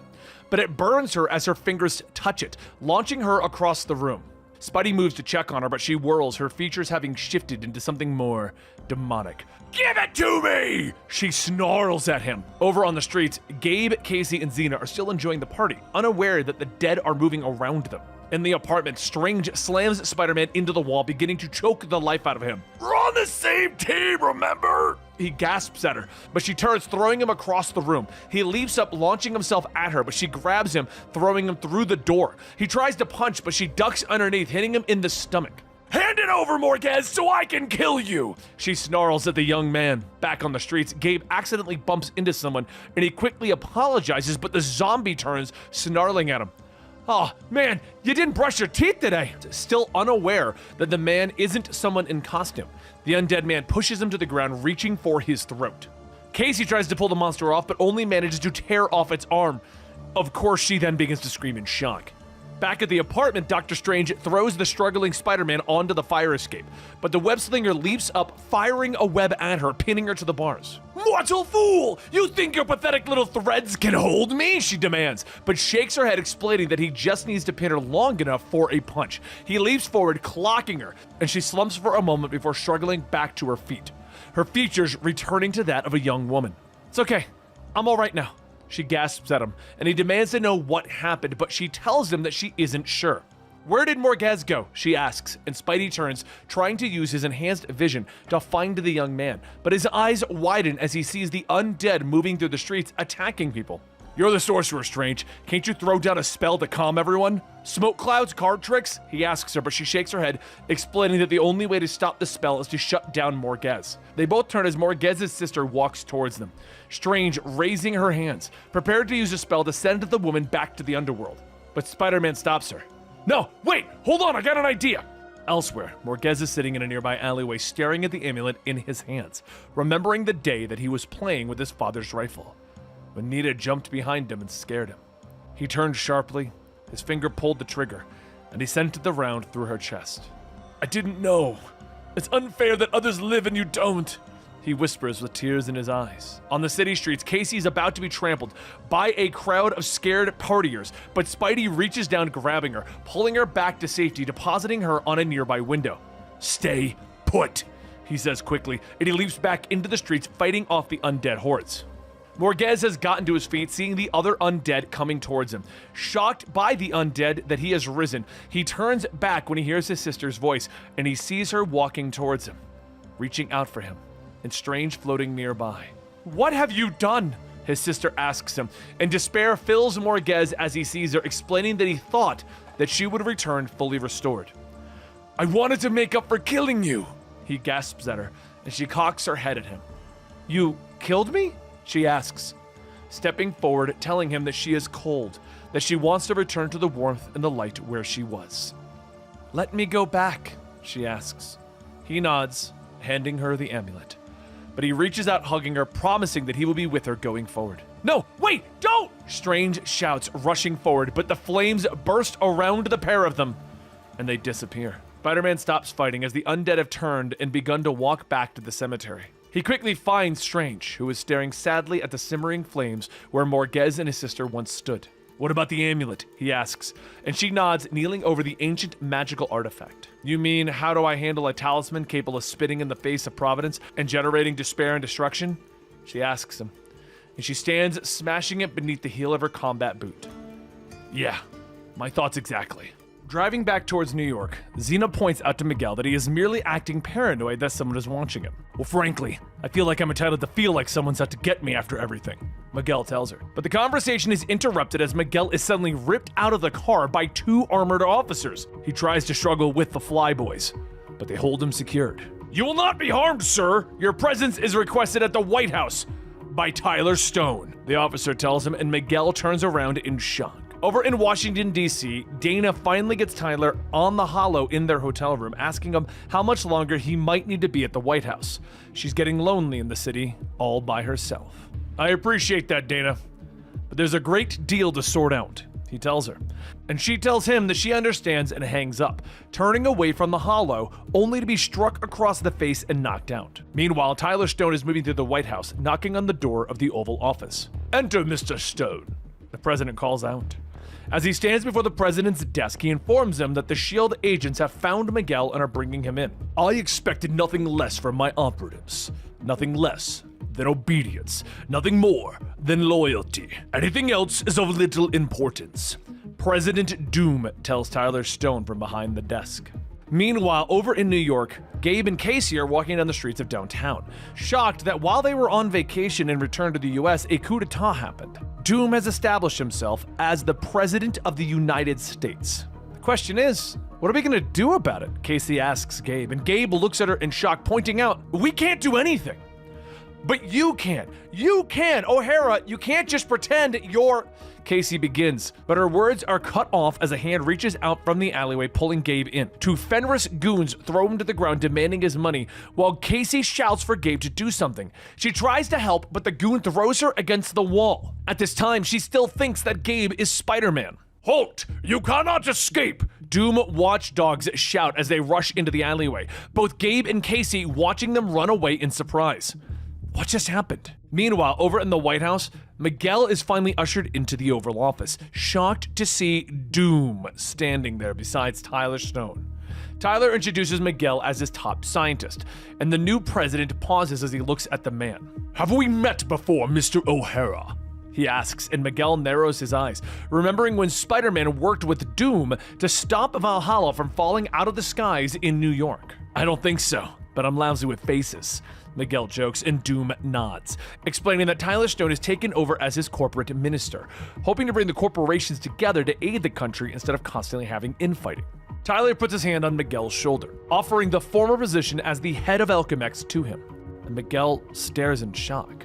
Meanwhile, Dana struggles against her ties, laying across the hotel bed. She tries to scream, but her mouth is gagged, and the bedroom door shoots her into darkness, her assailant readying his weapon. It's later that Miguel sits atop a rooftop, dressed as Spider-Man, staring out into the night air before breaking out into riotous laughter. Me, run Alchemex! But he pauses, wondering why he told Doom and Tyler that he would have to think about it. But then he turns, seeing several of Doom's S.H.I.E.L.D. officers moving towards a group that are protesting Spiderites. Spider-Man leaps among them, lashing with his fists and feet at the S.H.I.E.L.D. agents, and the Spiderites continue to cheer him on. Spider-Man! Doom calls from behind him, and he whirls around to see the new president standing atop a hover platform. Are these people friends of yours? He asks, and the Spiderites begin to cheer about their religious god.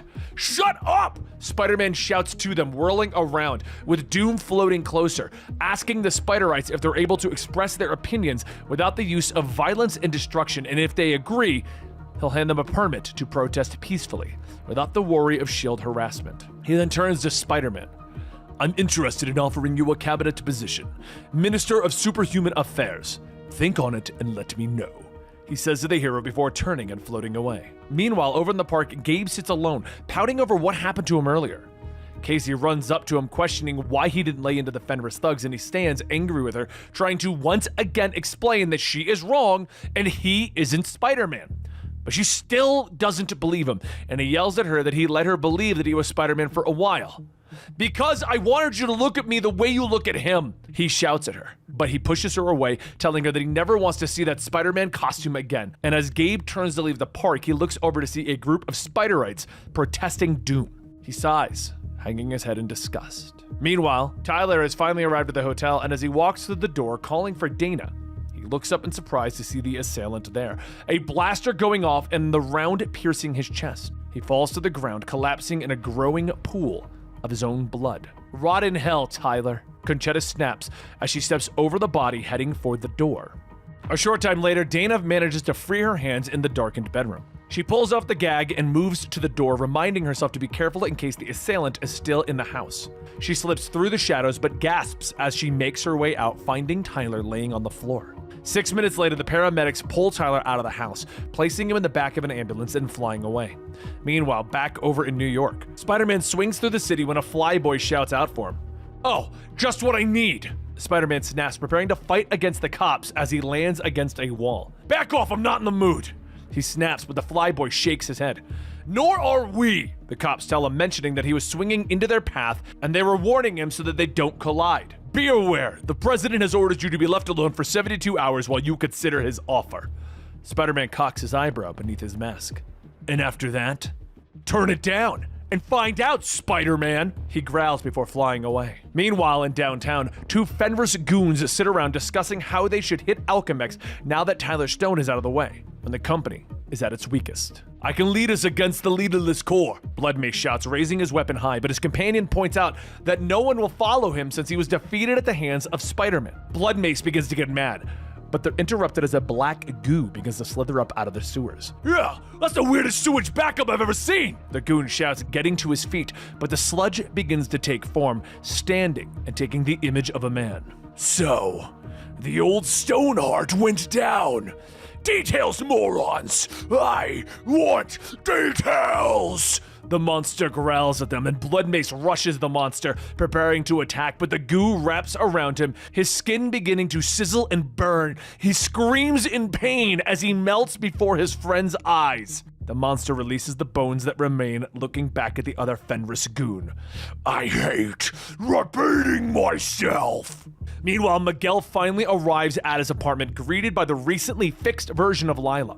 He asks her to patch him through to Xena, who gets to the Hollow while still driving her car back to New York. "Miguel, thank heavens. Where are?" she asks, staring at the Hollow in shock, and Miguel informs her that he's home and everything is under control.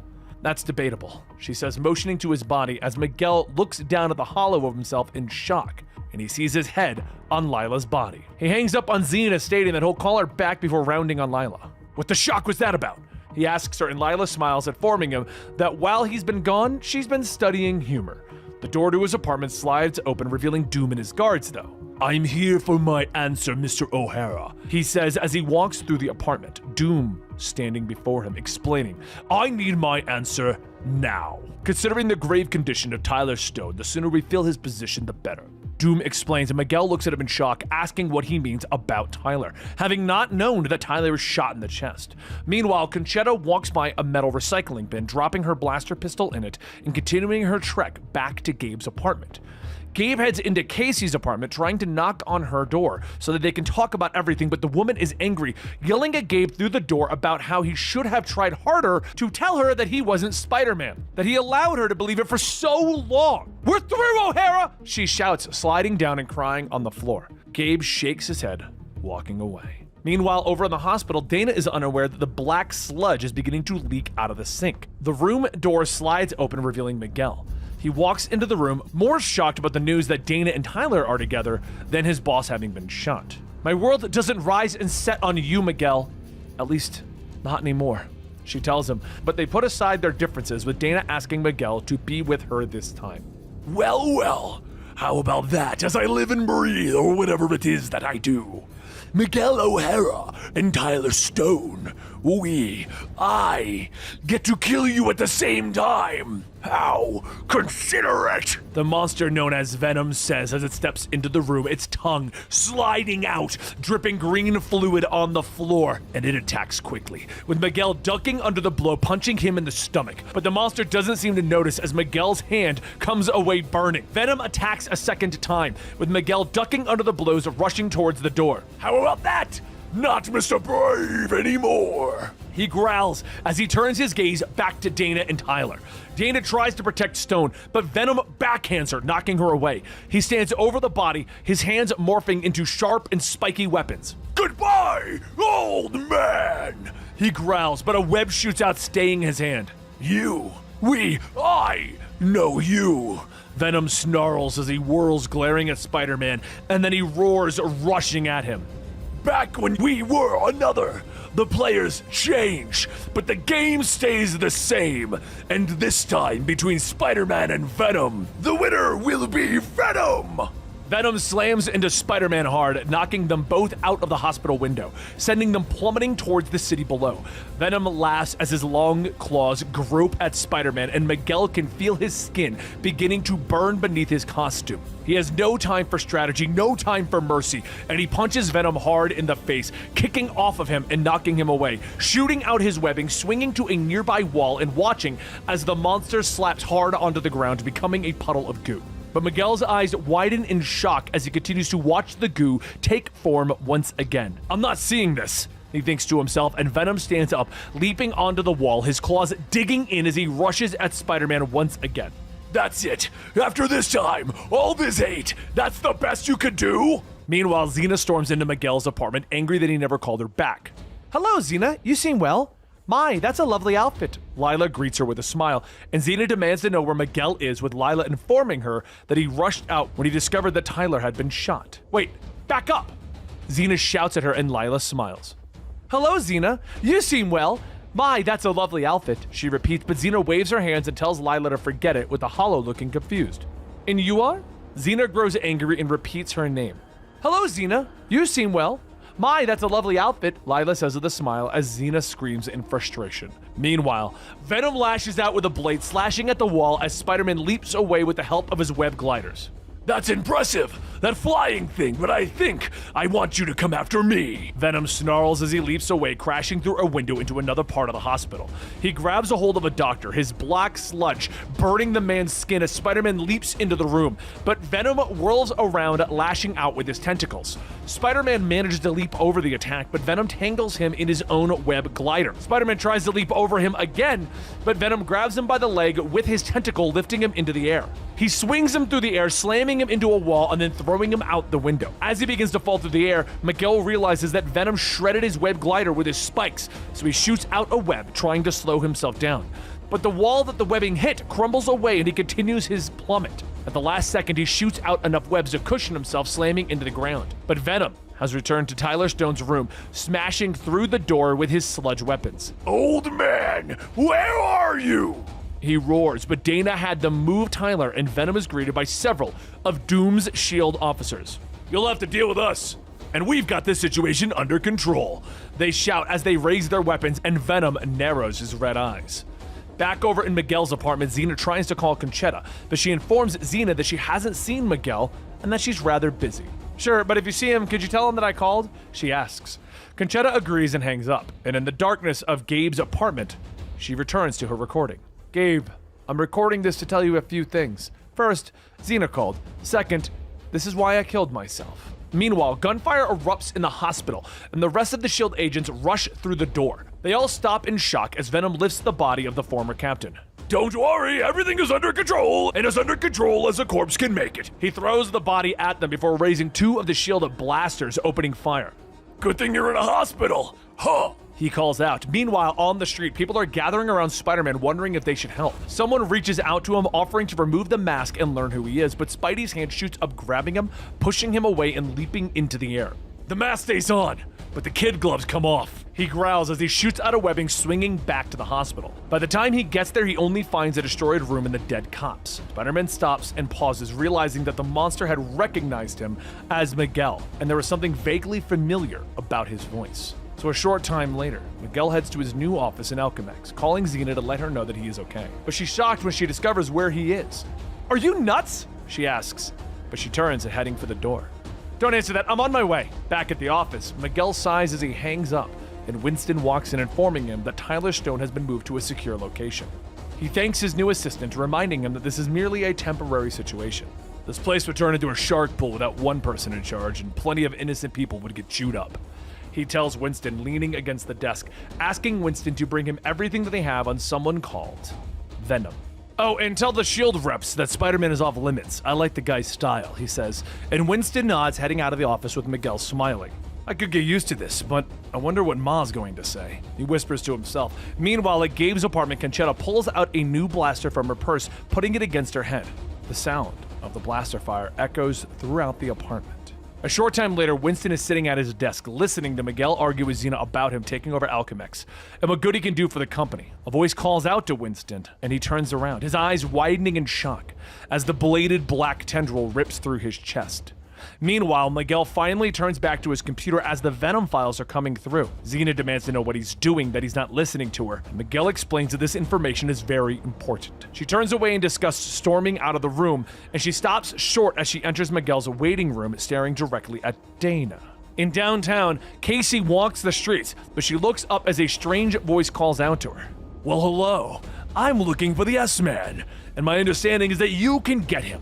I suggest you cooperate, or this could go very badly. The strange goblin-like figure calls out to her as she looks at him in shock. Dana and Xena both turn to Winston's desk, shocked to find the cyborg dead in his chair. And they both let out a scream, bringing Miguel rushing out of his office. He stops short, looking in shock and fear, as Venom is now holding both of the girls, wrapped up in his tendrils. Miggy, it's great seeing you again. This is going to be fun. One of them gets to live on your say-so while the other dies. You've got 5 minutes to decide, or I'll just kill them both. Miggy, it's great seeing you again. This is great fun.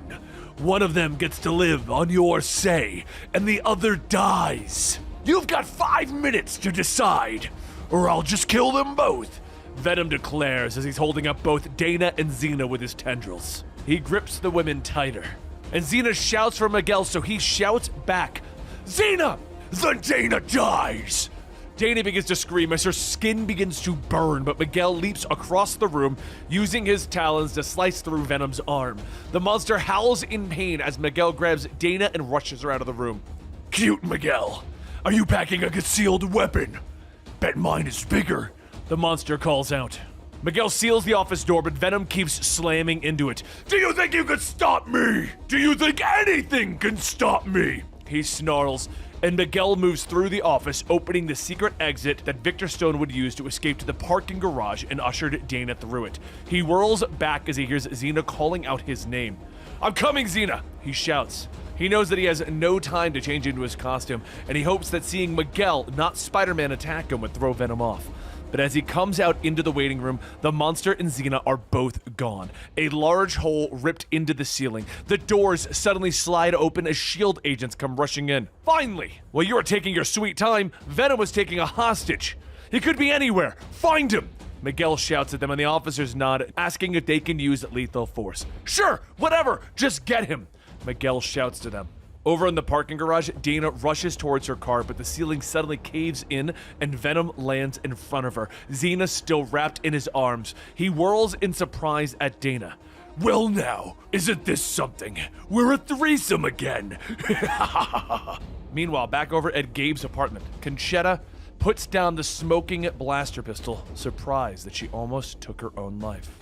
Just because I shot Tyler Stone? Forget it! Let them put me on trial. They want to know why I did it? It'll be glorious telling them once and for all, she says with determination. Back over at the Alchemex security offices, the public eye officers get a lock on Venom's location. Traveling east in Dana's car with both women, Miguel orders them to shut down the maglevs and reroute all traffic before rushing out of the room. But the public eye officers reach them first, calling for Venom to surrender from their hoverbikes. Put up your hands where we can see them, the officer shouts, and Venom smiles, raising his hands, morphing them into spiked balls. Always happy to cooperate, he calls, launching the spike into the air, smashing it through the hoverbike, knocking the officers out of the sky. And the crowd goes wild! The officers fall in front of the car, and Xena quickly swerves to avoid him. But the car careens into the side of the highway, crashing through the barricade, sailing through the air. But Spider-Man is there, shooting his webs and catching the car, swinging down towards them, ordering them to get clear, but a black tendril wraps around his neck, squeezing tight as Venom flips him through the air, slamming him into the ground. I've got these girls, Spider-Man. Go get your own! He snarls as he grabs the women and rushes away. The S.H.I.E.L.D. agents rush to the scene, spotting Venom as he heads to the Escher Club. Venom keeps laughing, pointing out that he and the girls are going to have one last dance. Into what partners? Miguel's lover, Tyler's lover, love all around. But Dana twists in his grasp, poking him in the eye. Let her go! Xena's not Miguel's lover, I am, and she means nothing to Tyler, I do. With momentary confusion and pain allowing Xena to slip free as she quickly crawls to safety. Take your best shot, I'm not afraid to die, she shouts, but Venom merely glares at her. All the more reason not to kill you. And the S.H.I.E.L.D. agents storm in, believing that they have a clear shot at the monster, opening fire. The rounds rip through him as Spider-Man rushes into the room, but the monster is unfazed. Your shots went through me, but don't worry, something behind me stopped them. He snarls at the cops, motioning to Dana on the floor as blood is pooling around her as Venom morphs into sludge, slipping away. No! Spider-Man shouts, leaping through the air, grabbing Dana off the floor, pulling her close. So dark, I can't see. Miguel, is that you? She gasps, coughing up blood as he leans in and close. Yes, it's me, he whispers, and she gasps a few more words before dying in his arms. As he kneels over the body of Dana, cradling her to his chest, Xena stands nearby, trying to get through to him. But one of the S.H.I.E.L.D. agents steps forward.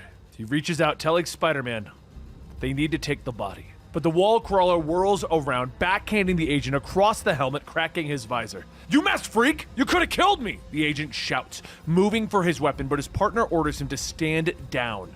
Gives Spider-Man some space. There's a pause before Miguel puts down the body, looking up. Where's Venom? He hisses, but the agents don't know. He's dead. Wherever he is, he's dead, he snarls. Meanwhile, Conchetta is shocked as the mention of Dana's death airs on the news. The door to the apartment slides open as Gabe walks in, his mother getting to her feet, telling him what she just saw. But Gabe can only stare in shock. He turns to the news, watching footage of them taking Dana out of the club. Spider-Man standing nearby, anger filling him, and he slams his fist into the TV, shattering it. Conchetta tries to console him, but he rushes out of the apartment. Get away from me! Everyone get away! He shouts, cradling his hurt hand. Meanwhile, Venom rests on a rooftop, looking down at the city as Alchemax broadcasts a warning over the citywide sound system, warning them all to stay indoors and alert the authorities if they see the monster. Meanwhile, Miguel bursts into the lab at Alchemax, all business and anger. Okay, people, we've got the best minds here at Alchemax, so tell me what this creature is. One of the scientists steps forward, explaining that they do have a piece of the creature that they thought was dead. But it seems to be regenerating itself. We're studying it now, he tells O'Hara. But Miguel turns around, heading for the door. No, you're not. I am, he snaps.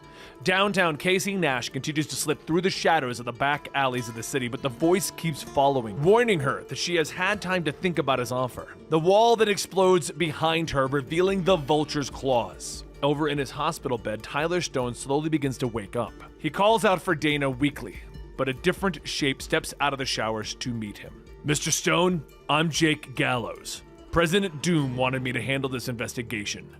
Do you know who your assailant is? But Tyler weakly shakes his head, informing Punisher 2099 that he has no idea who it was. He asks where Dana is, and Gallows pauses for a moment before answering. She's resting, he finally tells him. Over in the lab, Miguel is glaring at the piece of venom that they've had trapped in a test tube. The scientist behind him explains that the monster seems to be regenerating and mutating over time, that there are limitless opportunities for study of the creature. Miguel's eyes flash red as he leans forward. I don't want it studied. I want it dead! He shouts.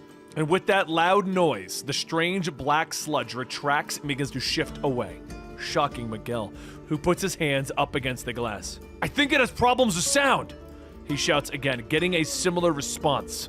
He turns back to the scientist, ordering them to try various frequencies of sound on the alien and see what happens. Miguel is then pulled out of the room as he is told that Xena has arrived. The woman is still distraught over what happened. This Venom madman, she begins, and Miguel shakes his head, correcting her. Not a man, a xenomorph, and we have a sample of it. He tells her. She's shocked, questioning how they're going to capture the creature, but anger flashes across Miguel's face again as he tells her, we aren't going to capture it. It's dead. He snaps at her, and Miguel pulls away from the conversation as the scientists call to him from the back of the room. They show him the tank where the piece of venom has died. You were right, Mr. O'Hara. sound at a higher vibrational frequency. It's lost cohesion. They inform him and he nods, leaning forward, telling them, "It's time for us to try and call out Venom to play." Downtown, Casey screams as the Vulture pulls her into the air, but a powerful, colorful blast hits the villain, knocking him out of the sky. "Let her go, Vulture!" the voice shouts, and Casey begins to fall through the air, but a colorful, goblin-like figure swoops in, grabbing her. "Hang on, miss. This'll only take a second," he says as he drops her on a nearby roof, flying back into the air, launching another attack at Vulture 2099. "She's off limits, Vulture! You hear me? Off limits!" the goblin shouts. Meanwhile, over in Upper City, Venom stares around at the darkness of the city. This game has been going on too long. It's time to take more pieces off the board. He growls, but sound waves suddenly come blaring out of the city's sound system. He clutches his hands to his ears, screaming in pain, tumbling off of the rooftop, slamming hard into the ground. What are you doing to us? He bellows, roaring to his feet, slashing the nearest speaker. But the noise doesn't end, and people run in fear from the monster as he bellows for them to make the pain end. "How about we turn you off?" Spider-Man shouts as he leaps down, punching Venom in the face, and Venom whirls around on him. But he's weakened, and Spider-Man hits him again and again. "I see you're not shapeshifting to escape. Could it be, you murdering slime, that it's all you could do to hold yourself together right now?" he asks, punctuating each word with a blow, until greenish blood drips from Venom's wounds. The city's cameras capture the action, broadcasting it over the news, and everyone watches as Spider-Man beats the tar out of Venom, cheering him on. Spider-Man slams Venom into the ground again, grabbing him by the throat. "Do you have any idea who you killed?" He snarls at him, but his eyes widen in shock as he realizes that Venom is a man underneath the suit. The black sludge begins to slide off, weakened by the sound. "I give up. Just turn the sound off. It's tearing us apart!" Venom moans, and with that he holds up his human hands, begging Spider-Man for mercy. And the wall crawler hesitates for one moment, not knowing the city is cheering for him to kill the monster. But images of Dana flash across his mind as he reaches down, wrapping his hands around Venom's throat. "Human or not, I will not allow a monster to live!" He hisses at the man beneath the symbiote, but the black goo slides off the man's face, and Miguel's eyes widen in shock. "You!" he gasps. It's the next day that Miguel O'Hara walks through Alchemex, his fist tightening as he greets everyone who tells him good morning. And by the time he reaches the lab, he merely snaps his reply, stepping into the room. Heartbeat remains accelerated. Subject remains agitated. One of the scientists comments as Miguel looks in the test tubes that separate the two subjects from each other. "You can shove your clearly agitated and let me out of here! I'll get you! I'll get all of you!" Kron Stone shouts. The scientists look at Miguel, pointing out that the subject hasn't been very helpful. "Well, we'll have to do something about that, won't we?" Miguel says quietly to himself, turning to the other scientists, ordering them to give him the room with only Kron. He steps forward, asking the man how he is, since Kron Stone was listed as dead a few years ago. "Bite me!" Stone snaps, and Miguel shakes his head, pointing out the fact that the only reason Kron is still alive is because his bond with the symbiote is of scientific interest. "You'd be a lot less smug with my hand around your throat!" Kron snaps at him. "You're gutless, O'Hara. Always were."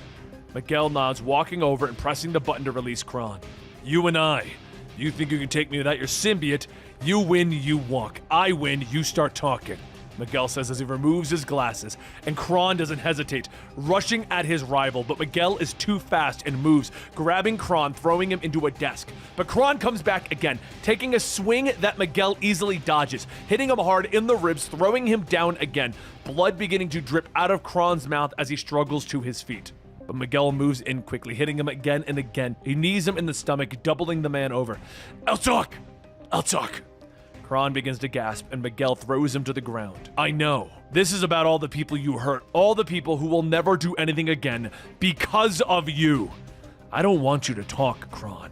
I want you to scream, and we'll build from there." He begins to rain blow after blow on the man. Meanwhile, downtown, Casey is sitting in her apartment with Raph, trying to explain how the new goblin saved her from the Vulture. But they're interrupted as there's a tap at the window, and she opens it to reveal the goblin crouching in her fire escape. "Hello, dear. Do you remember me?" he says with a smile. But Raph is moving, bringing up his blaster, preparing to fire. but the goblin throws a colorful ball of energy that cracks against the blaster, causing it to glow with a strange energy, forcing Raph to drop it. You'll be able to pick up your gun in a few minutes, the goblin explains to him casually. He then stands before Casey, informing her that he means to bring about a new order in downtown, to bring peace to the area so that they can fight against Alchemex, reclaim what is theirs. Of course, with you and Spider-Man working together. She begins to smile, but the goblin shakes his head, moving towards the window. Forget that corporate stooge, he says, but she doesn't believe him. Then I'll make sure that he confesses personally, the goblin says as he steps out of the window and leaps into the air, flying away. I don't trust him, Raph says, as they both watch him fly away. Me either, but I don't know who to trust anymore, and I'd like to find out more about him, she says. Back at the lab, Miguel steps out of the room, putting his glasses back on. I think you'll find him more cooperative, he says as he walks by his scientist, and they walk into the lab to find Kron back in his tube, his face already beginning to swell from the beating he took. What do you want to know? He gasps at them. Later, Miguel arrives at Zena's apartment, greeted by her robot servant that looks like JFK. He finds her inside. Hey, Zine, how you holding up? He asks, and she cradles herself, pointing out that she is sad that Dana died, but that it just as easily could have been her. She gets up, making them both some tea as she tells him how brave and quick to sacrifice herself Dana was. Why am I still here? She shouts, throwing the tea against the wall, but Miguel gets up and holds her, pointing out that it's okay to be confused, scared, and happy to be alive. Xena nods, turning around, telling Miguel that she's happy that he's taking the job at Alchemex. Forget I ever criticized you. Who am I to tell someone how to live their life? She says with a sigh. Downtown, the goblin lands on a rooftop, ordering the Vulture to come out of the shadows. Did our little act convince her? Vulture asks with a smile, and Goblin nods, explaining that they need Casey Nash on their side. A lot of people respect her downtown, he tells the Vulture. Over in his office, Miguel is about to watch the hollow confession of Kron Stone, explaining how he first came into contact with the symbiote, but he's interrupted as his office door slides open to reveal the priest from the church in downtown, the one that he saved as Spider-Man not long ago. Father Jennifer, a long way from downtown, he says as he greets her. She seems confused, wondering when they met. Well, not met exactly. I dropped by your church one day, he tells her, realizing that she's never seen Miguel, only Spider-Man. She steps into his office, pointing out that she knew that he and her sister were close. Sister? She looks at him confused, explaining that she is Dana's sister. She never mentioned to me? She asks, sadness in her eyes. Miguel tries to recover, telling her that Dana mentioned that she had a sister named Jenny. She mentioned you a few times in the beginning, but not at all later on, he tells her.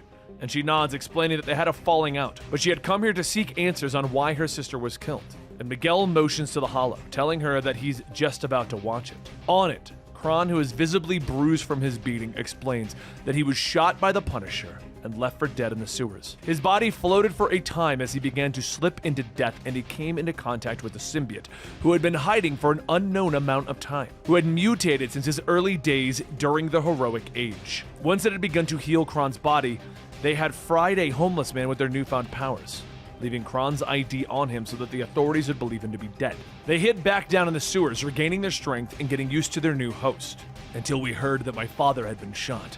We couldn't let him die without taking one last shot at killing him first, Kron says with a sneer. The hollow ends and Father Jennifer lowers her head, asking for the Lord to forgive Kron. And Miguel whirls on her, shouting that he is a monster. Because of him, your sister is dead. My lover is dead. He deserves to burn forever, he shouts, and she nods her head once more, explaining that if he does, it will be God's will. And then she leans in close. And raise your voice at me again, and I'll knock your teeth out, she snaps.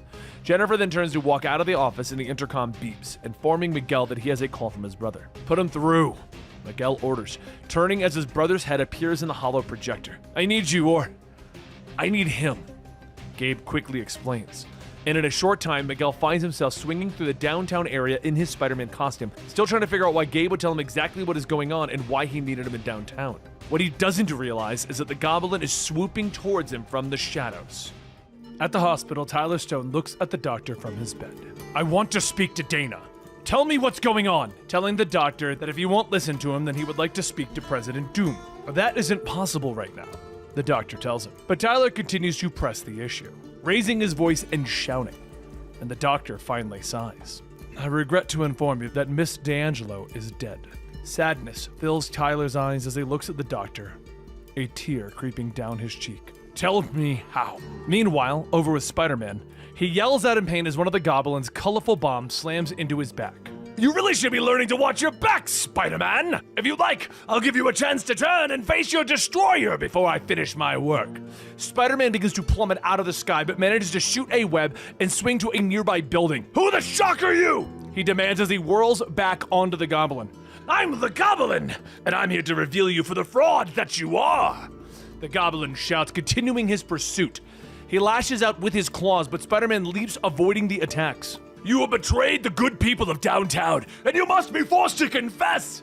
Although I doubt one such as you will be genuinely penitent. The goblin hisses, and he whirls around, throwing a bat trap out that wraps around Spider-Man, pinning his arms to his sides, allowing him to fall through the air. That wasn't much of a chore, the goblin says with a smirk.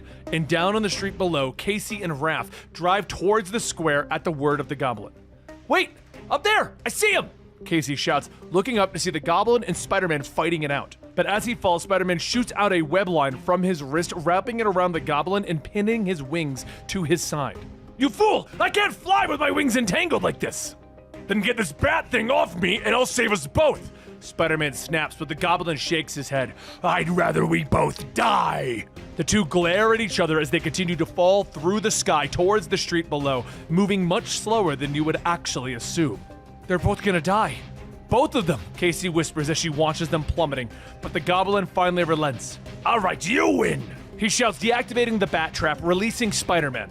Smart move. Now go loose and I'll snag you. Spider-Man shouts, but the goblin flexes his wings, snapping the webs and freeing himself. He whirls around, throwing a goblin bomb back at the web slinger. It's my mission to rid the world of hypocrites and fools. The bombs hit him in the back of the head, swirling the world around him, forcing him to plummet out of the sky, landing on a pile of garbage. Shaking his head, Spider-Man struggles to his feet, and then he looks up to see that he is now surrounded by bizarre colors and dozens of goblins. He doesn't think.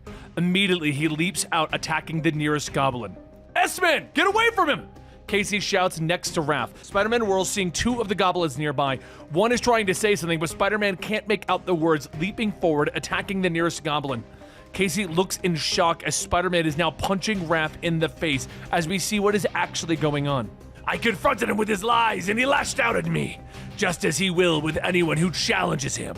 The goblin hisses at them, trying to reveal the truth about Spider-Man, but Spider-Man looks up still confused, attacking any goblin that he can reach. People are screaming as he is now attacking the pedestrians, and they begin to scatter. Don't worry, I'll keep him off of you. I will be the hero of downtown. Spider-Man, face me if you dare! The goblin shouts, drawing Spider-Man's attention. He whirls again, this time able to make out the goblin's words, realizing that this must be the real deal, and he attacks him. Slashing through the goblin's wings before he can lose him again, he finally realizes what he has to do, closing his eyes, trying to shut out all the strange colors and multiple villains. And he listens to the goblin's taunting words moving around him. It's at that moment that he figures out where the Green Goblin is, turning around, firing his webs, bringing the goblin up short. He leaps fast, kicking the goblin in the face, and then as he whirls around, he punches him in the gut, bringing him down, striking him again in the head. He closes his eyes, shaking his head, as the world returns to normal and he realizes that he is now surrounded by people. Casey rushes out of the crowd, moving quickly up to Spider-Man. For a while, I thought I knew you, but now it's like I don't know you at all. She snaps at him. Spider-Man tries to explain, but the goblin interrupts him, telling the crowd that he only tried to show Spider-Man the truth. Spider-Man leaps out of the angry crowd, sticking to the nearby wall, looking back at them. If you want to listen to the goblin's lies and distortions, go ahead. You don't need a protector. You need a keeper. Spider-Man snaps at everyone. One of the angry people in the crowd then shouts back at him. Why don't you just keep going and not come back? He says. Spider-Man looks at them. Oh, really? What if I want to come back? What do you do about it? His eyes widen as everyone draws their guns and knives at him. He swings away, making his way back up to the upper city, angry that he's been fired from a job that he never wanted in the first place. But as he reaches the rain-swept buildings of the upper city, his eyes widen as the debris from a destroyed drone rains down upon him. Looks like the pieces of Doom's EMP, he thinks to himself. What happened to Doom? Days pass, and Miguel finally manages to get a hover to the White House, staring out the window, barely registering the destruction below. The hover transport lands, and his top-tier Alchemex security officers step out, weapons raised to clear the area. Okay, Mr. O'Hara, we're clear, the captain tells him, motioning for him to depart. His security detail takes positions, guarding the head of Alchemex as he begins to sift through the destruction, and he finally reaches down, finding something that he didn't even know that he was looking for, holding up the cracked placard from the desk of Tyler Stone. Miguel frowns while looking at it, and he finally turns back to the hovercraft, motioning to his men that he is ready to leave. Meanwhile, back at Alchemex, the workers are going about their day, but they all turn as Tyler Stone is moving through the building, hooked up to a high-tech hover chair/hospital bed. He enters the lab where they're keeping Kron, interrupting the two scientists who are speaking. One side, please. Kron looks at his father from behind his glass tube. Well. Look who's here. You've never looked better, Dad. Tyler doesn't respond, just staring at his son impassively. Is it my son or is it some sort of replica? The news indicated that Venom had no internal structure, Tyler says to the head scientist, and the man explains Venom and Kron bonded at a molecular level, and thus he acquired all of the symbiote's traits. As he begins to continue, Tyler interrupts him, asking him to answer the question. Yes, sir, we believe it is your son. The scientist coughs, and Tyler nods, turning away. Good. Kill him, he says sharply, and Kron begins to shout at his father through the glass, while Tyler explains that Kron has no legal status since he was already declared dead. Have him disposed of, permanently, he says as he hovers out of the room, but the scientist calls out to him. Mr. Stone, you can't. Questionable legal status or not, if no other reason, then you're not in charge. Miguel O'Hara is.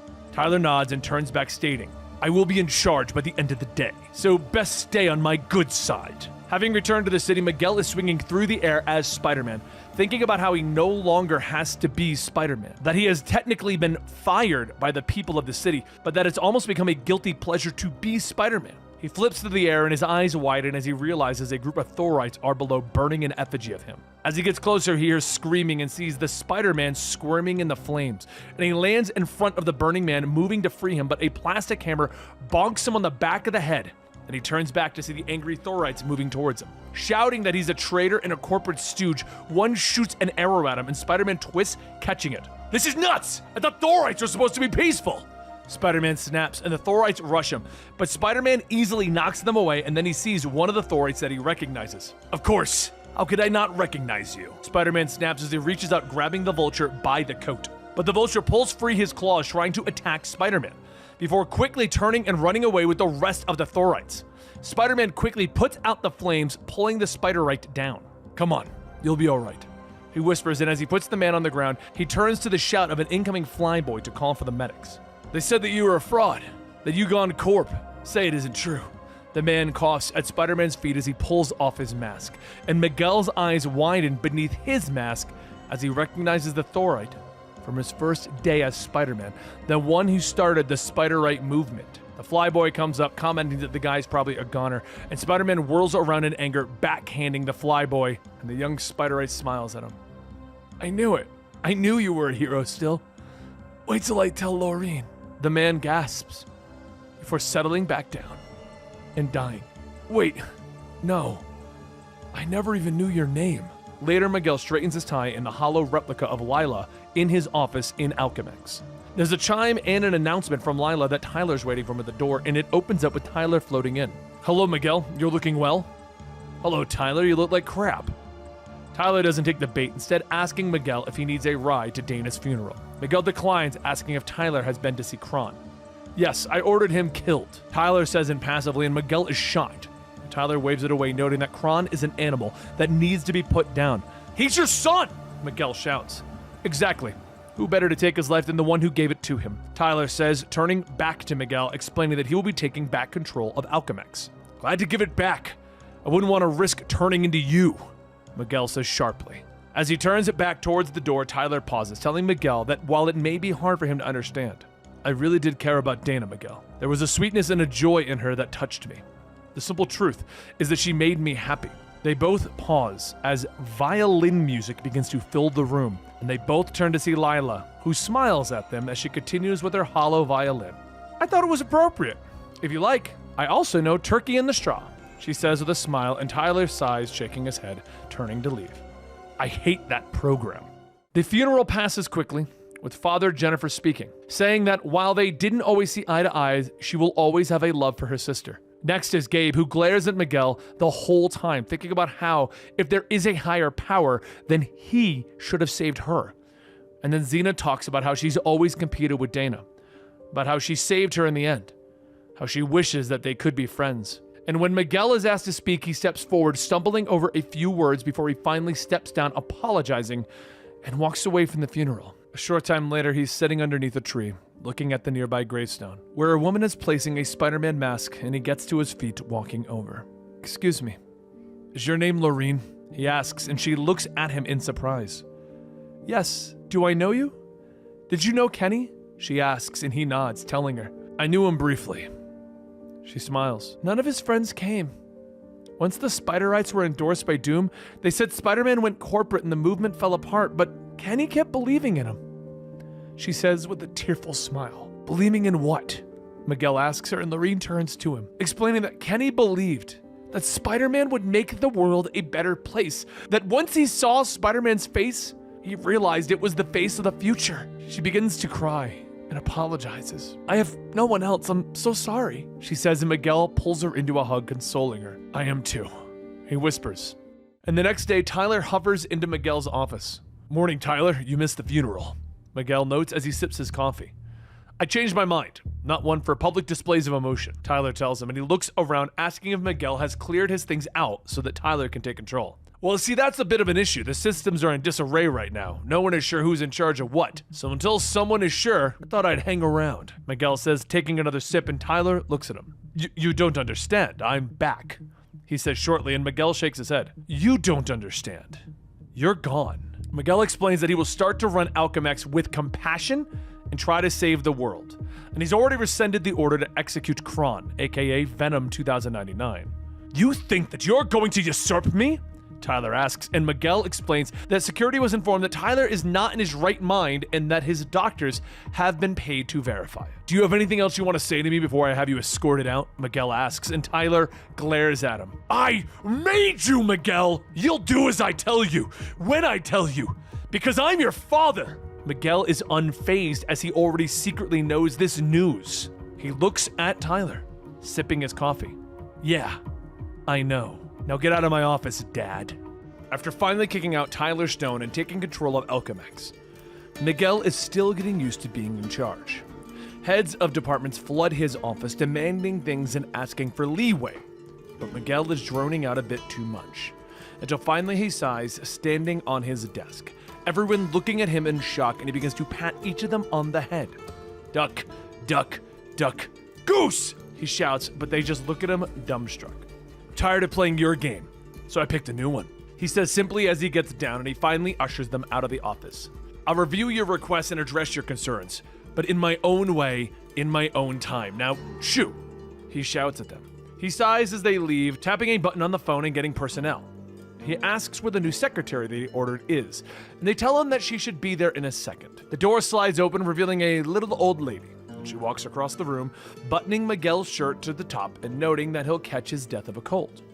He smiles at her, offering her a seat. "I'll be right with you," he says, a smile still plastered on his face as he taps the phone again and gets personnel.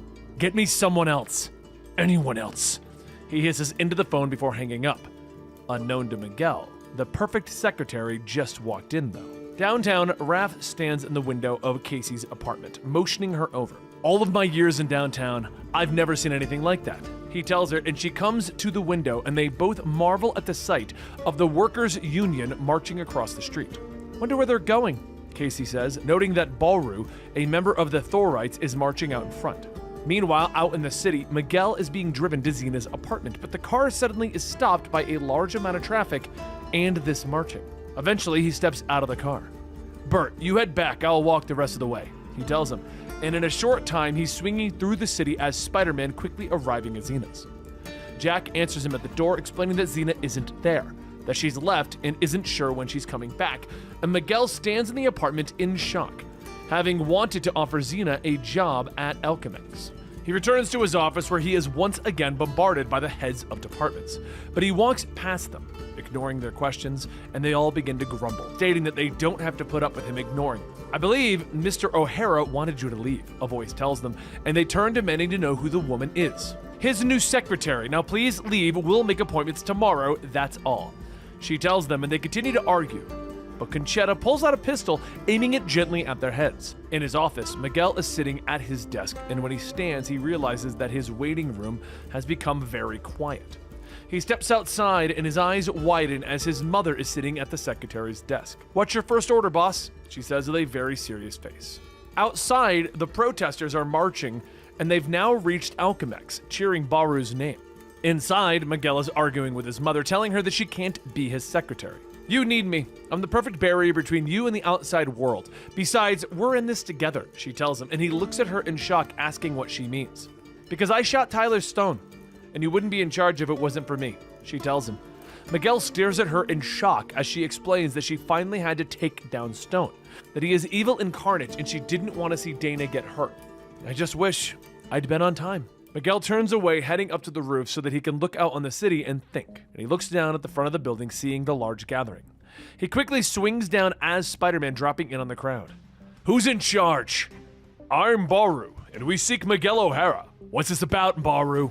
Spider-Man asks, and Baru nods, explaining that they are still the working class of the city. They have toiled away under Tyler Stone and Alchemex and the government. "The wheel has turned and we demand our due." Spider-Man looks around at the gathering. "By a show of force, why not send a single rep?" Baru shakes his head, explaining that the representative was ignored by O'Hara along with others. Spider-Man drops down, explaining that he can speak with O'Hara, but sometimes a show of force does make matters worse. "True, but sometimes it makes the point," Baru says, removing his sunglasses and rushing at Spider-Man. Spider-Man leaps over his head, allowing him to bust through the streetlight. But Baru gets up fast, grabbing Spider-Man by the foot, throwing him to the ground, and he leaps up on top of him as Spider-Man kicks him off.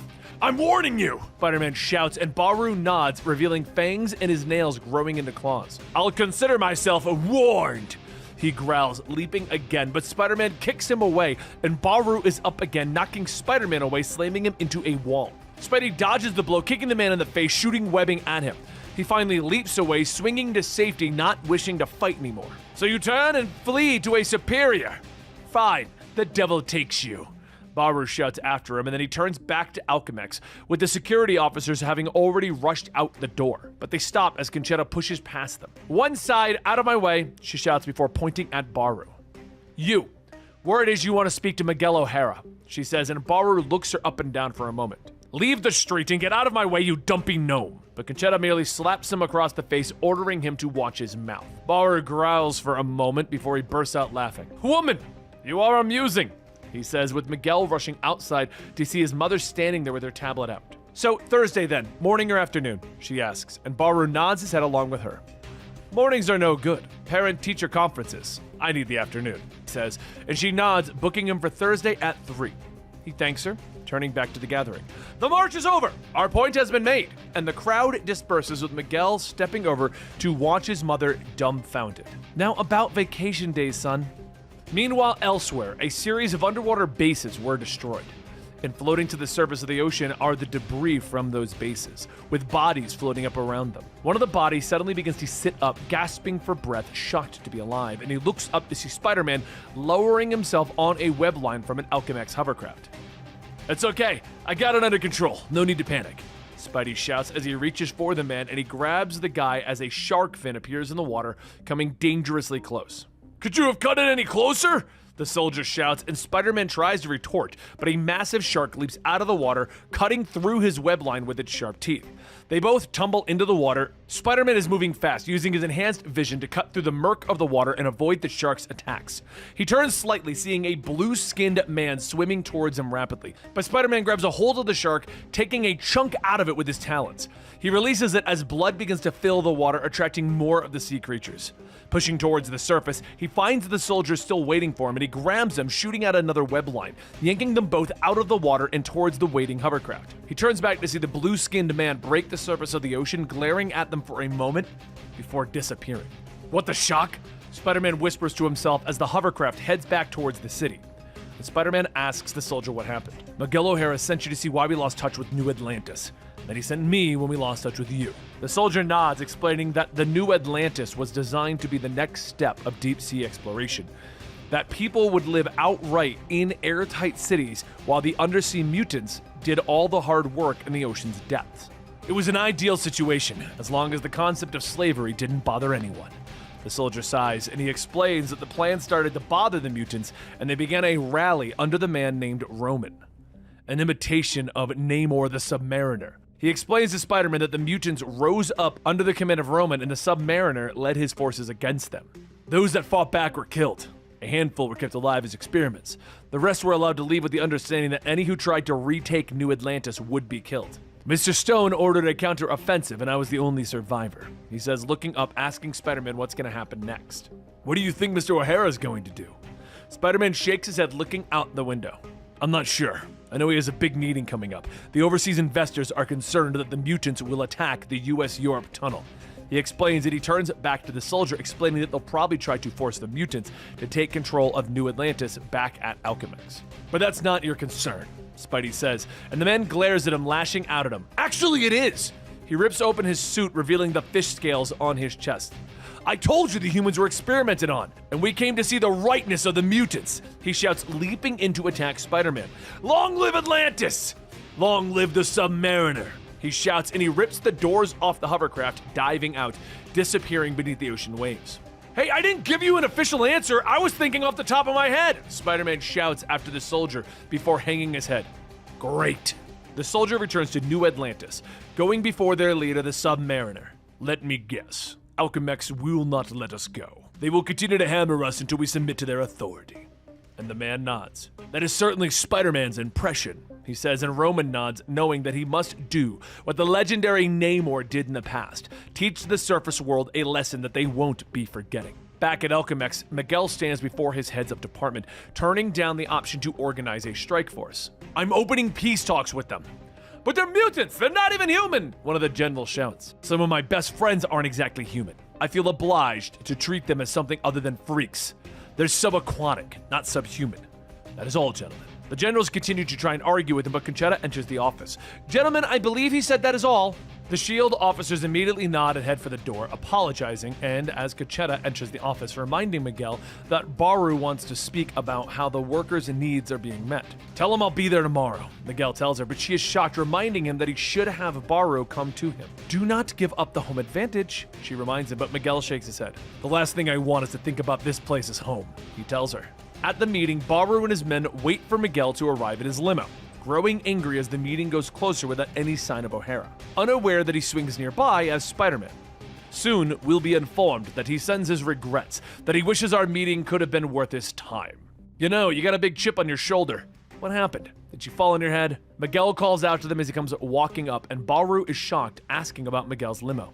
Limo seems pretentious, don't you think? Miguel asks as he extends his hand, and Baru smiles, taking it, welcoming Miguel to downtown. He tries to squeeze his hand tight, unaware of Miguel's enhanced strength, and he looks at the head of Alchemax strangely, aware that he isn't even hurting him. But the pissing contest is interrupted as water begins to splash on them. Odd, I thought it wasn't supposed to rain today, Baru notes, and when suddenly the entire area begins to shake, and they all look up in shock as a great wave begins to wash over downtown. Blast you, O'Hara! This is what you're doing, isn't it? Baru shouts, but Miguel is just as shocked. Mine! I'm here with you, you big idiot! He shouts back, and everyone begins to move, with Baru ushering people into City Hall before he slams the door shut and the waves are smashing against it. Where's O'Hara? He shouts, but no one has seen him enter.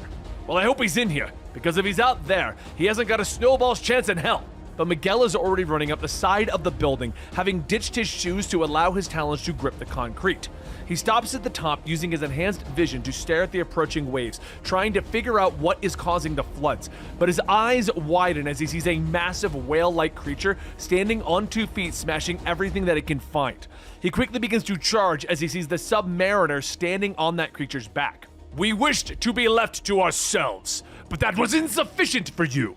Roman shouts as the creature continues the assault, but Spider-Man slams into him from behind and they both fall off the creature, plummeting into the waters below. Spider-Man and Roman continue to fight as they plunge into the water, with Miguel becoming quickly aware of a giant sea monster's foot descending towards him. He grabs Roman, whirling around, throwing him away as he swims towards the surface. He breaks through the water, gasping for air, his eyes widening as he sees the great horn that Roman the Submariner has used to control the sea monster. But a green mutant sees the horn at the same time and begins to swim towards it, believing that he can move faster in the water than Spider-Man. But a web line snaps out, yanking the horn towards the wall crawler. "Earth-hugging simpleton! Return that at once!" the mutant shouts as he lunges at Spider-Man, but Miguel twirls, kicking the mutant in the face, safe for the moment. He begins to swim as fast as possible for the sea creature. He leaps up onto the creature's back, hoping to use the horn to send it back into the ocean. "Spider-Man!" Roman shouts as he leaps out of the water, barreling towards our wall crawler.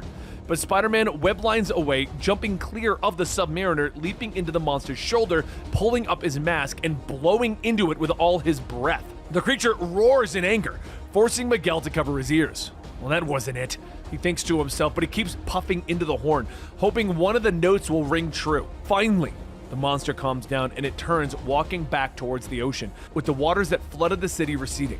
"Give me that horn, you surface man!" Roman shouts, knocking Spider-Man from behind. He punches Spider-Man in the face, kicking out at him as he explains that no innocent would be harmed by their assault. "But you all bear guilt. You know the whims of Alcanex." But Spider-Man leaps at him, biting him in the neck.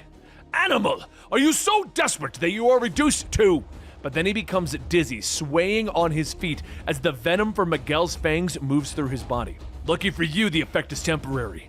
Unlucky for you. You really teed me off." Miguel snaps as he lashes out, knocking the Submariner away with one punch. But he whips out with a web line, snagging Roman's feet and pulling him back, tying him up quickly with webs. He then turns back to the ocean, watching as the massive monster begins to disappear beneath the waves. Dear Lord, what must the world have been like when those things wandered the earth? He thinks to himself. At Alchemex, Conchetta sits at her desk, ordering security to find Miguel in the flood and bring him safely back to the building. She snaps at the security agent and ends the call, turning as Tyler's voice calls to her from the door. "Making new friends as always," he notes snidely. And then he turns to her, memories of the assault that put him in the wheelchair coming back, and images of Conchetta shooting him in the chest. "Of course. You," he hisses. "Forgive me. I didn't recognize you without your pistol." He sneers at her, and she begins to deny the accusation, but Tyler waves her off, pointing out that he doesn't even need to ask dramatic questions about why she would shoot him. She stops arguing and turns away. "I'm going into Miguel's office, and you better be gone by the time I come back," she snaps at Tyler. Later, Miguel is standing in the lab, looking at Roman in a protective tube. "You will regret this, O'Hara!" The mutant snarls as he hammers at the glass, and Miguel shakes his head, explaining that he wanted to negotiate with them, but they've given him no choice. "You are to surrender New Atlantis property immediately, or else," he warns, and Miguel turns, walking out of the lab, heading towards his office. The door slides open and his eyes widen as he sees his mother holding a blaster to Tyler's head. "Not now, Miguel. Mother's in a conference," she says offhandedly. Tyler looks at his son, explaining that he came to speak to Miguel about handing off Alchemex to him, asking him to reconsider. "If you do not, I'll be forced to call the authorities on your mother's murder attempt on me." Conchetta's eyes narrow, the weapon not wavering as she warns Tyler that she'll inform the authorities about what Stone did to his former wife. "Walk away. Let me end this, Miguel," she snaps. But the conversation is interrupted as alarms begin to blare throughout the building. The security sergeant appears via holo, informing Miguel that Roman has escaped Lab 27. "Lab 27? That's also where we store the Venom symbiote!" He gasps, but Roman has already burst out of the building, smashing through the window, landing on the street, his body now bonded with Venom 2099. "Rue this day, Alchemex. Dread the future. We return to our ocean home. But someday, we will return to finish what we started." He shouts. "Terrific," Miguel whispers as he watches the monster escape, but he turns back to his mother as she is saying farewell to Tyler, and he sighs again, shooting out a web, hanging the blaster from his mother's hand. She looks at him in shock. "What was that?" she gasps, and Tyler seems unfazed. "A web line, my dear. Not exactly unusual for Spider-Man. Is it, son?" he says as he looks at Miguel, explaining that he's known since the beginning. Miguel opens fire, shooting several rounds through Tyler, but the blasts go through him and into the wall. Well, that's interesting. You're as ruthless as I could have hoped. He notes before disappearing, and Conchetta is angry as Tyler disappears, but Miguel points out that the man didn't cast a shadow, which is how he knew that he was a hologram. Conchetta walks to her son, now aware that he has been saving the city as Spider-Man this whole time, telling him that she is proud of him and that she will try to become the mother that he deserves. Miguel smiles as he holds her close. What if we just take the day off and go out to dinner? As they walk out the building into the new day of the city, Miguel can't help but wonder about the future of the 2099 universe, about his brother Gabe, about the new Submariner, about Venom, the Goblin, and Tyler Stone. And he begins to wonder what the future will hold. After some time had passed, Spider-Man returned to Old Town, shocked to see it flooded once more. He swings through the air, diving into the water, his enhanced vision allowing him to see through the murky depths, his eyes widening at the number of bodies floating throughout it. He swims towards the church of Father Jennifer, hoping that maybe he can save some of the people that he cares about. And he reaches for the heavy doors, using all of his strength to pull against the pressure of the water, but it's no good. He turns his head, spying a fallen Flyboy hoverbike nearby. He activates the engine, slamming it into the doors, exploding them inward. He strangely enough calls out to Father Jennifer underwater, but his eyes widen as he sees her body floating nearby. Her chest is moving, no sign of respiration. Miguel thinks to himself as he checks the body.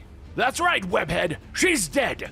Another voice who can speak underwater shouts at him from behind, a blast of energy slamming into his back. Not you! Not now! Not the Goblin! Miguel thinks to himself as he turns, finding the Goblin perched on a statue of Thor. You could have prevented this from happening, but you didn't!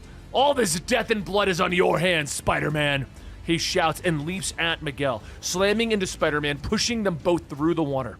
They're both unaware of another dark shape that is swimming out of the shadows, grabbing Father Jennifer and carrying her away.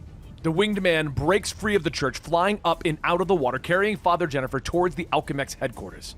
Meanwhile, in the Uptown building, Tyler Stone is moving through Alchemex, aware that the city is already flooding and that the planet is heading towards global catastrophe. I intend on taking full advantage of this, he thinks to himself, and he stops to scan his retina at a security point, smiling at the money well spent as the system acknowledges him as Miguel O'Hara.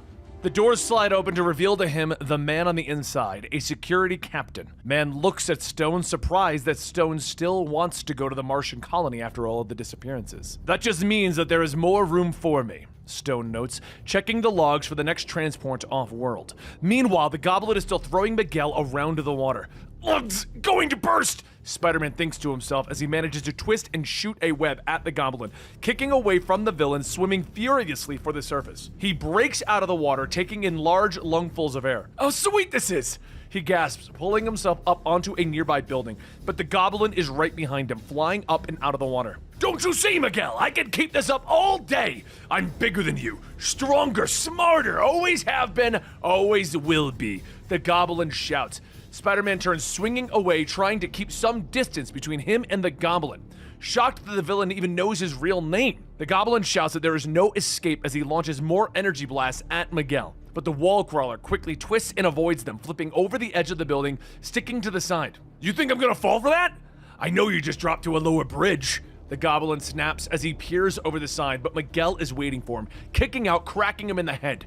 The Goblin hits the ground. Miguel reaches for his mask. Now let's take off that mask of yours to see who you really are. The Goblin snarls, punching him hard in the face. Not only am I your equal, I am your better. Better than Miguel O'Hara. Better than Spider-Man. What's the deal with you, nutcase? Why are you being so competitive with my alter ego? Spider-Man wonders as he looks down, seeing the pieces of a shattered mirror nearby. He reaches for it as the Goblin launches another energy blast, using the mirror to deflect it back at him, remembering that the Goblin's energy can cause distortions and hallucinations. No! What are you doing? The Goblin hisses as he begins to stagger. Just performing a little experiment, gruesome. Spider-Man tells him, reaching out, pulling away the Goblin's mask, and his eyes widen in shock as he quickly backs up. You were always the favorite, the Goblin whispers, and Miguel realizes who this is. I don't believe this. Gabe, is that you? I don't know what to say. I don't know what to do. The Goblin leaps into the air. Haven't you done enough? You've taken everything. Everyone that was special to me. Just get the shock out of my life, Miguel. He bellows as he flies away, and Miguel stands there for a moment, not sure what to do. And he finally remembers Father Jennifer's body leaping back into the water, swimming once more towards the church, and as he searches until his lungs burn, finally has to give up and returns to the surface, promising himself that he needs to look on the bright side of everything that he just discovered. It's not like my day can get any worse, he thinks to himself, and as he heads to the break in the water, he stares up at a gathering armada of New Atlantis ships. New Atlantis will rise again! They proclaim as the Alchemex flyboys are gathering to fight them. Damn it, me and my big mouth. He sighs. Miguel begins to watch as the two forces collide with each other, weapon blasts sizzling around the city, and he reaches out shooting a web line, swinging up to join the fray. When will I learn to not even get out of bed in the morning? He thinks to himself as he keeps swinging closer to the Alchemex tower, but he's suddenly stopped by a blue-skinned Atlantean. The tower belongs to Lord Atuma, monarch of Atlantis. Attempt to enter it and you will be executed. The Atlantean warrior shouts, trying to spear Spider-Man with his trident. Ouch! Watch where you're poking that thing, I bruise easily.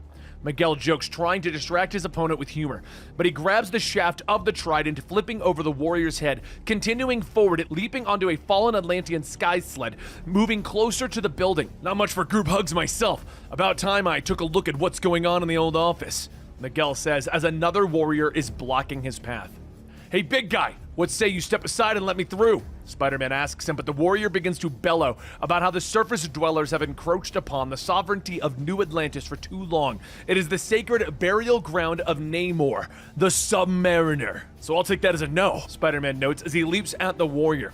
I don't know how to break it to you, but this is all a newsflash to me.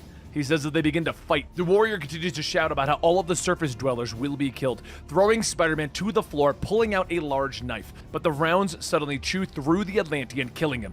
Ugh, that's nasty, Spider-Man says as he looks up at the chewed up body. I don't know who fired them, but they're not standard issue Alchemex. He then turns to see the Vulture standing nearby, Father Jennifer clutched in his claws. They're property of the Vulture! And you can plainly see from the scraps that I'm in the middle of a surf and turf dinner. He motions to the half-eaten bodies that now surround him. Meanwhile, several floors below Alchemex, Conchetta rallies the security officers around her, setting up barricades to stop the Atlantean forces, her weapon being fired into a swelling mass of warriors.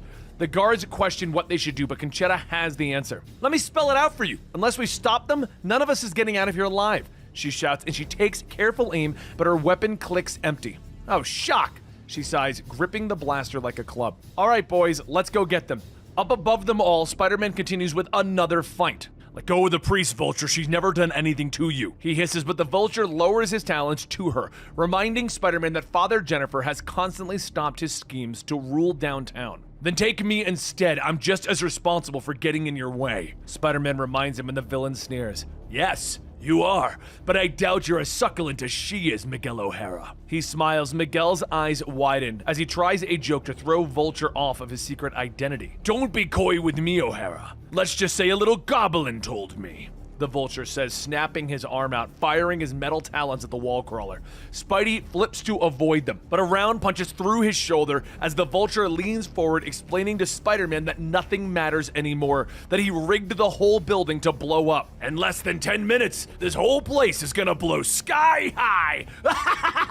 But Spidey webs him up in the mouth, leaping forward, kicking him hard in the chest, knocking him out the window. Vulture plummets away before taking flight. This isn't over! He shouts, and Spidey turns back to see Father Jennifer getting to her feet. Are you okay? He asks, and she tells him that she is, reaching out and pulling the talon out of his shoulder. Ow! Watch it, Padre! That hurts! Sorry, I was never very good at first aid, she tells him, and the clock continues to tick as the two of them make their way through the building. Father Jennifer commenting on the carnage that has been unleashed on the city and Alchemex as they pass over the bodies of security guards and Atlantean warriors until they finally come to Miguel's office. The door slides open and a warrior is thrown out. Well, I'll be shocked if it ain't none other than good Mamacita, Miguel jokes as they stare at Conchetta, now armed with several blasters and Atlantean weapons.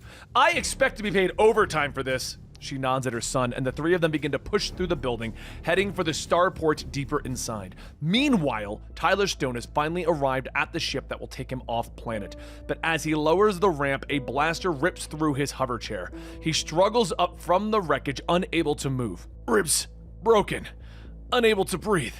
He gasps, looking at the towering Atlantean warrior. For shock's sake, don't you know who I am? He gasps, and the warrior nods at him. Of course I know who you are. The executioner always knows his victims. And he lowers his blaster, taking aim. Pull that trigger, Atlantean. I warn you. Tyler begins to say, but the warrior stops him. Cease your pathetic posturing, human. Prepare to die, he says quietly, but the door slides open, revealing Spider-Man. Tyler, get down! Spidey shouts, leaping forward, but he's too slow and the blaster goes off, ripping through Tyler's chest. Spider-Man hits the warrior again and again until he is no longer moving, but even he knows that Tyler couldn't have survived a blast at that range. Outside of the room, Jennifer and Conchetta prepare to follow Spider-Man, but a blast rips through Conchetta's chest. She stumbles, falling to the floor, sliding down. No! Jennifer shouts, turning and firing her weapon at the Atlantean warrior, and she leans over Conchetta, telling the woman to hold on until they can get to the hospital. Don't bother, Jenny. I'm not going anywhere. Conchetta gasps, blood beginning to pool beneath her. Tell my boys that I love them. She gasps before also dying. Jennifer pauses for a moment before rushing into the room, finding Miguel cradling the body of his father. She's gone, isn't she? Miguel asks over his shoulder. Yes, I'm sorry, Jennifer tells him. First your mother, now me. Hell of a day for you, boy. Tyler gasps and coughs. Miguel orders Jennifer to get on the ship, promising to be there in a second, and as Tyler dies in his arms, he lays his mask on his father's chest, promising him that they are nothing alike, and he plans on using his power and influence to try and save the world. He quickly runs onto the ship, allowing it to take off mere moments before Alchemax goes up in flames, and Miguel watches from the window. And so, yet another totally bizarre chapter in the life of Miguel O'Hara, the once reluctant hero known as Spider-Man, comes to a close. I wonder what the next one's going to be like, he says quietly. Thank you for watching today's episode of Comicstorian: A Full Story. Let me know in the comments down below what you thought about this and who your favorite superhero is.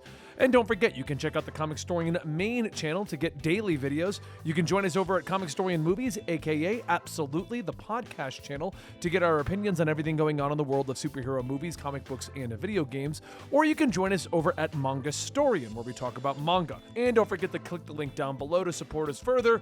This hot sauce is a hot sauce that we have created. Hatch and Jalapeno is a flavor that we created, which involves infusing whiskey into a hot sauce. No, it's not alcoholic, and yes, it is FDA approved. Anyway, once again, thank you so much for watching today's video. I'll see you next time right here.